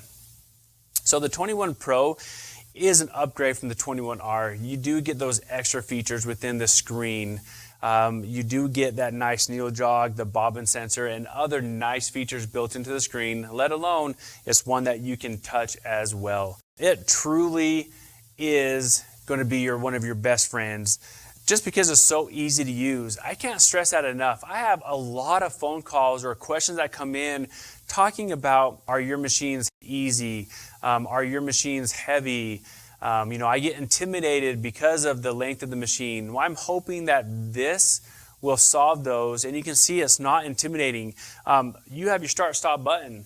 How easy is that? To start your machine is done by the handlebar on the 21 Pro and the touchscreen. And again, that user-friendly, you can't get any easier to that, to have the functions right there at your fingertips. That is really, really nice. This as well, you can add the automation. Computerizing your machine is really nice, especially for those who, again, think to themselves, free motion is hard to do. Don't let that stop you. Free motion is really simple. How many of you, well, look at it this way. How many of you guys doodle on a piece of paper, right? You get your pen or your pencil, you have a paper, and you're just, someplace, you're waiting at an appointment or you're with a friend, but you're just out doodling. That's pretty much all free motion is. So if you're one of those quilters who have a small domestic machine and you've been considering getting a larger throwout machine, which one to buy, really consider the Unique line of machines, especially the 21 and the 21 Pro. Both of them will fit what you're looking to do, very affordable, easy to use and maintain, and that is one that I really want to make sure you understand, is making sure you know that you can maintain this machine and how easy it is. You go to your local dealer, they might have one on your floor and to test drive it, but the machines themselves allow you to move forward in your journey. So going back again, the very beginning, I was talking about, like a checklist. This is a dream. I understand that. This is an investment, and I understand that as well. So if you're looking to invest in the Grace Unique machines, and this is a dream for you to get a larger throat machine, this is it. This is a machine that fits that bill. Go ahead and go down your list again. Affordability, larger throat, easy to maintain, easy to thread. It does have a built-in bobbin winder, touchscreen, adjustable handles. All these things make your journey a whole lot easier to do your quilting in. So keep that in mind when you're choosing your machine, which one you want. And I promise you're going to enjoy every minute of it. Please leave your comments and your questions. And if you're thinking about someone who also may benefit from a long arm, follow us or have them follow us on, and you as well, follow us on YouTube, Instagram, and Facebook. We monitor that. We like to answer the questions. And again, if you know someone who's looking for a machine, if it's not you, have them look at this Unique 21R or 21 Pro, and we'll make sure they're getting taken care of. Thanks for watching this. Leave your comments. Please leave your questions, and we will respond to them. But again, thanks for watching this, and we'll talk to you next time.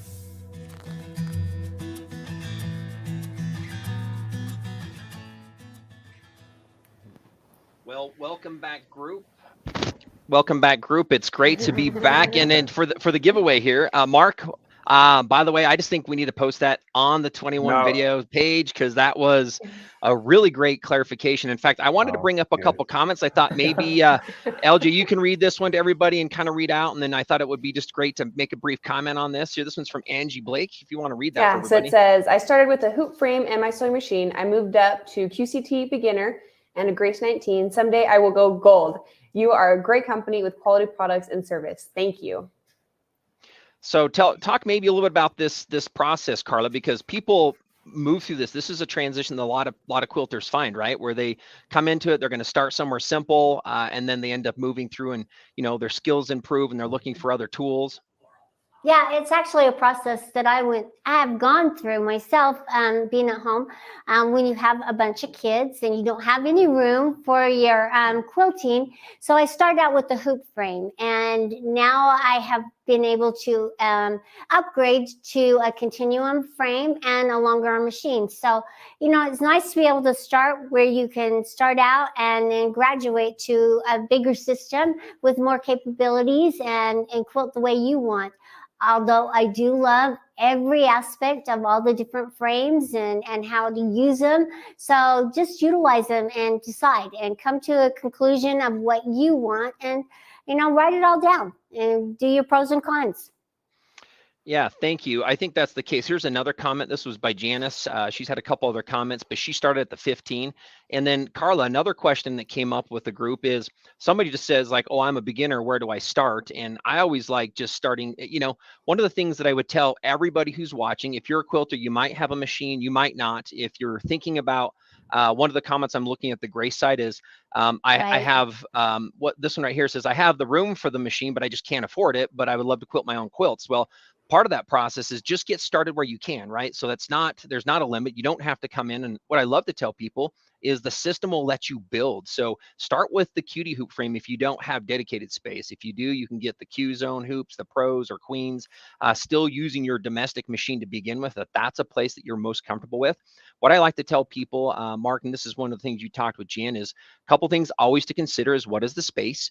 The next question we always ask is what is your budget? Because really, the machines in their general operations, how they move across fabric, including your domestic machine, literally have the exact same process. The budget starts to determine what I call conveniences. And I bring this up with people often. I had a car that had auto climate control. I had it forever, didn't realize, bought a car without it. And I started realizing, wow, I'm fiddling with the knob to make sure that I'm in this comfort zone. And I realized that I'm never going to buy a car without auto climate control again. So what I like to say is that part of this budget is a convenience that, if you get, a little bit of a larger machine, you might find that there are other conveniences, which are true. So just think about that in your mind.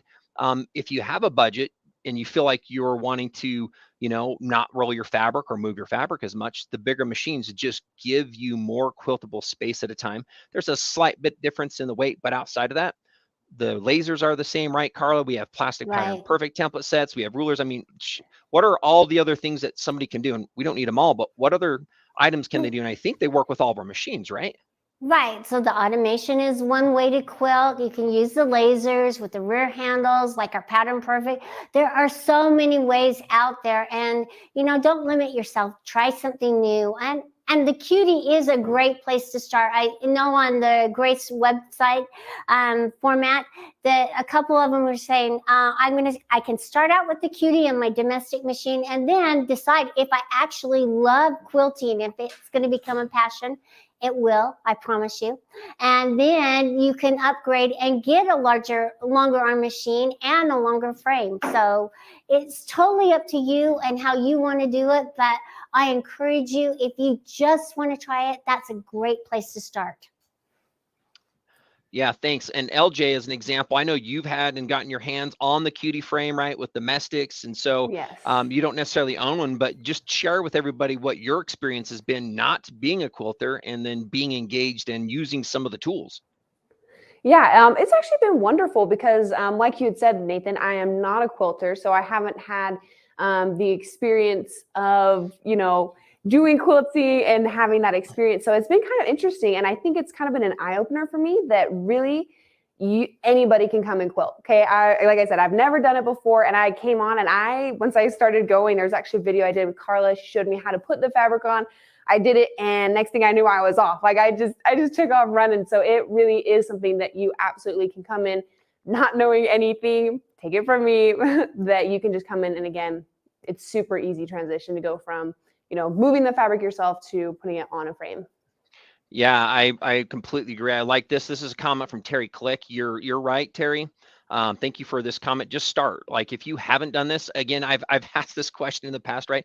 How many quilts do you have? What, how many are unfinished? How many UFOs? And some people have 0, some have 1. It was fun yesterday to get that list of when people plus 10 and 10 question mark. And then the one comment I saw earlier is I would love to be able to finish my own quilts. Our goal is to help empower you to do so and then help inspire you. So, providing the tools and then, with Karla and her education team and our ambassadors is helping, let you and giving you and providing you with the confidence that you can kind of get in this and move on. So I really, really appreciate that. So, and this is a good one, easy is good. And that is one of our goals is to try to make every process. So thank you, Tammy, for that comment on there.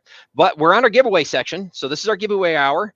Mark, I know I didn't have you do Plinkles before, but I feel like that takes us quite a few times with doing this on 3 platforms. So this is the giveaway. let me bring this up briefly so we can look at what we're going to be giving away. And I appreciate your patience because we want to talk again back about the platform. We want to talk about the experience that you might have had yesterday. We want to talk a little bit more about what we're still doing today and then what's also coming up next week. And so what I'd like to do before we do this, let's just do some live giveaways. And then I want to go back and show a couple things. And so I'm going to share and bring my screen on here really quick just to quickly let you see. This was yesterday.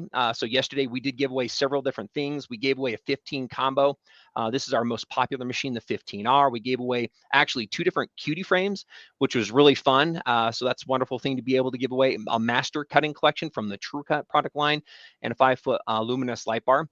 Today we're going to be giving away a few others. We're giving away a Cutie, some light bars. We're giving away a few other True Cuts, and then we're going to be doing several live giveaways as we talk about not only what those products are, but the value they can bring to you and the simplicity they can create. So that's kind of where we're at with that, that we're excited to do. So let's go ahead and Mark, let's go and have you, let's look at the Plinko and let's come up with a question for our audience and let's give some things away first. Then we'll come back and talk about a few other things so we can get this giveaway section going. And today I will not blow past our time, everybody. So we're good because I know we have a lot of amazing content and that's really why you're here. So thanks for letting me interject. But Mark, let's do a giveaway. Anybody in the studio have a question that we can throw out there for our viewers? I know, and Mark's looking at Karla. Yes, I do, okay? We had a wonderful professional quilter on earlier today who showed us how to use rulers and do ruler work. If you can name this wonderful, fabulous quilter, you have your chance to win. All right, so who is the quilter that shared some details about ruler work earlier? That's what you're looking for, right, Karla? Yes. Dun, dun, I should have maybe here asked comes her through. where she's from. Oh, that's another question. If you have that bonus, maybe we'll throw in something extra for you. So everybody, we're getting it. It is right. Now I'm seeing a lot of the first and last names. I'm thinking I might want to pull one that has the first and last name here.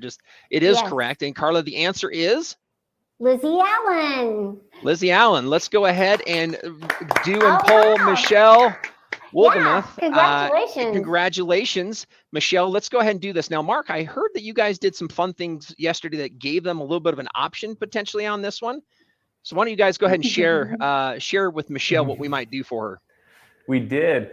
So Michelle, we threw a little twist in. Normally what we would do is drop one of these down the Plinko board.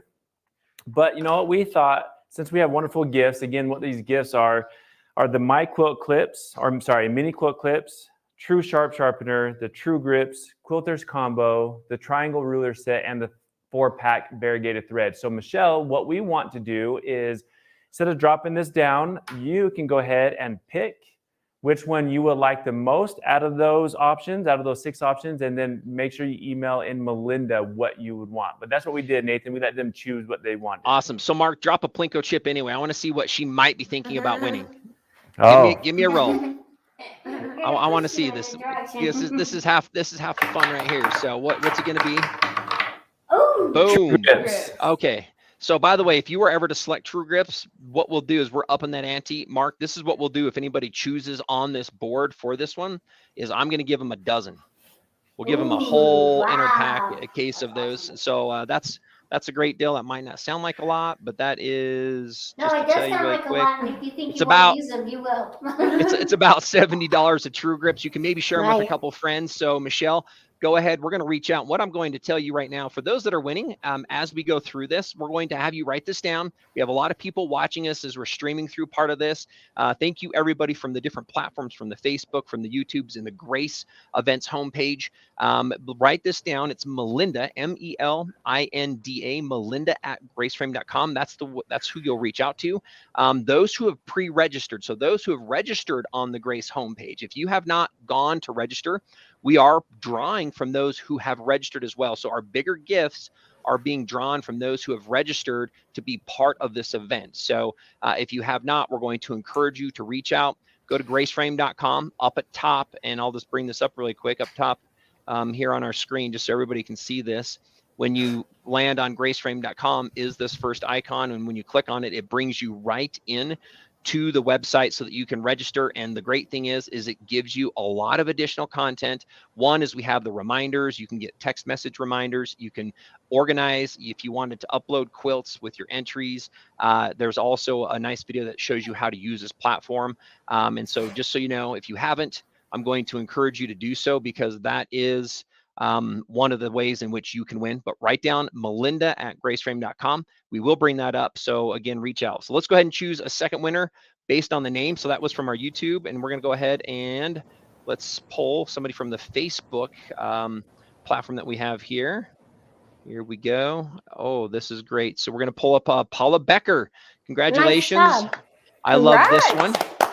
That the name is Lizzie Allen is correct, and she was amazing. So we'll mark this down. So we're going to mark Paula Becker as a winner. We're going to throw a little something. So if you wanted to get, let's go ahead, Mark, and let's throw a Plinko chip just so I can talk about one of the other amazing things. If not, we'll put in another one.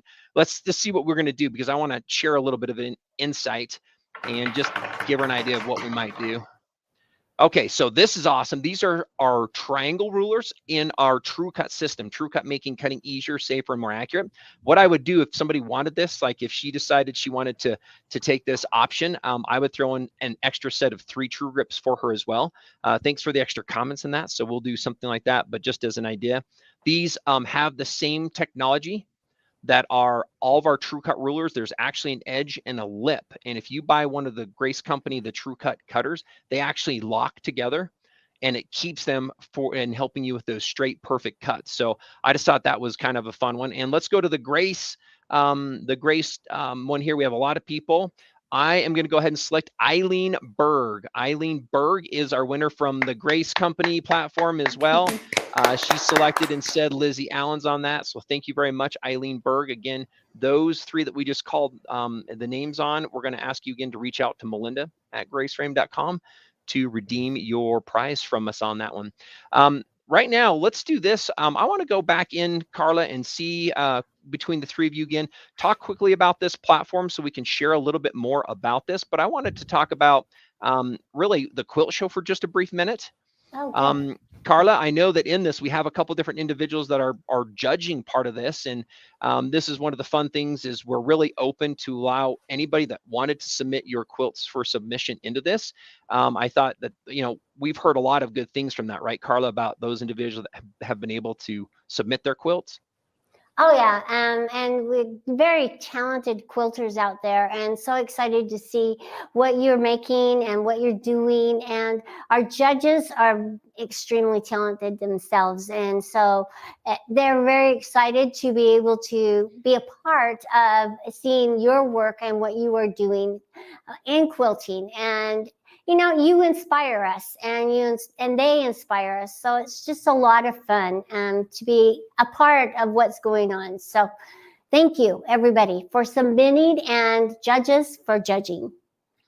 Thank you, Karla. With that, just so everybody knows, we actually have over just shy of 2,400 people who have submitted quilts. Oh, wow. So I'm going to go ahead and click in this just for a minute so everybody can see. Right now, the other thing, so that you know, there's 2 things I'll announce. But first is we're going to recommend you go in and you can vote. So if there's something that really stands out or that, connects with you, my recommendation is go into it. My recommendation is, if you have a minute, this works really great on your phone at night. So if you're scrolling, it brings up one quilt at a time. You can go in and you can see the stories. And so people have put descriptions, and then also it gives you a chance to leave a comment.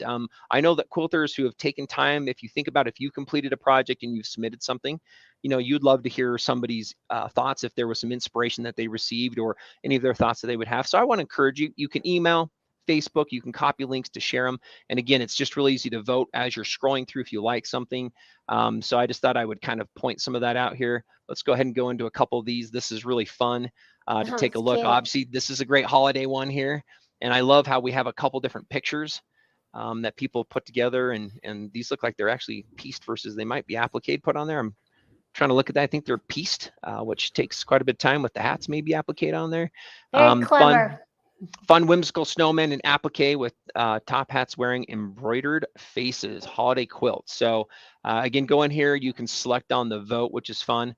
Let's just kind of, as I browse through this, again, encourage you to reach out, encourage you to reach out to others to come back and comment as well. I'll just tell you, you can go to a physical show, and that's great to be able to do. But if you're going to the physical show, there are only so many quilts, right? Karla, that they let into a show, Right. and unfortunately, a lot of people can't show their works. There's literally 2,400 different quilts and projects that have been submitted here on the site. So there's wonderful time for you to go see. And if you're still in the market, go ahead and submit it. We are choosing, and there will be winners. There's going to be just a general winner, and then there'll be category winners as well. So we want to encourage you to share that. The other thing I thought that was really fun, if you haven't done this as well, let me get here to the main page, is that we actually have part of, let me find it here really quick, our community quilt. So this is our community quilt, and this is fun to look at. Yeah, This is a awesome. chance for you just to take a block. It can be something you're working on. It doesn't really matter, but if you look at this, it actually randomizes this every time you come in. And so it shows all of the various blocks that individuals have put on here. So if you do have a block, my recommendation is, if you have a favorite, go take a picture, go ahead and upload it. It gives you a chance to look at this, because people can also put comments on their blocks with their histories, and there are a lot. And Yeah, and then just really quick, Nathan, could you actually share your screen with us just so we can kind of see what it looks like right now with that community quilt? Wonderful. Yes, thank you for asking about that. So this is the community quilt section. I'm going to scroll back to the top here so we can see this. Here's the community quilt. So you can come in from the main site, you can submit one still, and then this updates and refreshes every time you come in. It changes that for you so that you see a new set. So it's kind of fun to visit frequently and get a little bit of a vision of just all the different blocks that are out there. And again, if someone submitted one, they also can submit their story, and you can also go in and then share any of these also with others. So that's a fun part that exists on the main page if you scroll down to the bottom with the community quilt. So I wanted to share some of those. Let's go and talk about, and let's do a giveaway right now. This is what we'll be giving away, and what I would like to do is I want to give away one of our True Cut combo systems. We have what we call our quilters combo with our True Sharp 2. LJ, do you have any thoughts that you would share regarding that combo? And maybe we can get that up on screen for everybody so we can kind of see that.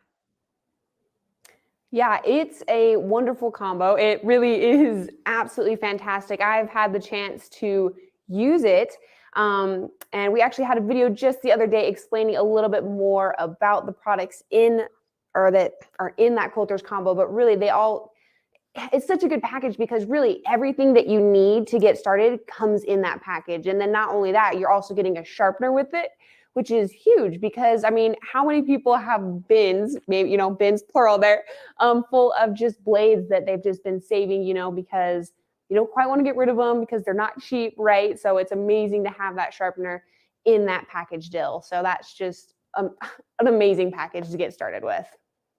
So this is the sharpener that's included. It's called the True Sharp 2. And then we're also including in that what we call our My Comfort, our quilters combo, as LJ mentioned. So these are the different items that are part of the giveaway. And with that, we're gonna go ahead and bring up our winner here. Let's go ahead and see who is our winner. There we go. Denise. So Denise Nathanson. I like that last name because it's part of my name. So there you go. But Denise, we are going to reach out to you. Congratulations on winning this. This is right around $145 value based on what it is. And if you have ever, Mark, if you were to tell me why I should buy the quilters combo, or how this would help me in my cutting process, what would be the couple quick things that you would tell me on how this could make cutting easier for me? Well, I'm going to go with our kind of a motto. It's going to be easy, safe, and accurate. So and we've all done this, so no one's the exception to the rule on this one, but cutting straight lines, veering away from the ruler, maybe nicking your fingers, nicking the ruler's edge, all these things, and then cutting with the dull blade. So if you're cutting with the dull blade, there's a sharpener. And then if you want to be more accurate in your cutting, this combo has saved so many quilting relationships, if that makes sense. So if you're already getting frustrated with your cutting and you're not having a fun time, this quilters combo would save that relationship, because now you're going to be cutting straight, It's going to be easier and going to be more accurate. So just that alone, Nathan, is a reason why everybody should be getting that quilters combo. So if you didn't win that quilters combo, go to our website and pick one up yourself so you can be part of that journey. Yep. And with that, again, congratulations, Denise Nathanson, on winning that. That was awesome. So that's a great one to win. Again, right around $145. We do have a special True Cut blowout going out. Mark, I thought I would show this. This is pretty fun to show everybody because as we're looking into this, I think a lot of people might be asking and wondering, where do we go get this? So this is our on graceframe.com. If you go right to the graceframe.com, up top, there's actually this option for you to select a dealer and find a local dealer. We would encourage you to reach on out to see a dealer near you. And I love this. This is going to be, let me go ahead, and this is with Qnique, and this shows you all of our different Qnique dealers. If we were just to turn this off and look at anybody that can literally help get you something from the Grace Company, let me show you this list here. There are a lot of dealers around you in your areas. So this is going to be a bunch of pins that make it very, very hard to see what we have, but here we go. So this is a lot of the dealers here throughout the states. So you can reach out to a local dealer. You can look at online for those dealers as well. So Mark, I thought I would throw this out there just because a lot of our dealers put a tremendous amount of time into what they're doing and trying to help you out locally. And if there's no better place to go see a product than at your local dealer. So I wanted to do a shout out to get online and go find your dealer, because there are several. There's also a True Cut filter on there. So if you have questions, go ahead and use that dealer locator as a filter for you also.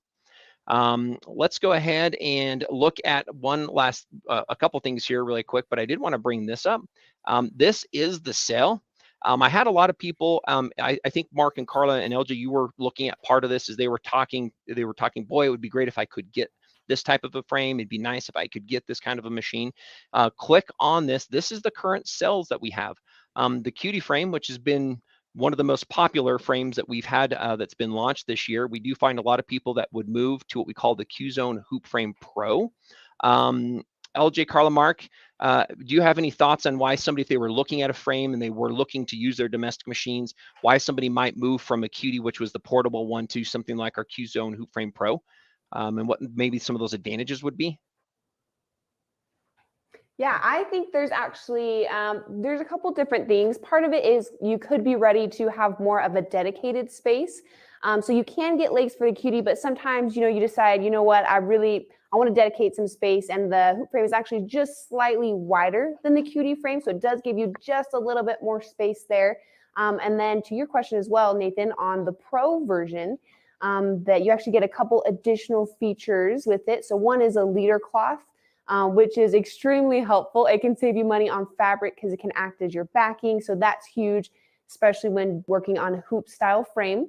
And that's also super nice because you can get table inserts. And so actually earlier, I believe it was Holly, she did a video on pantographs and paper pantographs. So that's a perfect spot to put those, again, as on those table inserts. And then it also has a dual wheel track system, which just allows for some stability and some smoother movement as you glide your machine across.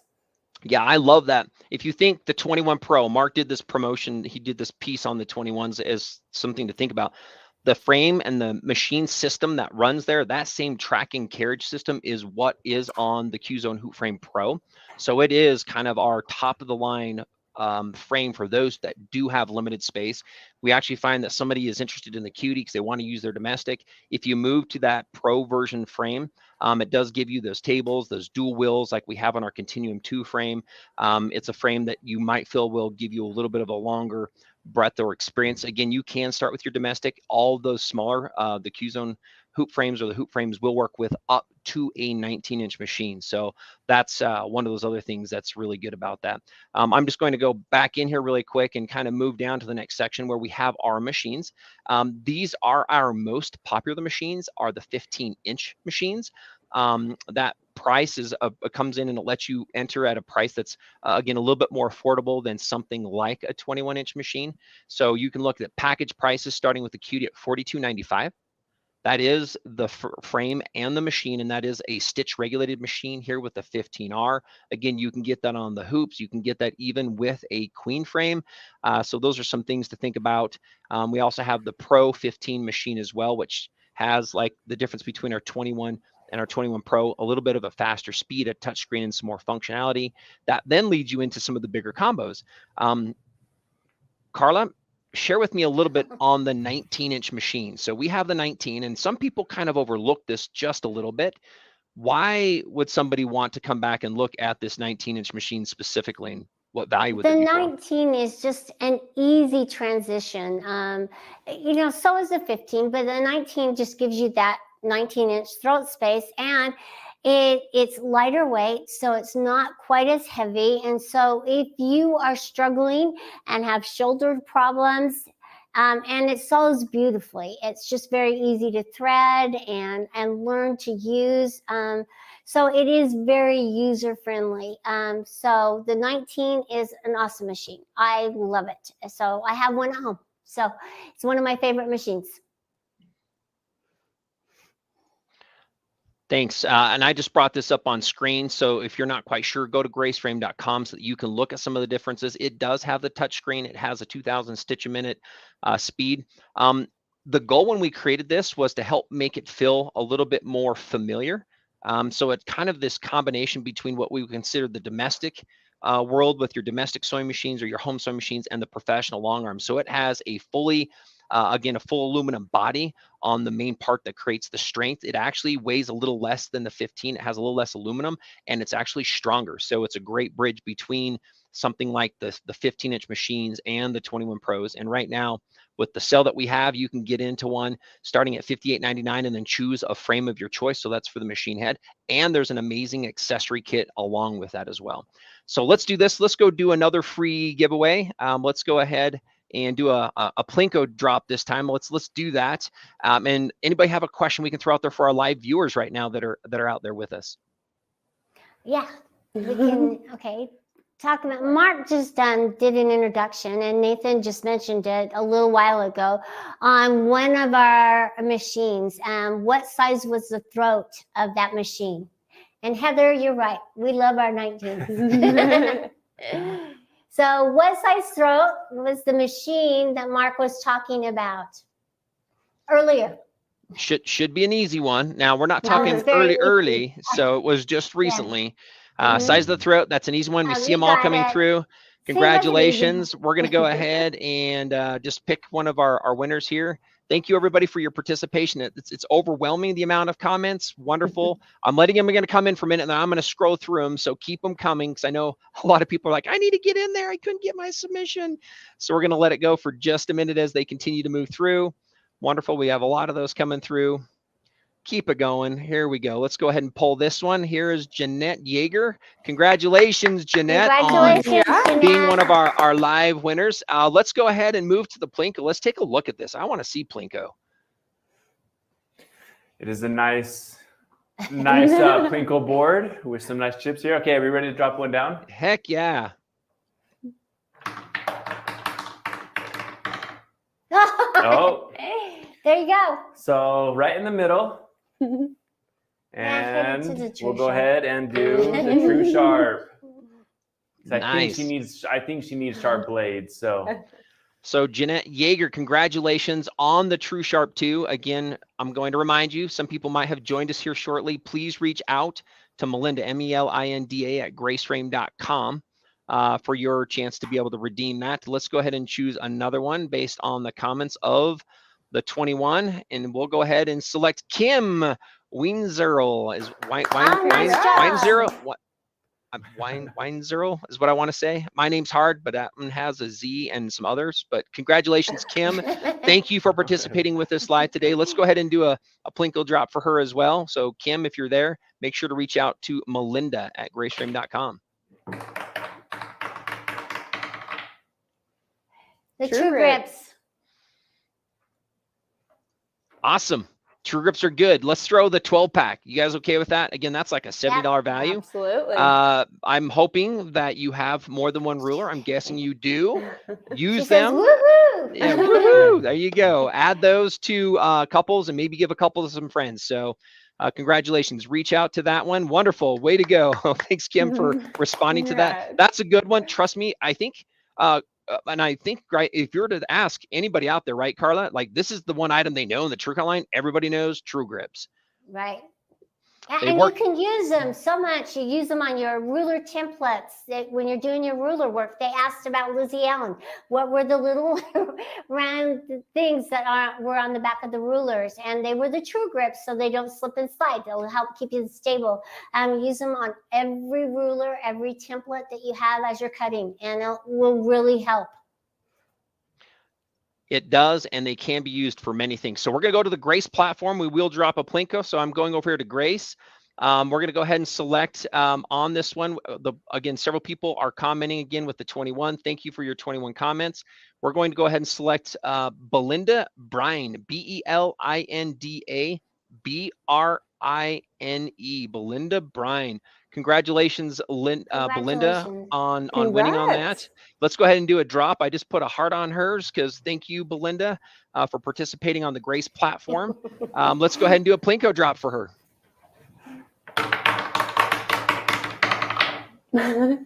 True grips. All right, I want to do this. We're going to leave it, but let's drop it one more time because I'm going to add some true grips to whatever else she's going to get. So let's throw it on there. Do one more drop for me. Wow. Okay. You just got to leave it, Nathan. You just got to leave it. No. I got it. I got the magic touch. I got it. Now, if it You goes can't even into get true it out. grips, then You can't even get it out. I got it. Oh, look. True sharpener. There we go. We'll do another giveaway here at the end, and we're going to let you guys choose on this one. I wanted to do this again because half the fun to me is trying to decide what's going to happen. But there you go. Congratulations. Again, reach out to Melinda at graceframe.com. Let's go ahead and give away another one of our big prizes. The next big prize we have is our Luminous Light Bar. Ooh. So, LJ, do you have any thoughts you want to share? I know we did talk about this yesterday, but we probably have several people that weren't here yesterday with us. Yay, Belinda. Way to go. With that, go ahead and share your thoughts about the Luminous Light Bar. And this is our 5-foot Luminous Light Bar. Yeah, I think it's perfect because I think people oftentimes think, hey, I have to put it over my quilting space. And it's great for that. But really, if you want it over your cutting station, or hey, you might want to use it for your cutting station, but then move it over to where you're looking to quilt. And so you absolutely can do that because it actually comes on casters and is height adjustable. So if you want to put it up on a table, while you're doing your cutting, you can do that. Or if you want, you can extend that out and have it over your quilting area. So it is fantastic. And then it also has what we call true color, which just helps keep all of your fabric and thread the color it actually is. Because sometimes, in rooms can kind of cast like, a yellowish tint, but with that true color, it can kind of help keep it the color it actually is. So it is LED lighting, low wattage, low heat, true color, adjustable, can go on tables, over tables, around tables, and through. No, I'm just kidding. So, but it's a pretty good one. People love it. And again, yesterday we asked the question, can you ever have too much light? We had some people talking about, Janessa was talking about her husband was trying to create some light for her in her space.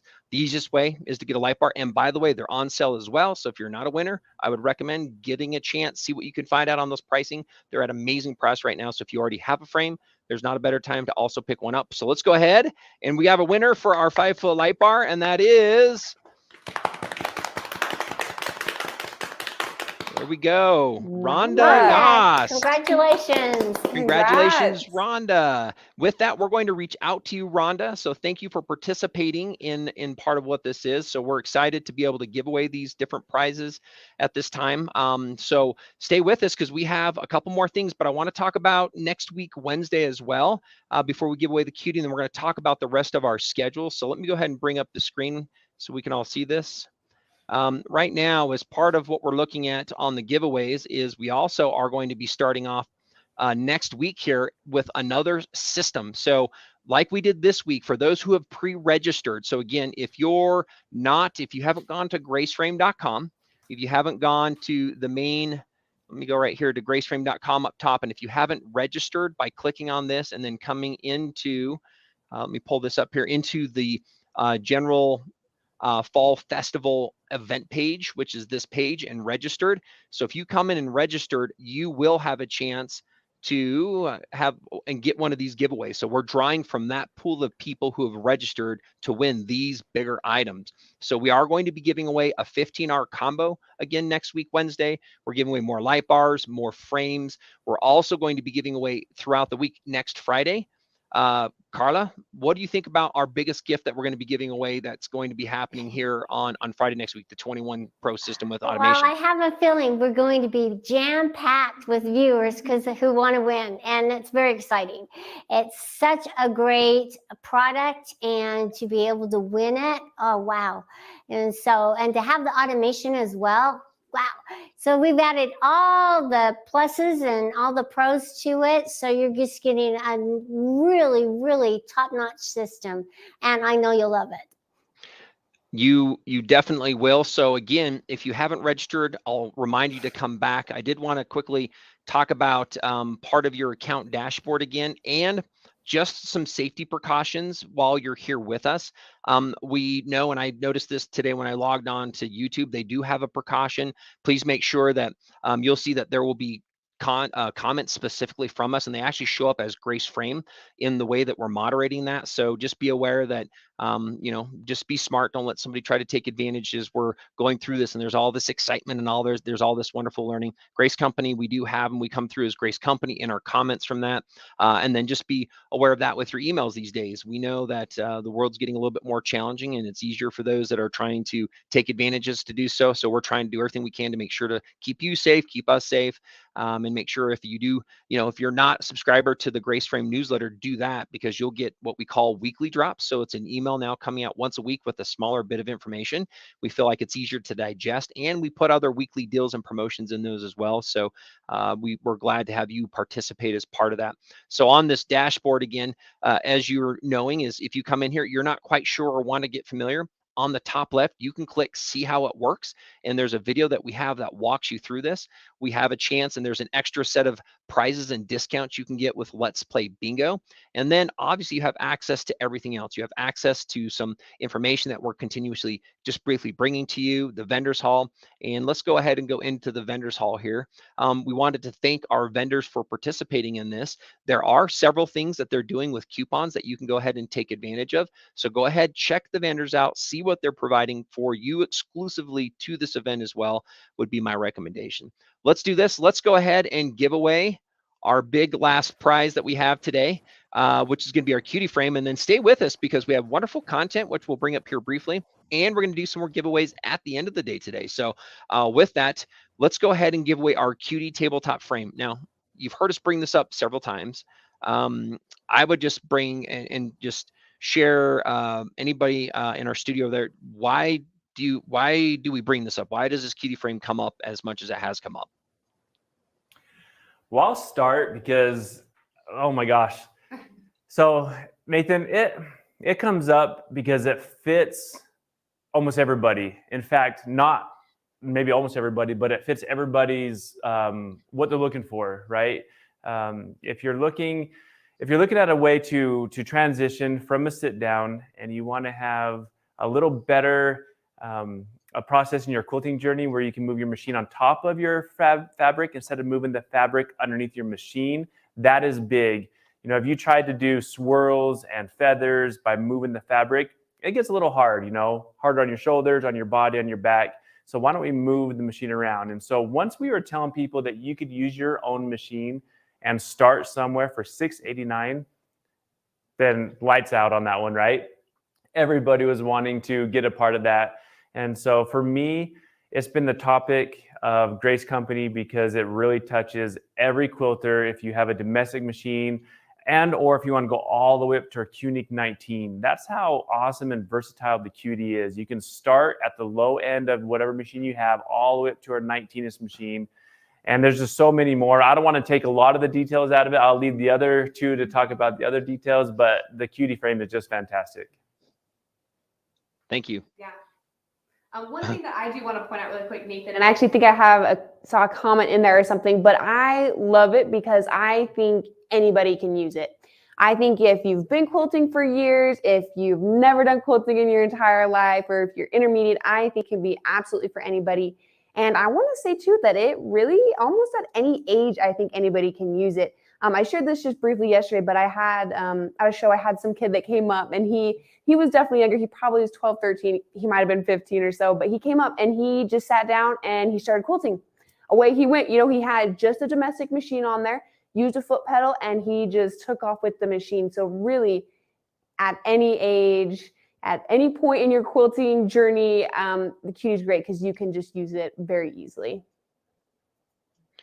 Yeah, thank you very much. Karla, I'll get a comment from you just a minute. I like to bring this up. Just think of these icons. We made this for a simple bit of information. It's your machine again. This isn't something you have to go out and try to reinvest in. You probably love your machine. And Karla, I'm excited to hear you share why this is such a great transition for those who have one of their favorite machines. We talk about space saving, we talk about affordability, and the other thing that a lot of people still don't understand is that you can complete up to king size quilts because of the process of quilting. So Karla, go ahead and share some of the thoughts that you have again with us on this. Well, you know, and you love your machine. I love my PC machine. I know it. It's been with me. It's been my pal.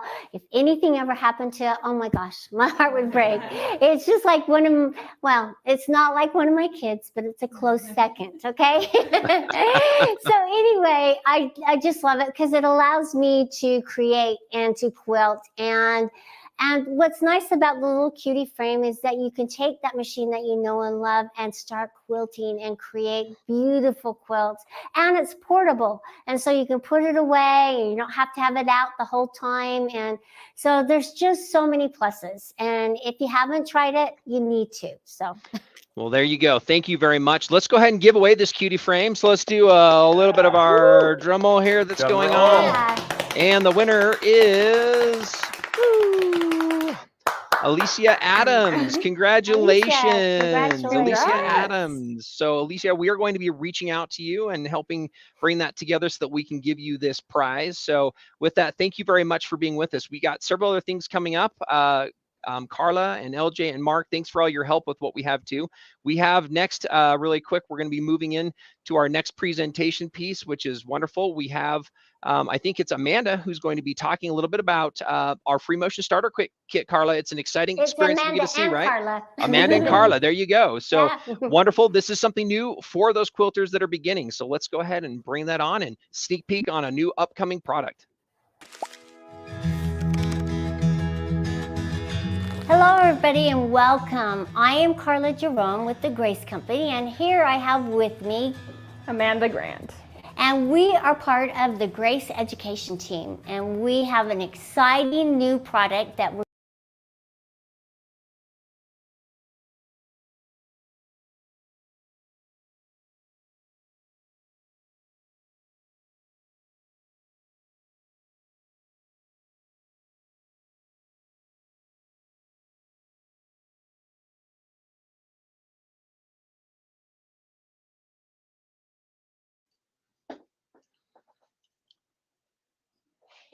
Looks like it might be paused. We'll keep it going.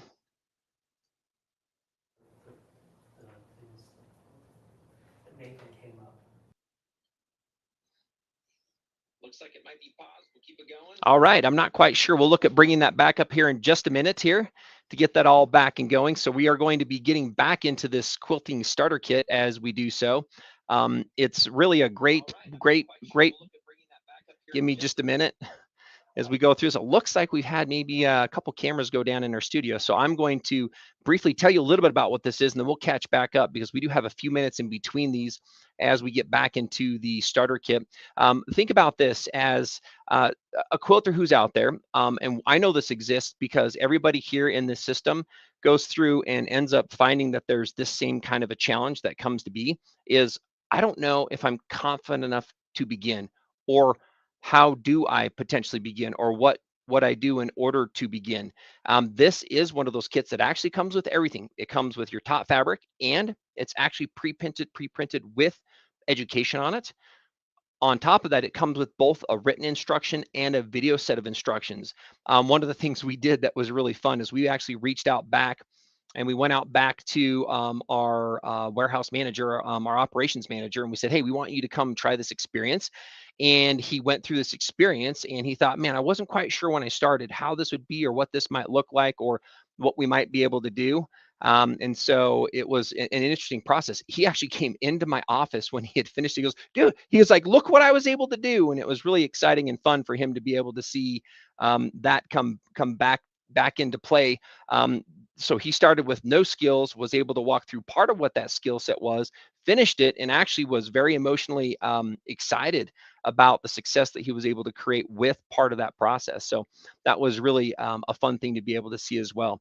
So I'm really excited to be able to see a little bit more of that. Looks like we're good. Let's go ahead and bring that back up and get it going. So thanks. Hello everybody and welcome. I am Karla Jerome with the Grace Company, and here I have with me Amanda Grant. And we are part of the Grace Education team, and we have an exciting new product that we're showing you a sneak peek on. When you started, Amanda, was it a little intimidating jumping in and not knowing how to quilt? Yeah, especially the fancy machine and not knowing what designs to do with the just a blank quilt. So. Right, and you know that's a lot of the anxieties that you feel as a new quilter.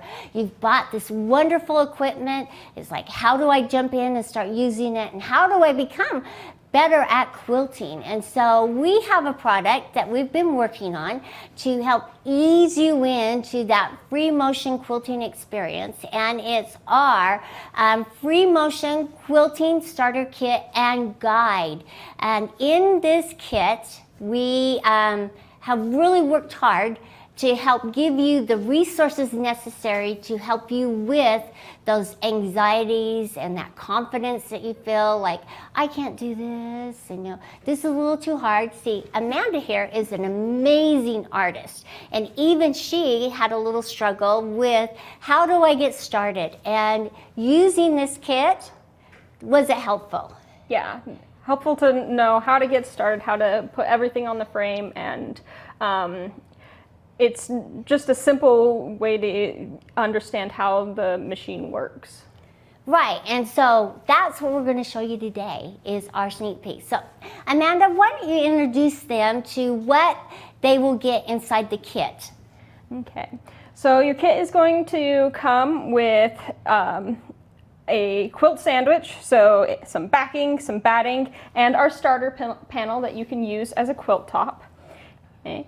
And then it will come with some finesse thread and some bobbins. It will come with 2 sets of bobbins, one for a domestic machine and a set for a long arm machine. It will also come with our getting started guide, and that will go through how to put your fabric onto your frame.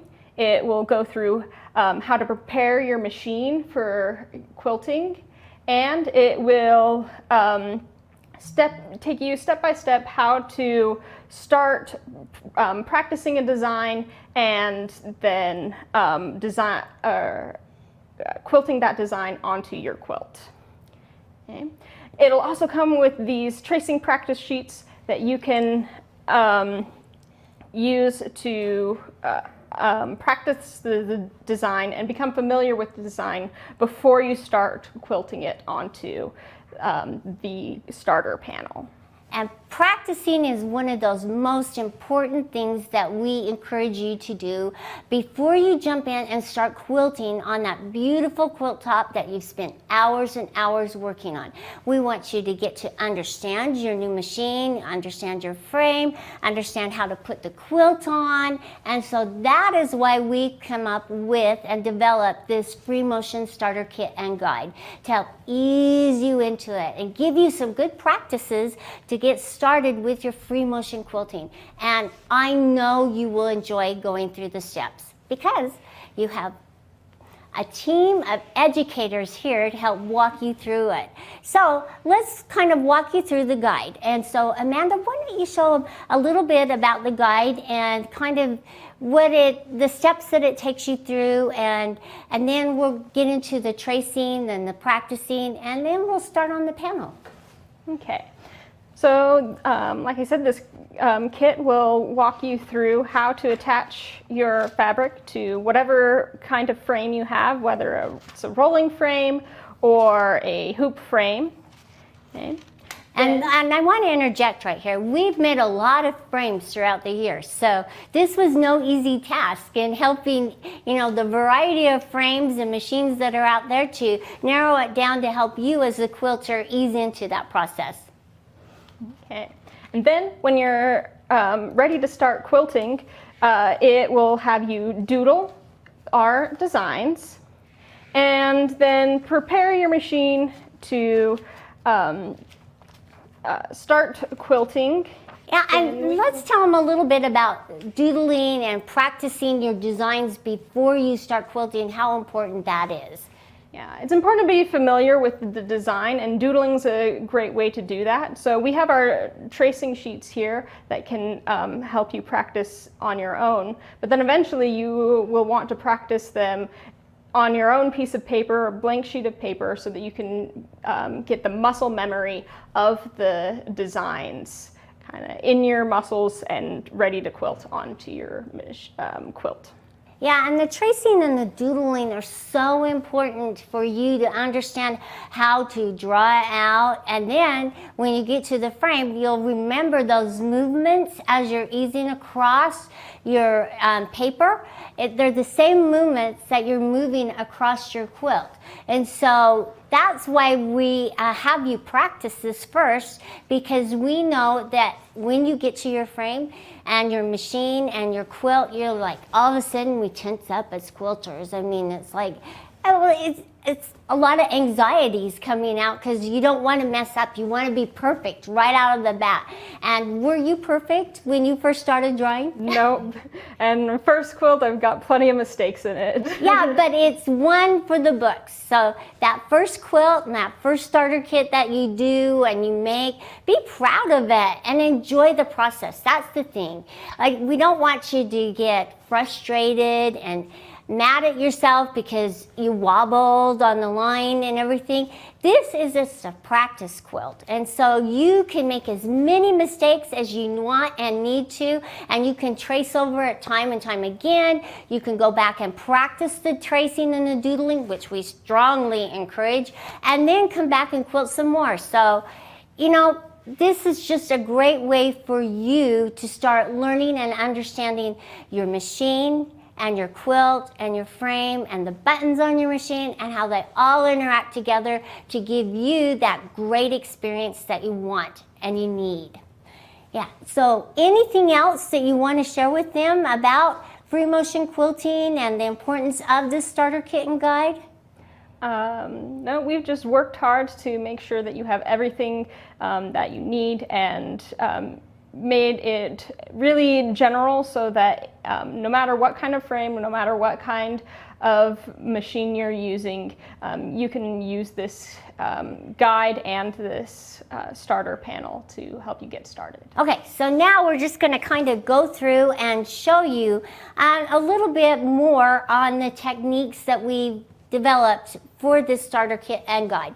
It's really the guide that we're guiding you through this experience, and we're going to encourage you along the way in the book as well. So we're going to say, fantastic job, way to go, you can do this. So we're trying to be really positive because we know you can do it, because we ourselves have gone through it and we have become better. So let's go through the process and kind of show you a little bit more details about how they work together. So why don't you jump in and show them, and I'll take these off. Okay. And so one thing that I kind of want to show you first, I'm just going to set these over here, is let's show them the doodle tracing and how important it is to trace and doodle. And then I want to talk to you about the checklist. It's a great way to ease in and make sure your quilting processes work for you every time you begin quilting. Okay, so we're going to practice these first couple of designs here, and just tracing over it, you can kind of get a feel for how high you're going to go and how low you're going to go. You can get it to be really even. Now, when you're tracing, do you press really hard and make a real dark line, or are you kind of a little soft? When I'm drawing, I always draw really lightly. And notice how she's not picking up her pencil at all. She's just making it one continuous line, which is really important because you don't want to stop that design as you're moving across your quilt. So it's really important that you just keep your pencil down, and even if you wobble, just keep going.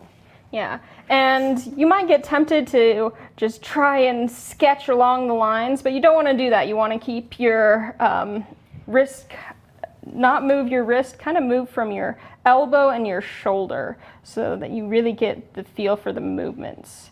Because when you go to your machine, you're not going to be able to use your wrist very much. And then notice on the tracing paper, see, we've given you lines to trace all the way across, and then we stop. And then you're on your own, because we want you to really practice these designs and learn them, because they're great designs that you can use and learn for many quilts to come. Okay.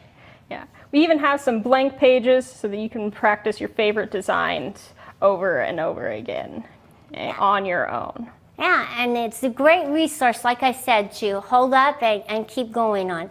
So another feature of the Starter Kitten Guide, which is really important, is this pre-quilting checklist. And it's right back here. Second section. Yeah. So this checklist is really a great way and a great process for you to learn what you should do before you start quilting, and for every quilt. So we've given you this little checklist that you can keep, and just make sure that you're going through each of these steps. And so the first one is get all your materials together. I can't tell you how many times that I had to stop what I'm doing in the middle of a quilt and go and find something that I need. So stop and collect all your materials. Next, we have oil your machine. Do you know that oiling the machine is really important, and it craves it? It's just like drinking water for us. We need water to survive. So does your sweet machine, so treat it kindly. And the next one is clean your machine and frame. Did you realize how much lint and dust is on your machine and frame so or wheels?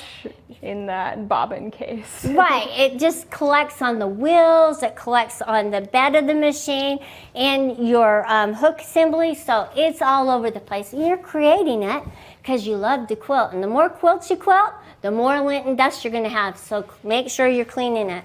And it's not just a spring cleaning once a year. It's multiple times. It's every quilt, so make sure you're doing it. Yeah, it's really important. And then we have check your carriage mobility. It's really important. And how many of us use our frames to hold all of our accessories, our excess items, and things like that? And so you never know if you put something down, so it's important for you to check the mobility before you start quilting. And then the next one is check your machine's foot. Make sure that you have the proper foot on your machine so you're ready to start quilting at the proper height. Now, replace your needle. Can I not talk enough about replacing your needle? Now, the needle is really dependent upon the thread that you're using, but the correct size needle is really important, and a sharp needle. They become dull. Mm-hmm. Just like us, if we're quilting too long, we become a little duller. Yeah, we want to stay nice and sharp and get to the point and get our quilting done. So some quilts you may have to replace the needle more than others, but replace your needle before you start quilting on that beautiful quilt. And then make sure you're threading your machine correctly and that you've loaded your bobbin correctly. And so that's just a little checklist. Now, it's one that you can add to it or take away and use to your process and how you want to quilt. So now we're just going to jump in. Now that we've gone through our checklist and everything, we're just going to show you how easy it is after we've practiced, we've gone through our checklist, to ease in and start quilting. And Amanda's going to do it. She's the star of the show. In the guide, it tells you to bring up your... Actually, it's the other side. But this is really important. You saw her, because she's new to quilting, is that she wasn't quite sure. She didn't remember what button will bring her bottom thread up. And that's really important, to always bring your bottom thread up as you're quilting, so that it doesn't get caught down underneath or get caught in the wheels. So you'll bring it up. And this is why we made this, is so that you can become familiar with your machine and your frame and how they all work, because it's a new process and a lot of elements coming together, and it becomes overwhelming. Now that we've got it up, We can press this button to get it started. Okay.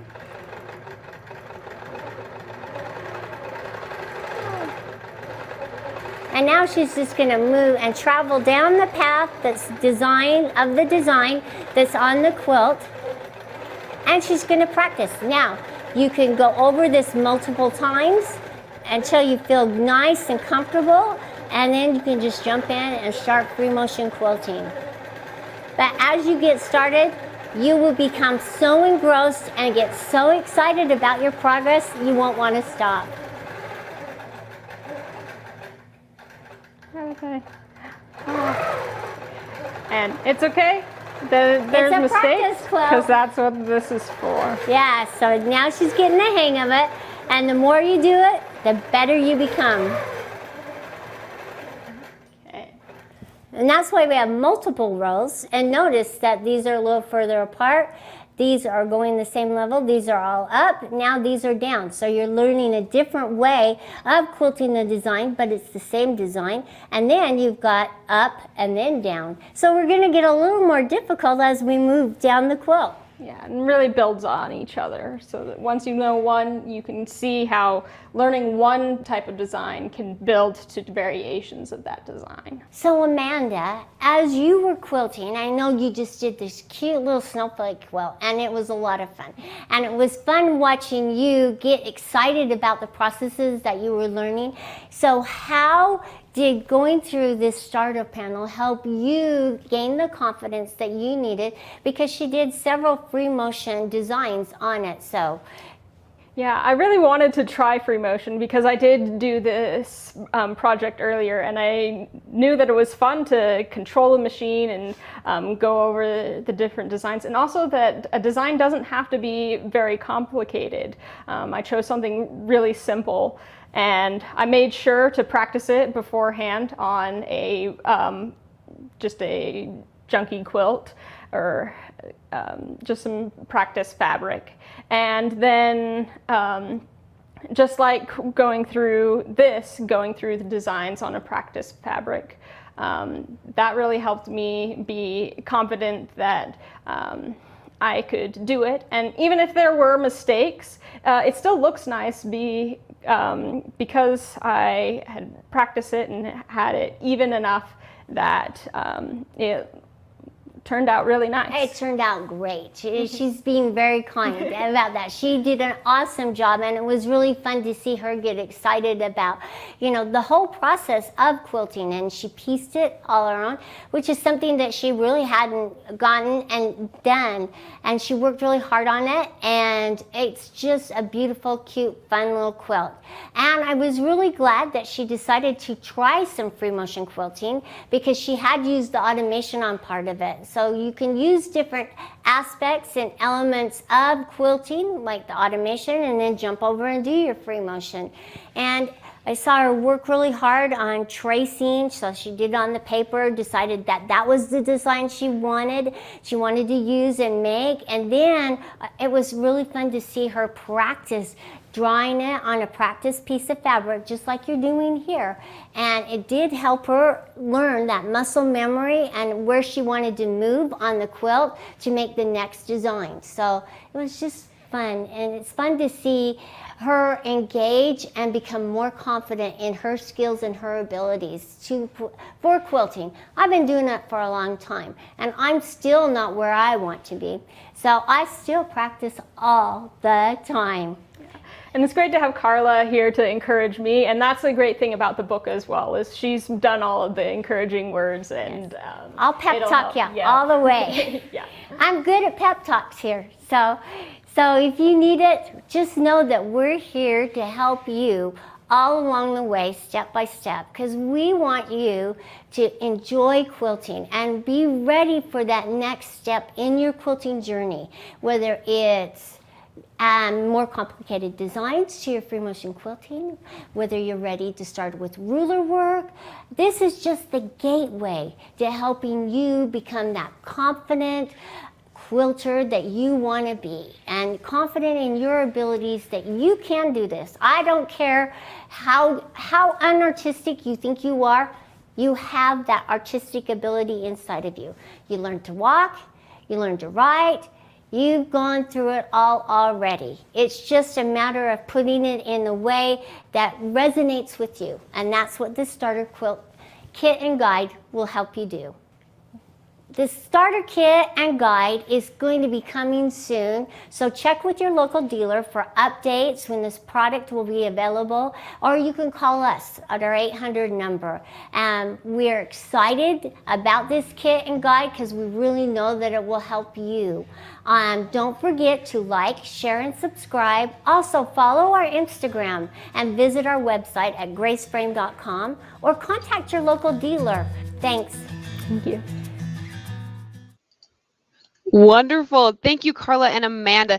That was absolutely amazing to see and to hear about that starter kit. So Karla and Amanda, welcome in the Grace Studio. Karla and Amanda, what do you guys think this can do for new quilters?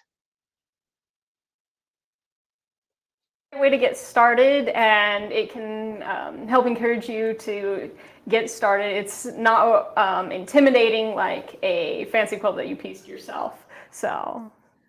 Yeah, and it's just a little simple, easy step, something that maybe you didn't think about to get you started, to get you confident in your abilities, and just taking those little steps and using the guide to help you through it is just really important, and everybody needs to be encouraged along the way. You want to hear that, hey, way to go, good job, fantastic work. We don't want to hear, oh, what'd you do there? Oh, you need to unpick that or start all over. You know, we want to know that we're starting here and that we're making the pathway to become a better quilter. And so it's just really important for you to understand that we all start somewhere. And yes, we still make mistakes. So even to this day, I've probably unpicked more quilts than you could ever know. Yes, well, that's so true. And I love that point that you made there about that really, you know what, just go in, have some fun with it. I think yesterday when we did the teaching, the next generation or passing on the quilting, we had briefly talked about, the kids, they had no fear, right? So you just kind of want to jump in there. And I think especially with this, that it isn't, Amanda, like you said, it isn't something that you took forever to piece. So you can feel comfortable just going in there and feeling like you can just absolutely give it a try and get comfortable with it. So that is absolutely amazing with it. So Amanda, share with me a little bit. You are a little bit newer to quilting, is that correct? Yeah, I just started quilting when I started working here. So. Okay, perfect. And remind me again, how long have you been working here? It's a couple months now, right? Yeah, 4 months. So. Okay, perfect. So tell me a little bit, what do you think, or how did you feel about when you did this starter kit? Did you feel like it helped you a lot, or is there some things that really, like, oh, it made me feel more comfortable on this? Yeah, it helped a lot, especially walking through setting up the fabric onto the frame, and then so understanding how the frame works, understanding how the machine works, and then understanding how you can control the machine and make the movements. And it's really fun once you get started, and just being able to practice first. You start to realize how fun and simple it is. And once you make a few simple designs, you can use them in a bunch of different places on your quilts. Wonderful. Thank you, Amanda. And then actually really quick, Karla, I know in previous videos you've always talked about doodling first. And I know with that starter kit, I believe it includes a notebook for that. Is that correct? Yeah, just some papers so that you can learn the design. So on the papers that we give to you in the kit, it has those same designs on the paper so that you can practice and get those motor skills, or those those motor skills, so you can understand how the direction that you're going to move the machine. And how that's done is just by writing and doodling and moving along that pathway. And it really does help you gain that confidence.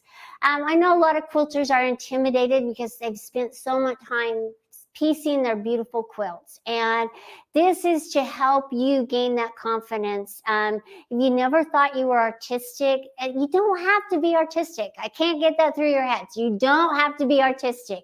You just have to know how to write, and we all know how to write, and all know how to write in cursive because my generation learned that. This is current generation that we're losing that art form. So it's really important for you just to sit down and just start practicing. And on paper, you can make all the mistakes you want, but once you start understanding how the designs work, hey, if you start on one simple design, then you can just build on that and build on that and build on that and get a lot of confidence.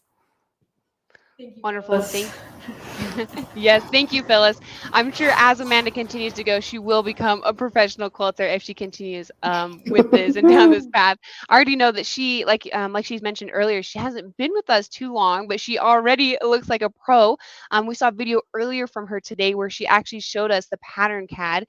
So I think that's a great way to show you too how easy it is to learn that Pattern Cad that she had talked about earlier, because she said first time quilting, when she came into this and started working with us. So really just again showed you that if you just get started, and kind of go for it, you can really start to break in and go into it. And just really quick, I want to talk again about that doodling. So Karla, maybe share a little bit more on why you really think that helps. I know you mentioned that as you do it, you kind of get, the memory for it, or you kind of get used to that motion. Yeah, you do. And with the doodling on it, I know it works because it's helped me. And that's what I do. In any meeting, I'm constantly doodling in front of the TV or just sitting. And like I said, we have a lot of meetings around here and they see me doodling all the time. But I'm not just the only one. I mean, Amanda, she brings her sketchbook. She's a fantastic artist.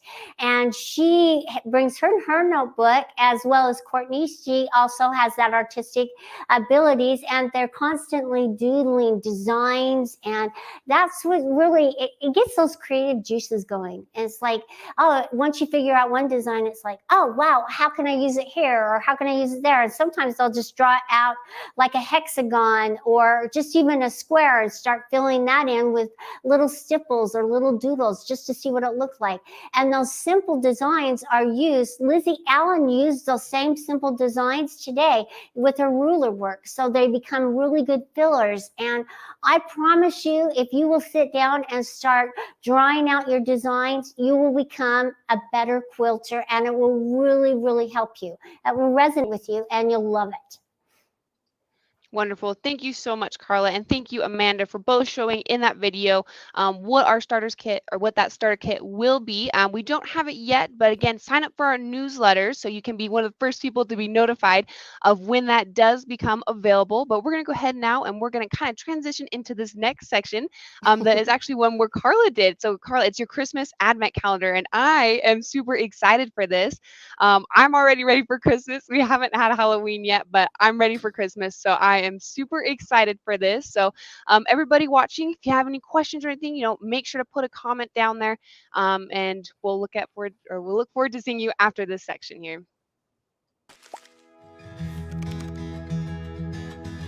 Hello everybody, welcome. I'm Karla Jerome with the Grace Company, and I'm really excited to talk to you today about Christmas. I love Christmas. I love the decorations, I love the time of year, I love the whole spirit of Christmas, and most importantly, I love bringing my family together and making it fun and enjoyable for them. And so, to spark your creativity, I came up with an Advent calendar, and it's right here. And it's a lot of fun. It was a lot of fun to make. And the reason I felt like I needed to do an Advent calendar is we kind of lose sight of Christmas. And this will help bring us back together as a family, and it'll have activities that you can do throughout the season, for those 25 days, so that you can stay close and just remember the importance of the little things that you do during Christmas time that are so important for Christmas. It's not just so commercialized. There's a lot more to it than just the presents and getting the presents and, wanting. There's a lot of giving, and that's what this Advent calendar is going to pull in. So let me tell you where I started, okay? So let's just jump over here to the Advent calendar and notice that right here at the top, I came up with this cute little saying that says, Santa is coming, wait and see just how good I can really be. Christmas comes once a year, and with each day, fun and cheer. And so that kind of leads you into the little pockets and everything. So I want to talk to you about how I made this advent calendar. It was real easy. I wanted it to be simple because I wanted to be quick and fast so that everybody could jump in and just quickly sew it together and give it or gift it or even just have it hanging for Christmas. So anyway, what I did is I figured out my sizing, and I will have instructions, don't worry, online for the sizes to make each of the panel areas and the pockets. And it's just went together really quick and easy. So the first thing I did was I cut out my white background up here and my blue, and I sewed those together. And then I sewed my border on, but I went and did something a little different that I don't usually do. I quilted it.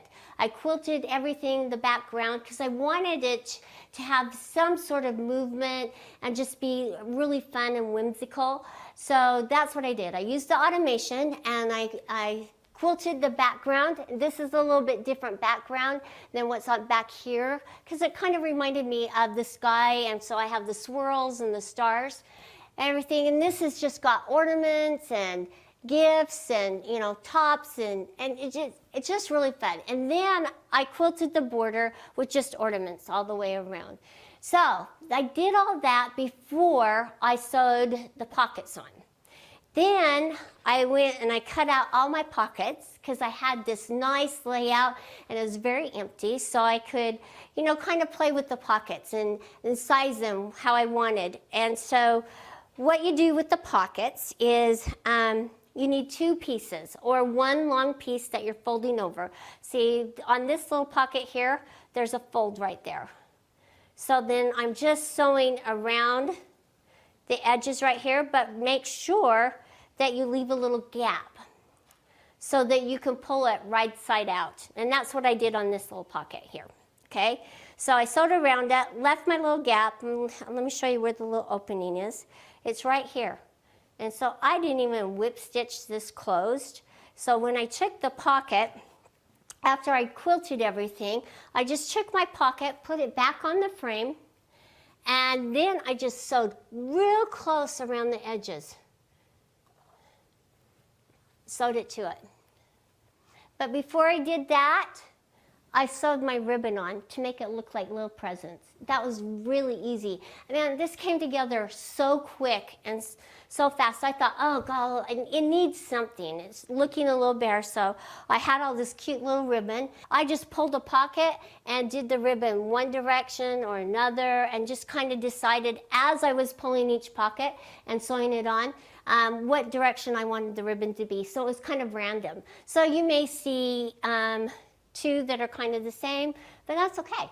That's what makes it fun. And that's how it came together really quick. And you'll notice that on the 25th, I did that just different because that's the real special day. So after the pockets are all sewn on, we have our lettering. And don't worry, I'll have a PDF on the number size and the lettering. And so you guys can just adjust the sizing. You could make it bigger, you could make it a little smaller. It's all up to you on how you want to do it. So I used what we call heat and bond. And I like the heavy duty heat and bond because I think it irons on a little more secure than the intermediate stabilizer. And so use the heavy duty, and then you'll write and make sure that when you're writing, you're putting it on the right side. So see this shiny side? This is the side that you're going to iron to it, but you don't want your numbers to be backwards. So you're going to write on this side, okay? So if you're going to write on the side that you're going to peel, you're going to have to turn the number so it's backwards, so that as you're ironing on, it's going to iron on correctly, okay? Learn that the hard way, so just make sure that you're ironing. Don't go to all that work and then all of a sudden decide, oh, you ironed it on all wrong. So just make sure that you watch that. And maybe even do a little sample number or letter before you go and do all of them, so that you have in your mind how you're going to write it down and make it, so you don't make the mistakes that I have. So after that was all done, I just ironed all my numbers and my saying on there, and then I found some buttons. I thought, hey, it needs a little something else, so I found some buttons and I just glued it on, and I used just tacky glue to glue them on, but it turned out really cute. So then my next little thing was like, what are we going to do every day? Because I have 25 days to fill with fun activities and things like that. So I love Christmas. So it wasn't hard for me to quickly sit down and decide, hey, what activity could we do today? So don't worry, I have a whole list of fun activities, and you can tweak and change these if you want. It's all up to you. You can personalize it, add your traditions in. Really important for you to make it so it's conducive to your family. Now, I'm a religious person, and if you are not, you don't have to add the religion side of it into it. It doesn't matter. This is completely up to you. So for my 25 days of Christmas, here are the ideas. So I want to just make sure that you understand what this little box here and the gnome peeking is for. Okay, I felt like I needed a little box to fill with all the items or supplies that you'll need for that day's activities. That's why he says gnome peeking, because the night before that activity, you're going to fill the box with all the supplies, and they're not supposed to peek till the next day, till they go up to the calendar and they pull out day 1. Okay, so day 1 is December 1st. And on December 1st, it's time to get the tree and decorate it. And so what you'll put in the box right here are some cute ornaments. And so ornaments are a big deal. I love Christmas ornaments, okay? But I love to personalize Christmas ornaments. So when you're going out there, don't just purchase them. Think about the person that you want to hang that ornament on the tree. So my son, he just got back from Florida. So this year, and I'm sorry I left him home. So this year I found him an ornament, and he went and he tried to see the alligators, and he couldn't see them. So I found this Christmas ornament that's an alligator, and so he's going to hang that alligator on the tree. So that will really make that fun. Then my daughter, she just really likes different odd things, and so I found something that's kind of quirky for her, an ornament for her. And then my other son, he loves motorcycles and cars. So I found a motorcycle and car for him. So just personalize them, and it'll make it have a lot more fun decorating the tree if it's something that they enjoy. So that's day 1, okay? And inside each of these is the little candy. So you can change it up a little bit as well. So on one of the days, you can have a different kind of candy, and that person who gets it, they get to pick something fun to do that day. It just really is so much fun. Just make it. And be excited about Christmas, because sometimes it can get a little daunting, and we can all get a little frustrated. And this is supposed to pull you out into the doldrums and make it fun and happy occasion. So on day 2, okay, this is the day that we are going to clean the house and get ready for Santa. So inside your little box here, you're going to add cleaning supplies. And it'd be fun maybe if you get the rubber gloves that fit the kids so that they really feel like they're involved. Just fun. And then maybe you could take markers and mark on the gloves that that's their pair, or a dust rag or something. Just make it fun. And they like to squirt, so maybe Windex and clean the windows. Who knows? So Santa can see your house. All right, so on December 3rd, we have set up the Nativity Day. And this is a really important day.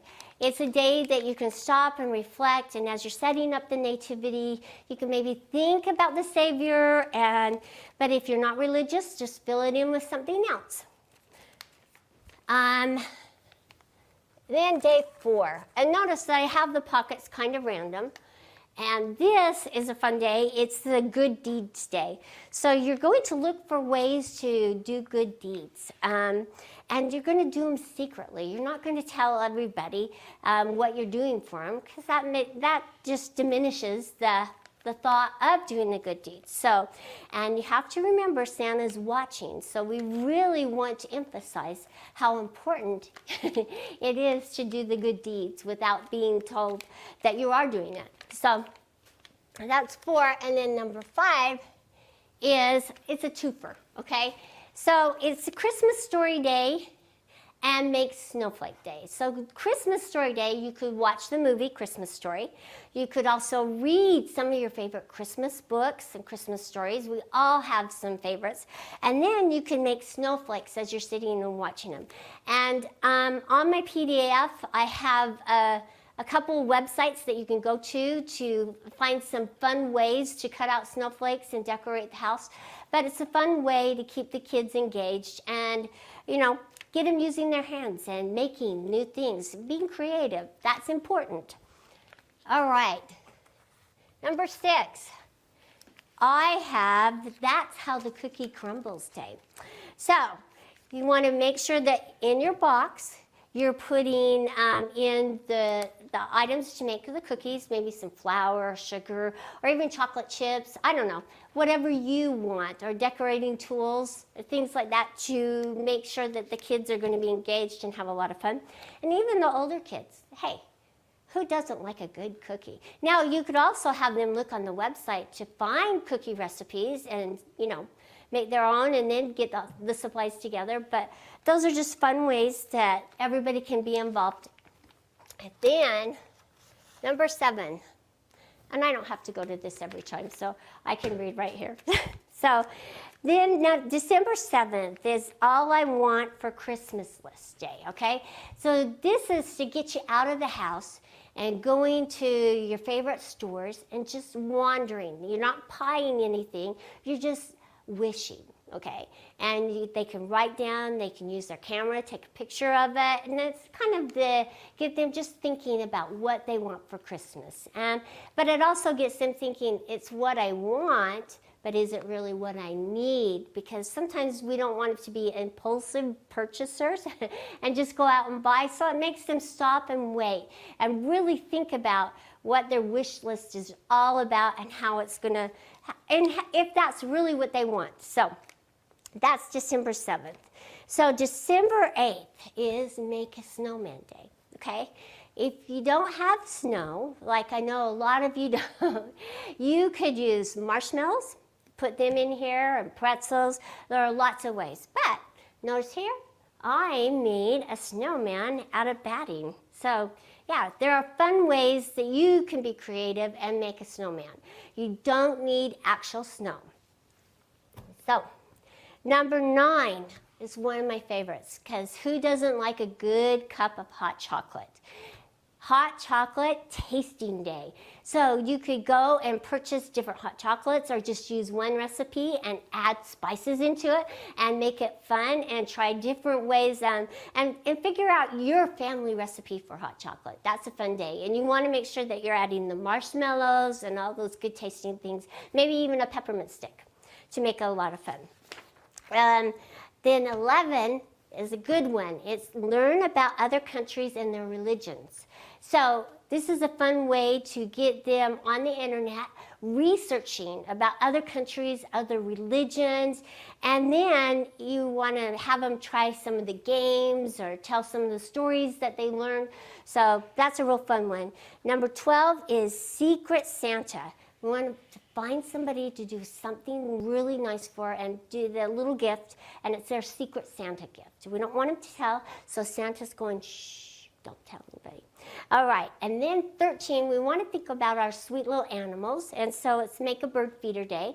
And so you'll just get a little pine cone, but you can look on the internet for great ideas of how to get them involved in the environment and the animals. So number 14, Skating Day. Now this one I had a lot of fun with, because sometimes you don't have an actual skating rink that you can go to. So I figured out that you could get a fun pair of socks and put them in the box, And then they could put the socks on, and on your linoleum or your wood floor, you can have a skating contest and see who's the best speed skater, or who's the best twirler, or whoever does the best. And then you can award them with something fun. So you don't have to have a nice skating rink, and if you're not going outside, the weather's bad, just stay inside and make it fun. So Try Something New Day is December 15th. We want to look and try something new. This is a good way to introduce maybe a vegetable or something that they need to try and get used to, but it's just a good way to introduce something new. And now it doesn't even have to be a food, it could be an activity, something that you have never done before, and you could go and do it as a family. So, and then day 16 is Superhero Day. Superhero Day is great because I want you to watch the show Jingle All the Way. And if you've never seen it, it's a fun, cute show with Arnold Schwarzenegger, and he's kind of the superhero dad. So we wanted to find their superhero. So it could be somebody in the neighborhood, it could be a grandpa or grandma, it could be just somebody who's done a lot of good, and it doesn't even have to be somebody in the family, it can be somebody outside the family. So find that hero and just kind of award them and tell them why they are your hero. And then 17 is the day that you're going to make your neighbors a treat. I don't care what it is, it's just that you get all the supplies and you could go on the internet and decide what is the neighbor treat going to be this year. I know at my house, we decide something different every year. And it's a lot of fun to engage the kids, and then they get to go around and leave them on the doorsteps or knock on the door, and it's a good way to meet your neighbors. So, and then a nice important one on December 19th is to write your letter to Santa Day. So in here you're going to put markers and paper, but we did my Christmas list so that you could cut it out, and it says something I want, something I need, something to wear, something to read, and something from Santa. So it's not all about games or anything like that. It's introducing the reading and clothing. So we've put that in there. That's a nice little template as well. Then number 20, and I've added the recipe for this as well, is to make gingerbread cookies or a gingerbread house. This is a really fun activity that gets the kids excited and maybe a little sick from all this, from all the sugars, but it's a fun day. And so I have a little template of the gingerbread house, and I also have the recipe for the gingerbread. So you can decide if you want to make cookies or if you want to do a complete house. It's a lot of fun and something that the kids will love. All right, then day 21. Okay, we have wrapping it up day. We're getting close to Christmas, so this is the day you're gonna get all your wrapping paper and all your bows and wrap them all up. Then day 22 is Light It Up Day. This is a fun day where you'll go around the neighborhood and decide whose house is lit up the very best. So it'll probably be an evening project, so you can go, or even decorated. It doesn't have to be lit up. And then award them with an award that they're the best decorated house in the neighborhood. That could be really fun. And then 23 is Clean Up the Toys and Gift to Charity Day. This is a really important one. Who doesn't have an overstock of toys all around the house, and how important it is to remember those who are less fortunate and gift them. So it's time to go through and weed through those toys and have them really think about, do I want it? Can I gift it? And then day 24 is Get Ready for Santa. This is the day that you're going to make his milk and cookies, and you're going to make sure your bedroom's all clean. You're extra good this day. And then you're going to sleep under a little blanket that, in my house, I have this little blanket that they sleep under. And it's a special little blanket, and it's for the one kid that's been especially good and this year. And so you kind of want to change it up. If you have that one golden child, that's great. They get it every year. So. And then the 25th is the opening day, and you want to remember to bring back the Savior into it, because that's what it's about, his birth, and then talk about, and just make it a fun day. I love Christmas, and I hope that that you could see how much it means to me. I love family traditions, and I love how important they are to my family now. As they move away and go their separate ways, they always can feel that warmth and love throughout the year, and especially at Christmas time. So thank you for joining me, and if you have any questions, please leave a comment below, and don't forget to like, share, and subscribe. Also follow our Instagram and visit our website at graceframe.com or contact your local dealer. I'm Karla, and thank you for joining me here at the Grace Company. Have a happy Christmas. Bye-bye.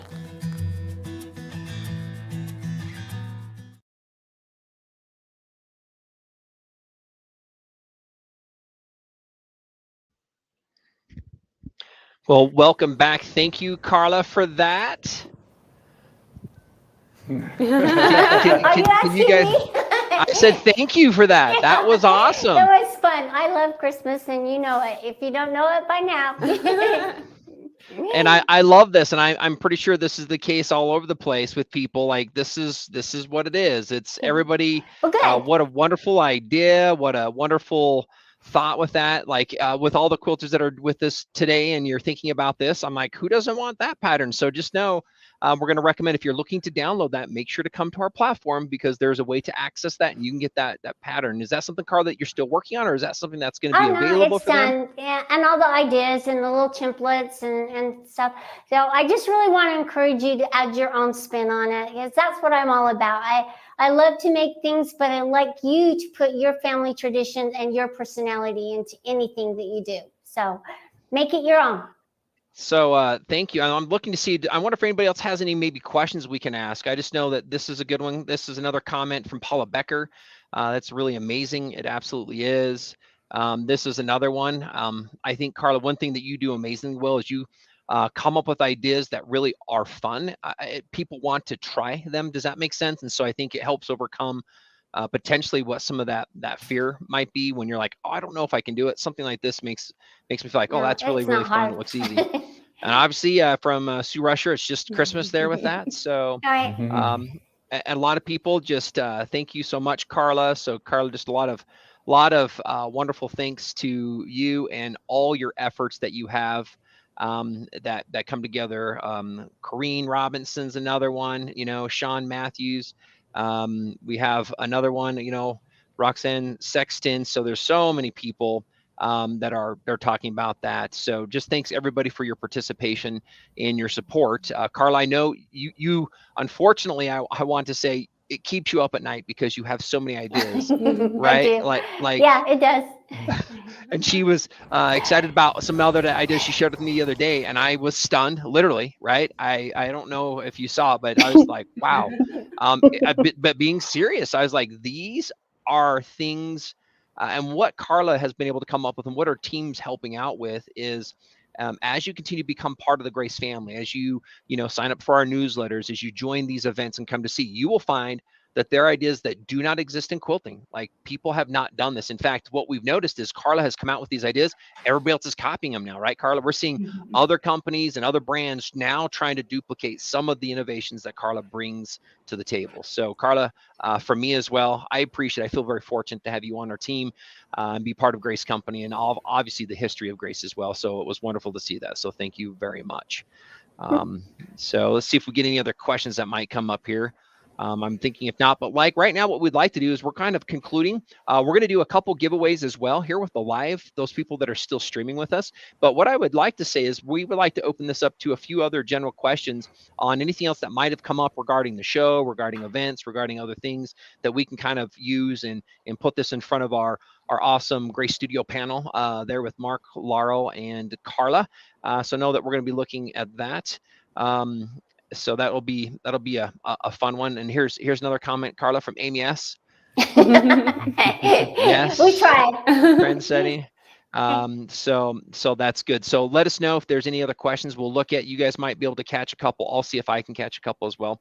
But let's do this. Let's go to a live giveaway. I want to go ahead and look at giving away another round of goodies here as we kind of wrap up, and then we lead in to tell you what's coming again next week on Wednesday. We are streaming Wednesday, Thursday, and Friday. So stay with us as we talk about that process. But let's do another giveaway for our audience and our crowd. And I'll reach back out there to LJ or Mark or Karla for a question we can throw out to our group. A little snafu there. Is there, do we not have a question? Are we good or? Yeah, we're good. Oh, no, I'm not. I'm looking from you. Yeah, we're doing Plinko drop right now. Woo! Giveaway.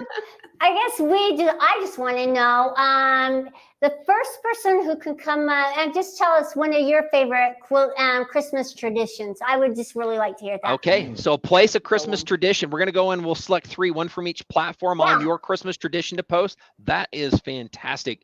So while we're letting people post these, let me go ahead and I'm going to bring up on our screen because we're going to come back to this, but let me go ahead and add this to the stream really quick. Again, I want to reach out to all of the wonderful sewers and quilters that are joining with us. If you have by chance not dropped on or jumped onto our platform at graceframe.com, I'm going to encourage you to do so. It is an all-inclusive platform that, one, gives you several things that lets you have access to some of the amazing things like, let me get back in here into our quilts. And so you can see there's so many quilts to browse and to look at. I think there's just under 2,400 quilts that are now on the site. Wow, that's so impressive. It is impressive. It gives you, outside of that, a chance to, if you register, you get a chance to win. So we're giving away several, up to $45,000, I think is what our price of giveaways will be during this event. But that is literally, for most of those are for those that are registering. So I would highly recommend that you register. It also gets you access to the vendor hall, and there are unique special coupons just for this event. So I would encourage you to come out and see. Look at theleaday.com. Let's look at so much more. We also have quilting panographs, which I know they have had a lot of success because they're giving away free panographs. So there's a couple other things that they have with some discounted patterns. So if you're interested and you have a frame and you might know what panographs are, if not, go ahead and find out, and you can see more there. Electric Hospital as well. Obviously, Grace Company and TrueCut with our products, and we're running phenomenal promotions. So I wanted to reach out. So let's go back into the stories. Let's take a look at those stories that we have coming through. And let's go here. Let's see. This is a good one. We're going to go ahead and select Deborah from our YouTube channel. She talks about reading Night Before Christmas to her grandchildren. Deborah Rogers. I'm going to say congratulations, Deborah. Good one. Once we're done giving 3 of these away, I think I want to come back and looking at a couple more if you're okay with that, because I'm guessing we're going to get a lot. But Deborah, we're going to go ahead and do Plinko for you and do a drop. I think what we're going to do is we're going to see what you would win, but I think we're going to still have you reach out to Melinda. We'll give you a choice in your option, but I do want to see if you were here and we did drop the Plinko for you, what would you win? That's what I'm curious to know. So let's go ahead and do a drop for Deborah Rogers. Ooh. So what is it down there? What do we have? The triangle rulers? Triangle ruler set. Yes. Woo, woo. Just so you know, we have 3 awesome triangle rulers. Mark, do you mind picking up, or LJ or Karla? Talk about those 3 different quick triangle rulers that we have. Well, I've used all 3. I love them, and they're a great way to create some wonderful designs. And I do have several patterns that I've made and shown you on Tuesdays with Grace. So if you need any ideas, let me know, because they're great to use, and they work so well, and they give you those nice accurate cuts. So if you're looking for a good triangle ruler, they're easy to read, easy to cut, and they also have the track, so you can use the rotary blade cutters with them, with the guide.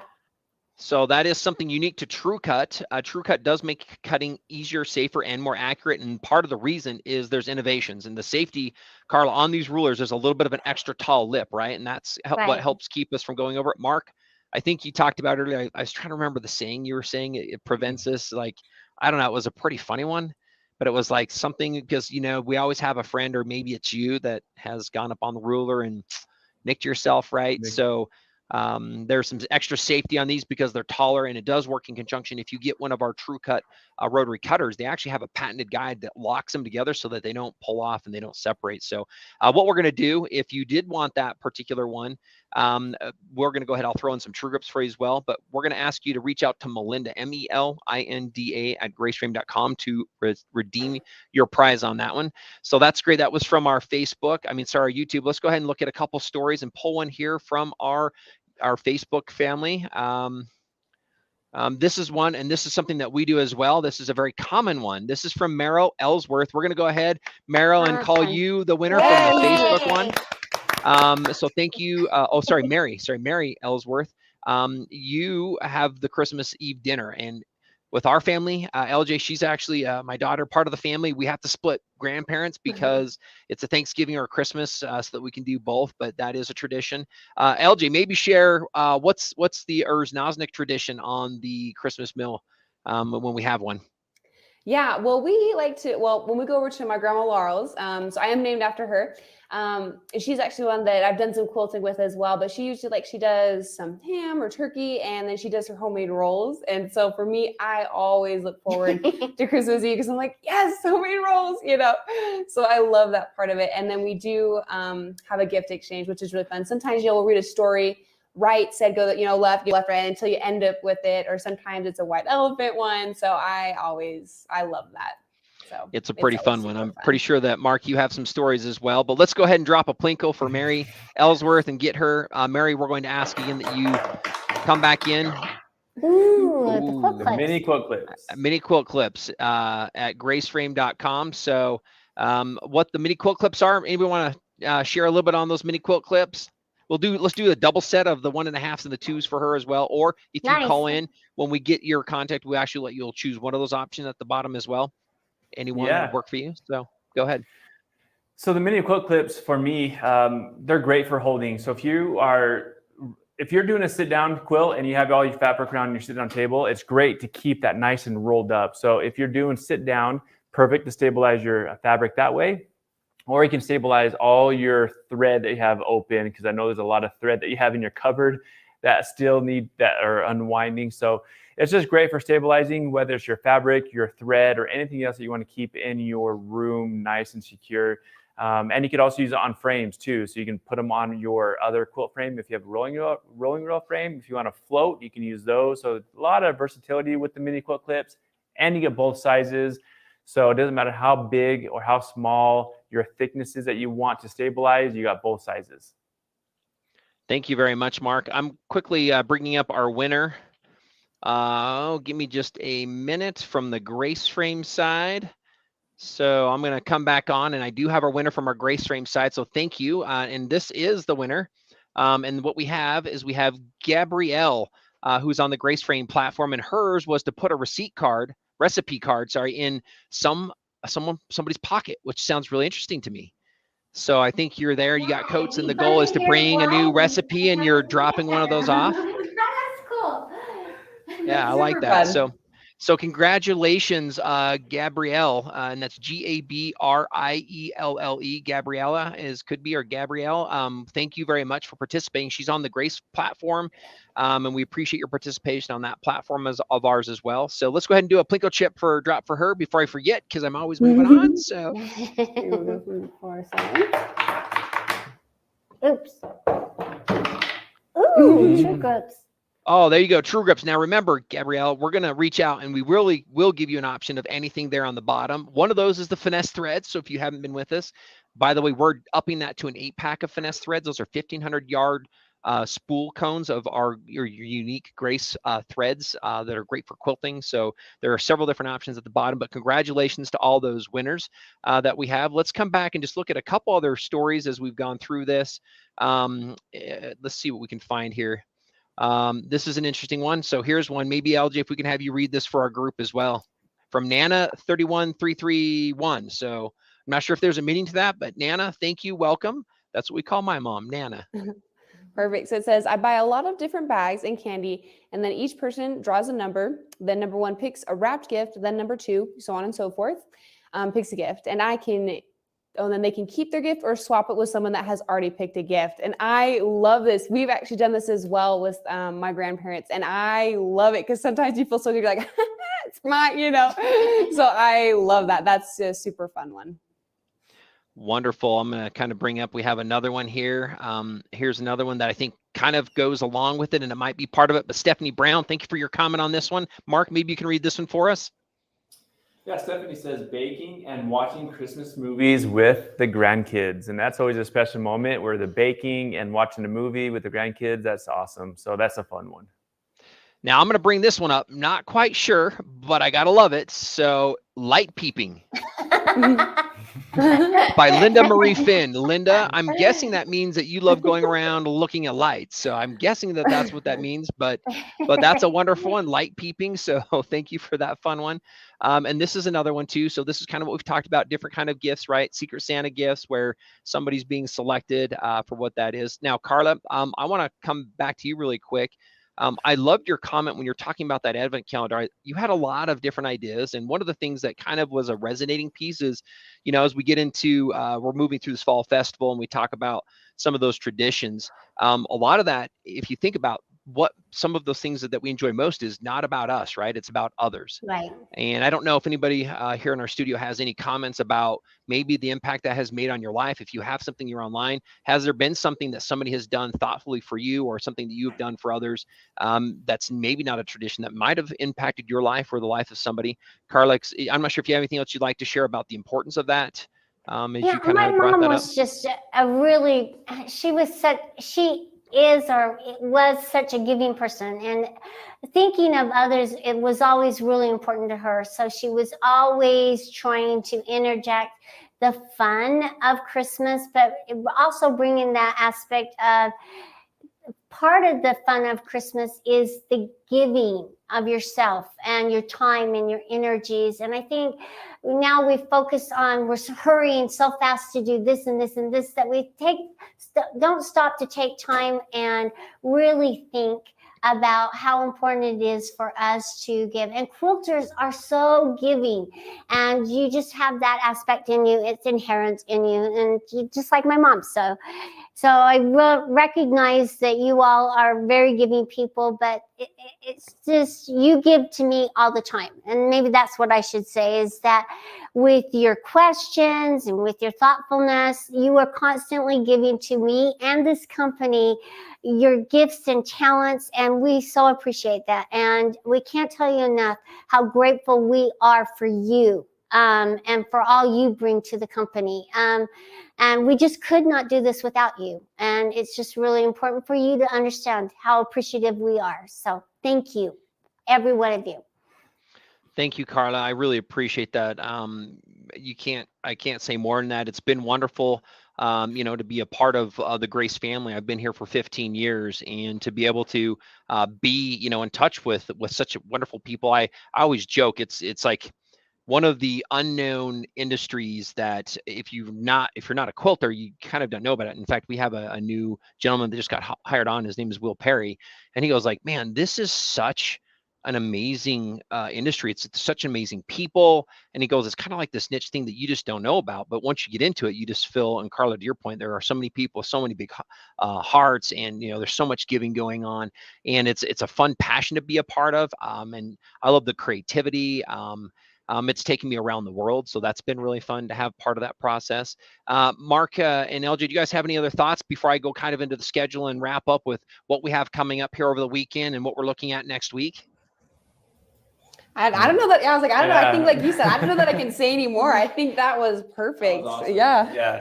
I think when Karla spoke those words, she was doing it for all of us here, because we can't go in after that. There's no way. That was just really good. End it right there. Yeah.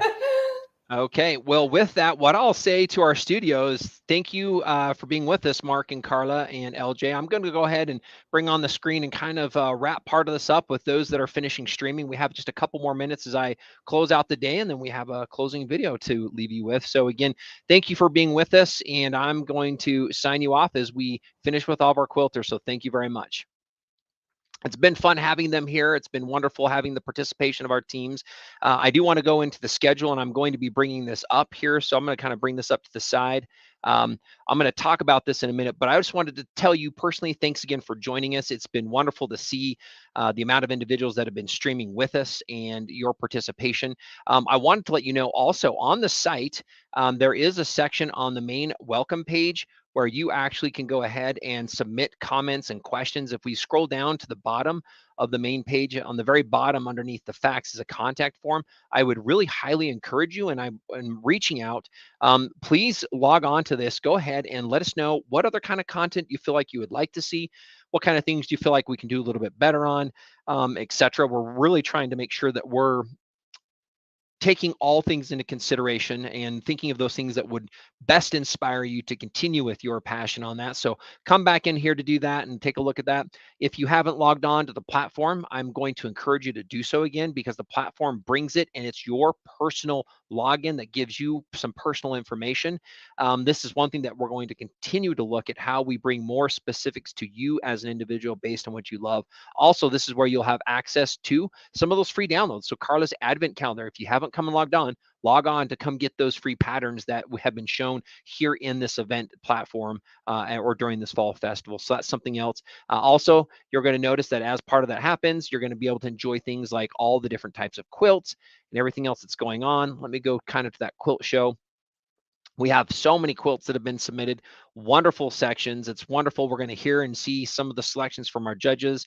Again, we want to thank our judges who are here: Jennifer Gaston, Sarah Maxwell, Nicole Moore, Leslie Ruthlin, Lizzie Allen, and Janessa Kimball for their help with part of what's been going on with this event. So we want to say thank you to them. Thank you to everybody behind the scenes.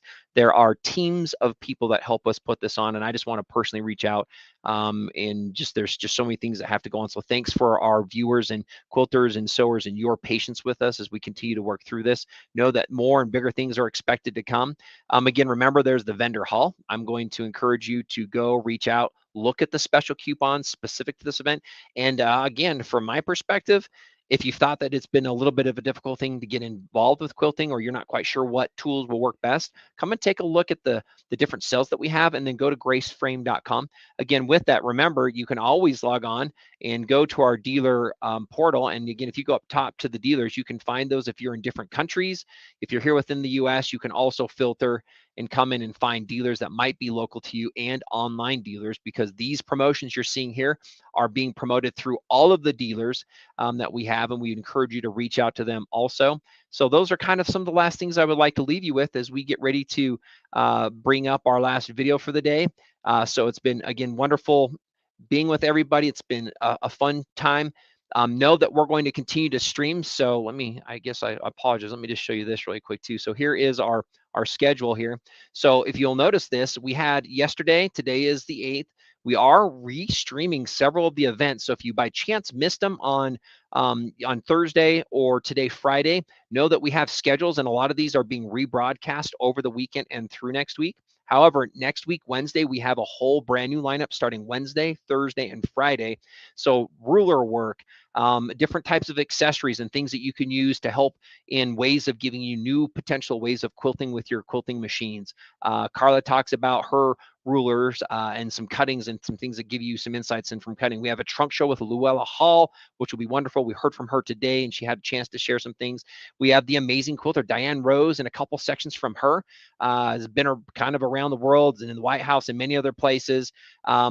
She's a blind quilter, and she started this in her career a little bit later in life, and she's just done a wondrous job. I had a wonderful chance to host her in her home, and she came here to visit with us. So you'll see there's a lot of different things. More giveaways next week. We're going to be giving away the bulk of our main big items on Wednesday, Thursday, and Friday. More trunk show, a wonderful trunk show by Charlotte War Anderson. And again, you'll just see. So I'm going to encourage you, go ahead, come back in, find out what we have on the docket, what else you can be watching, not only tonight, tomorrow, over the weekend, and through next Friday. With that, again, thank you for visiting us. Thanks for joining us here at the Grace Company. Make sure to leave comments. Again, subscribe to our channel so that you can be informed of when we have other presentations. Items like Karla, she does a weekly bit of inspiration. So we would love to help provide you with more content that works best and things that help inspire you with what you want. And with that, we're going to go ahead and conclude with one of our final videos as we leave. So thank you for joining us, and we look forward to meeting and being with you live again next week, Wednesday. So thank you, and we'll see you soon.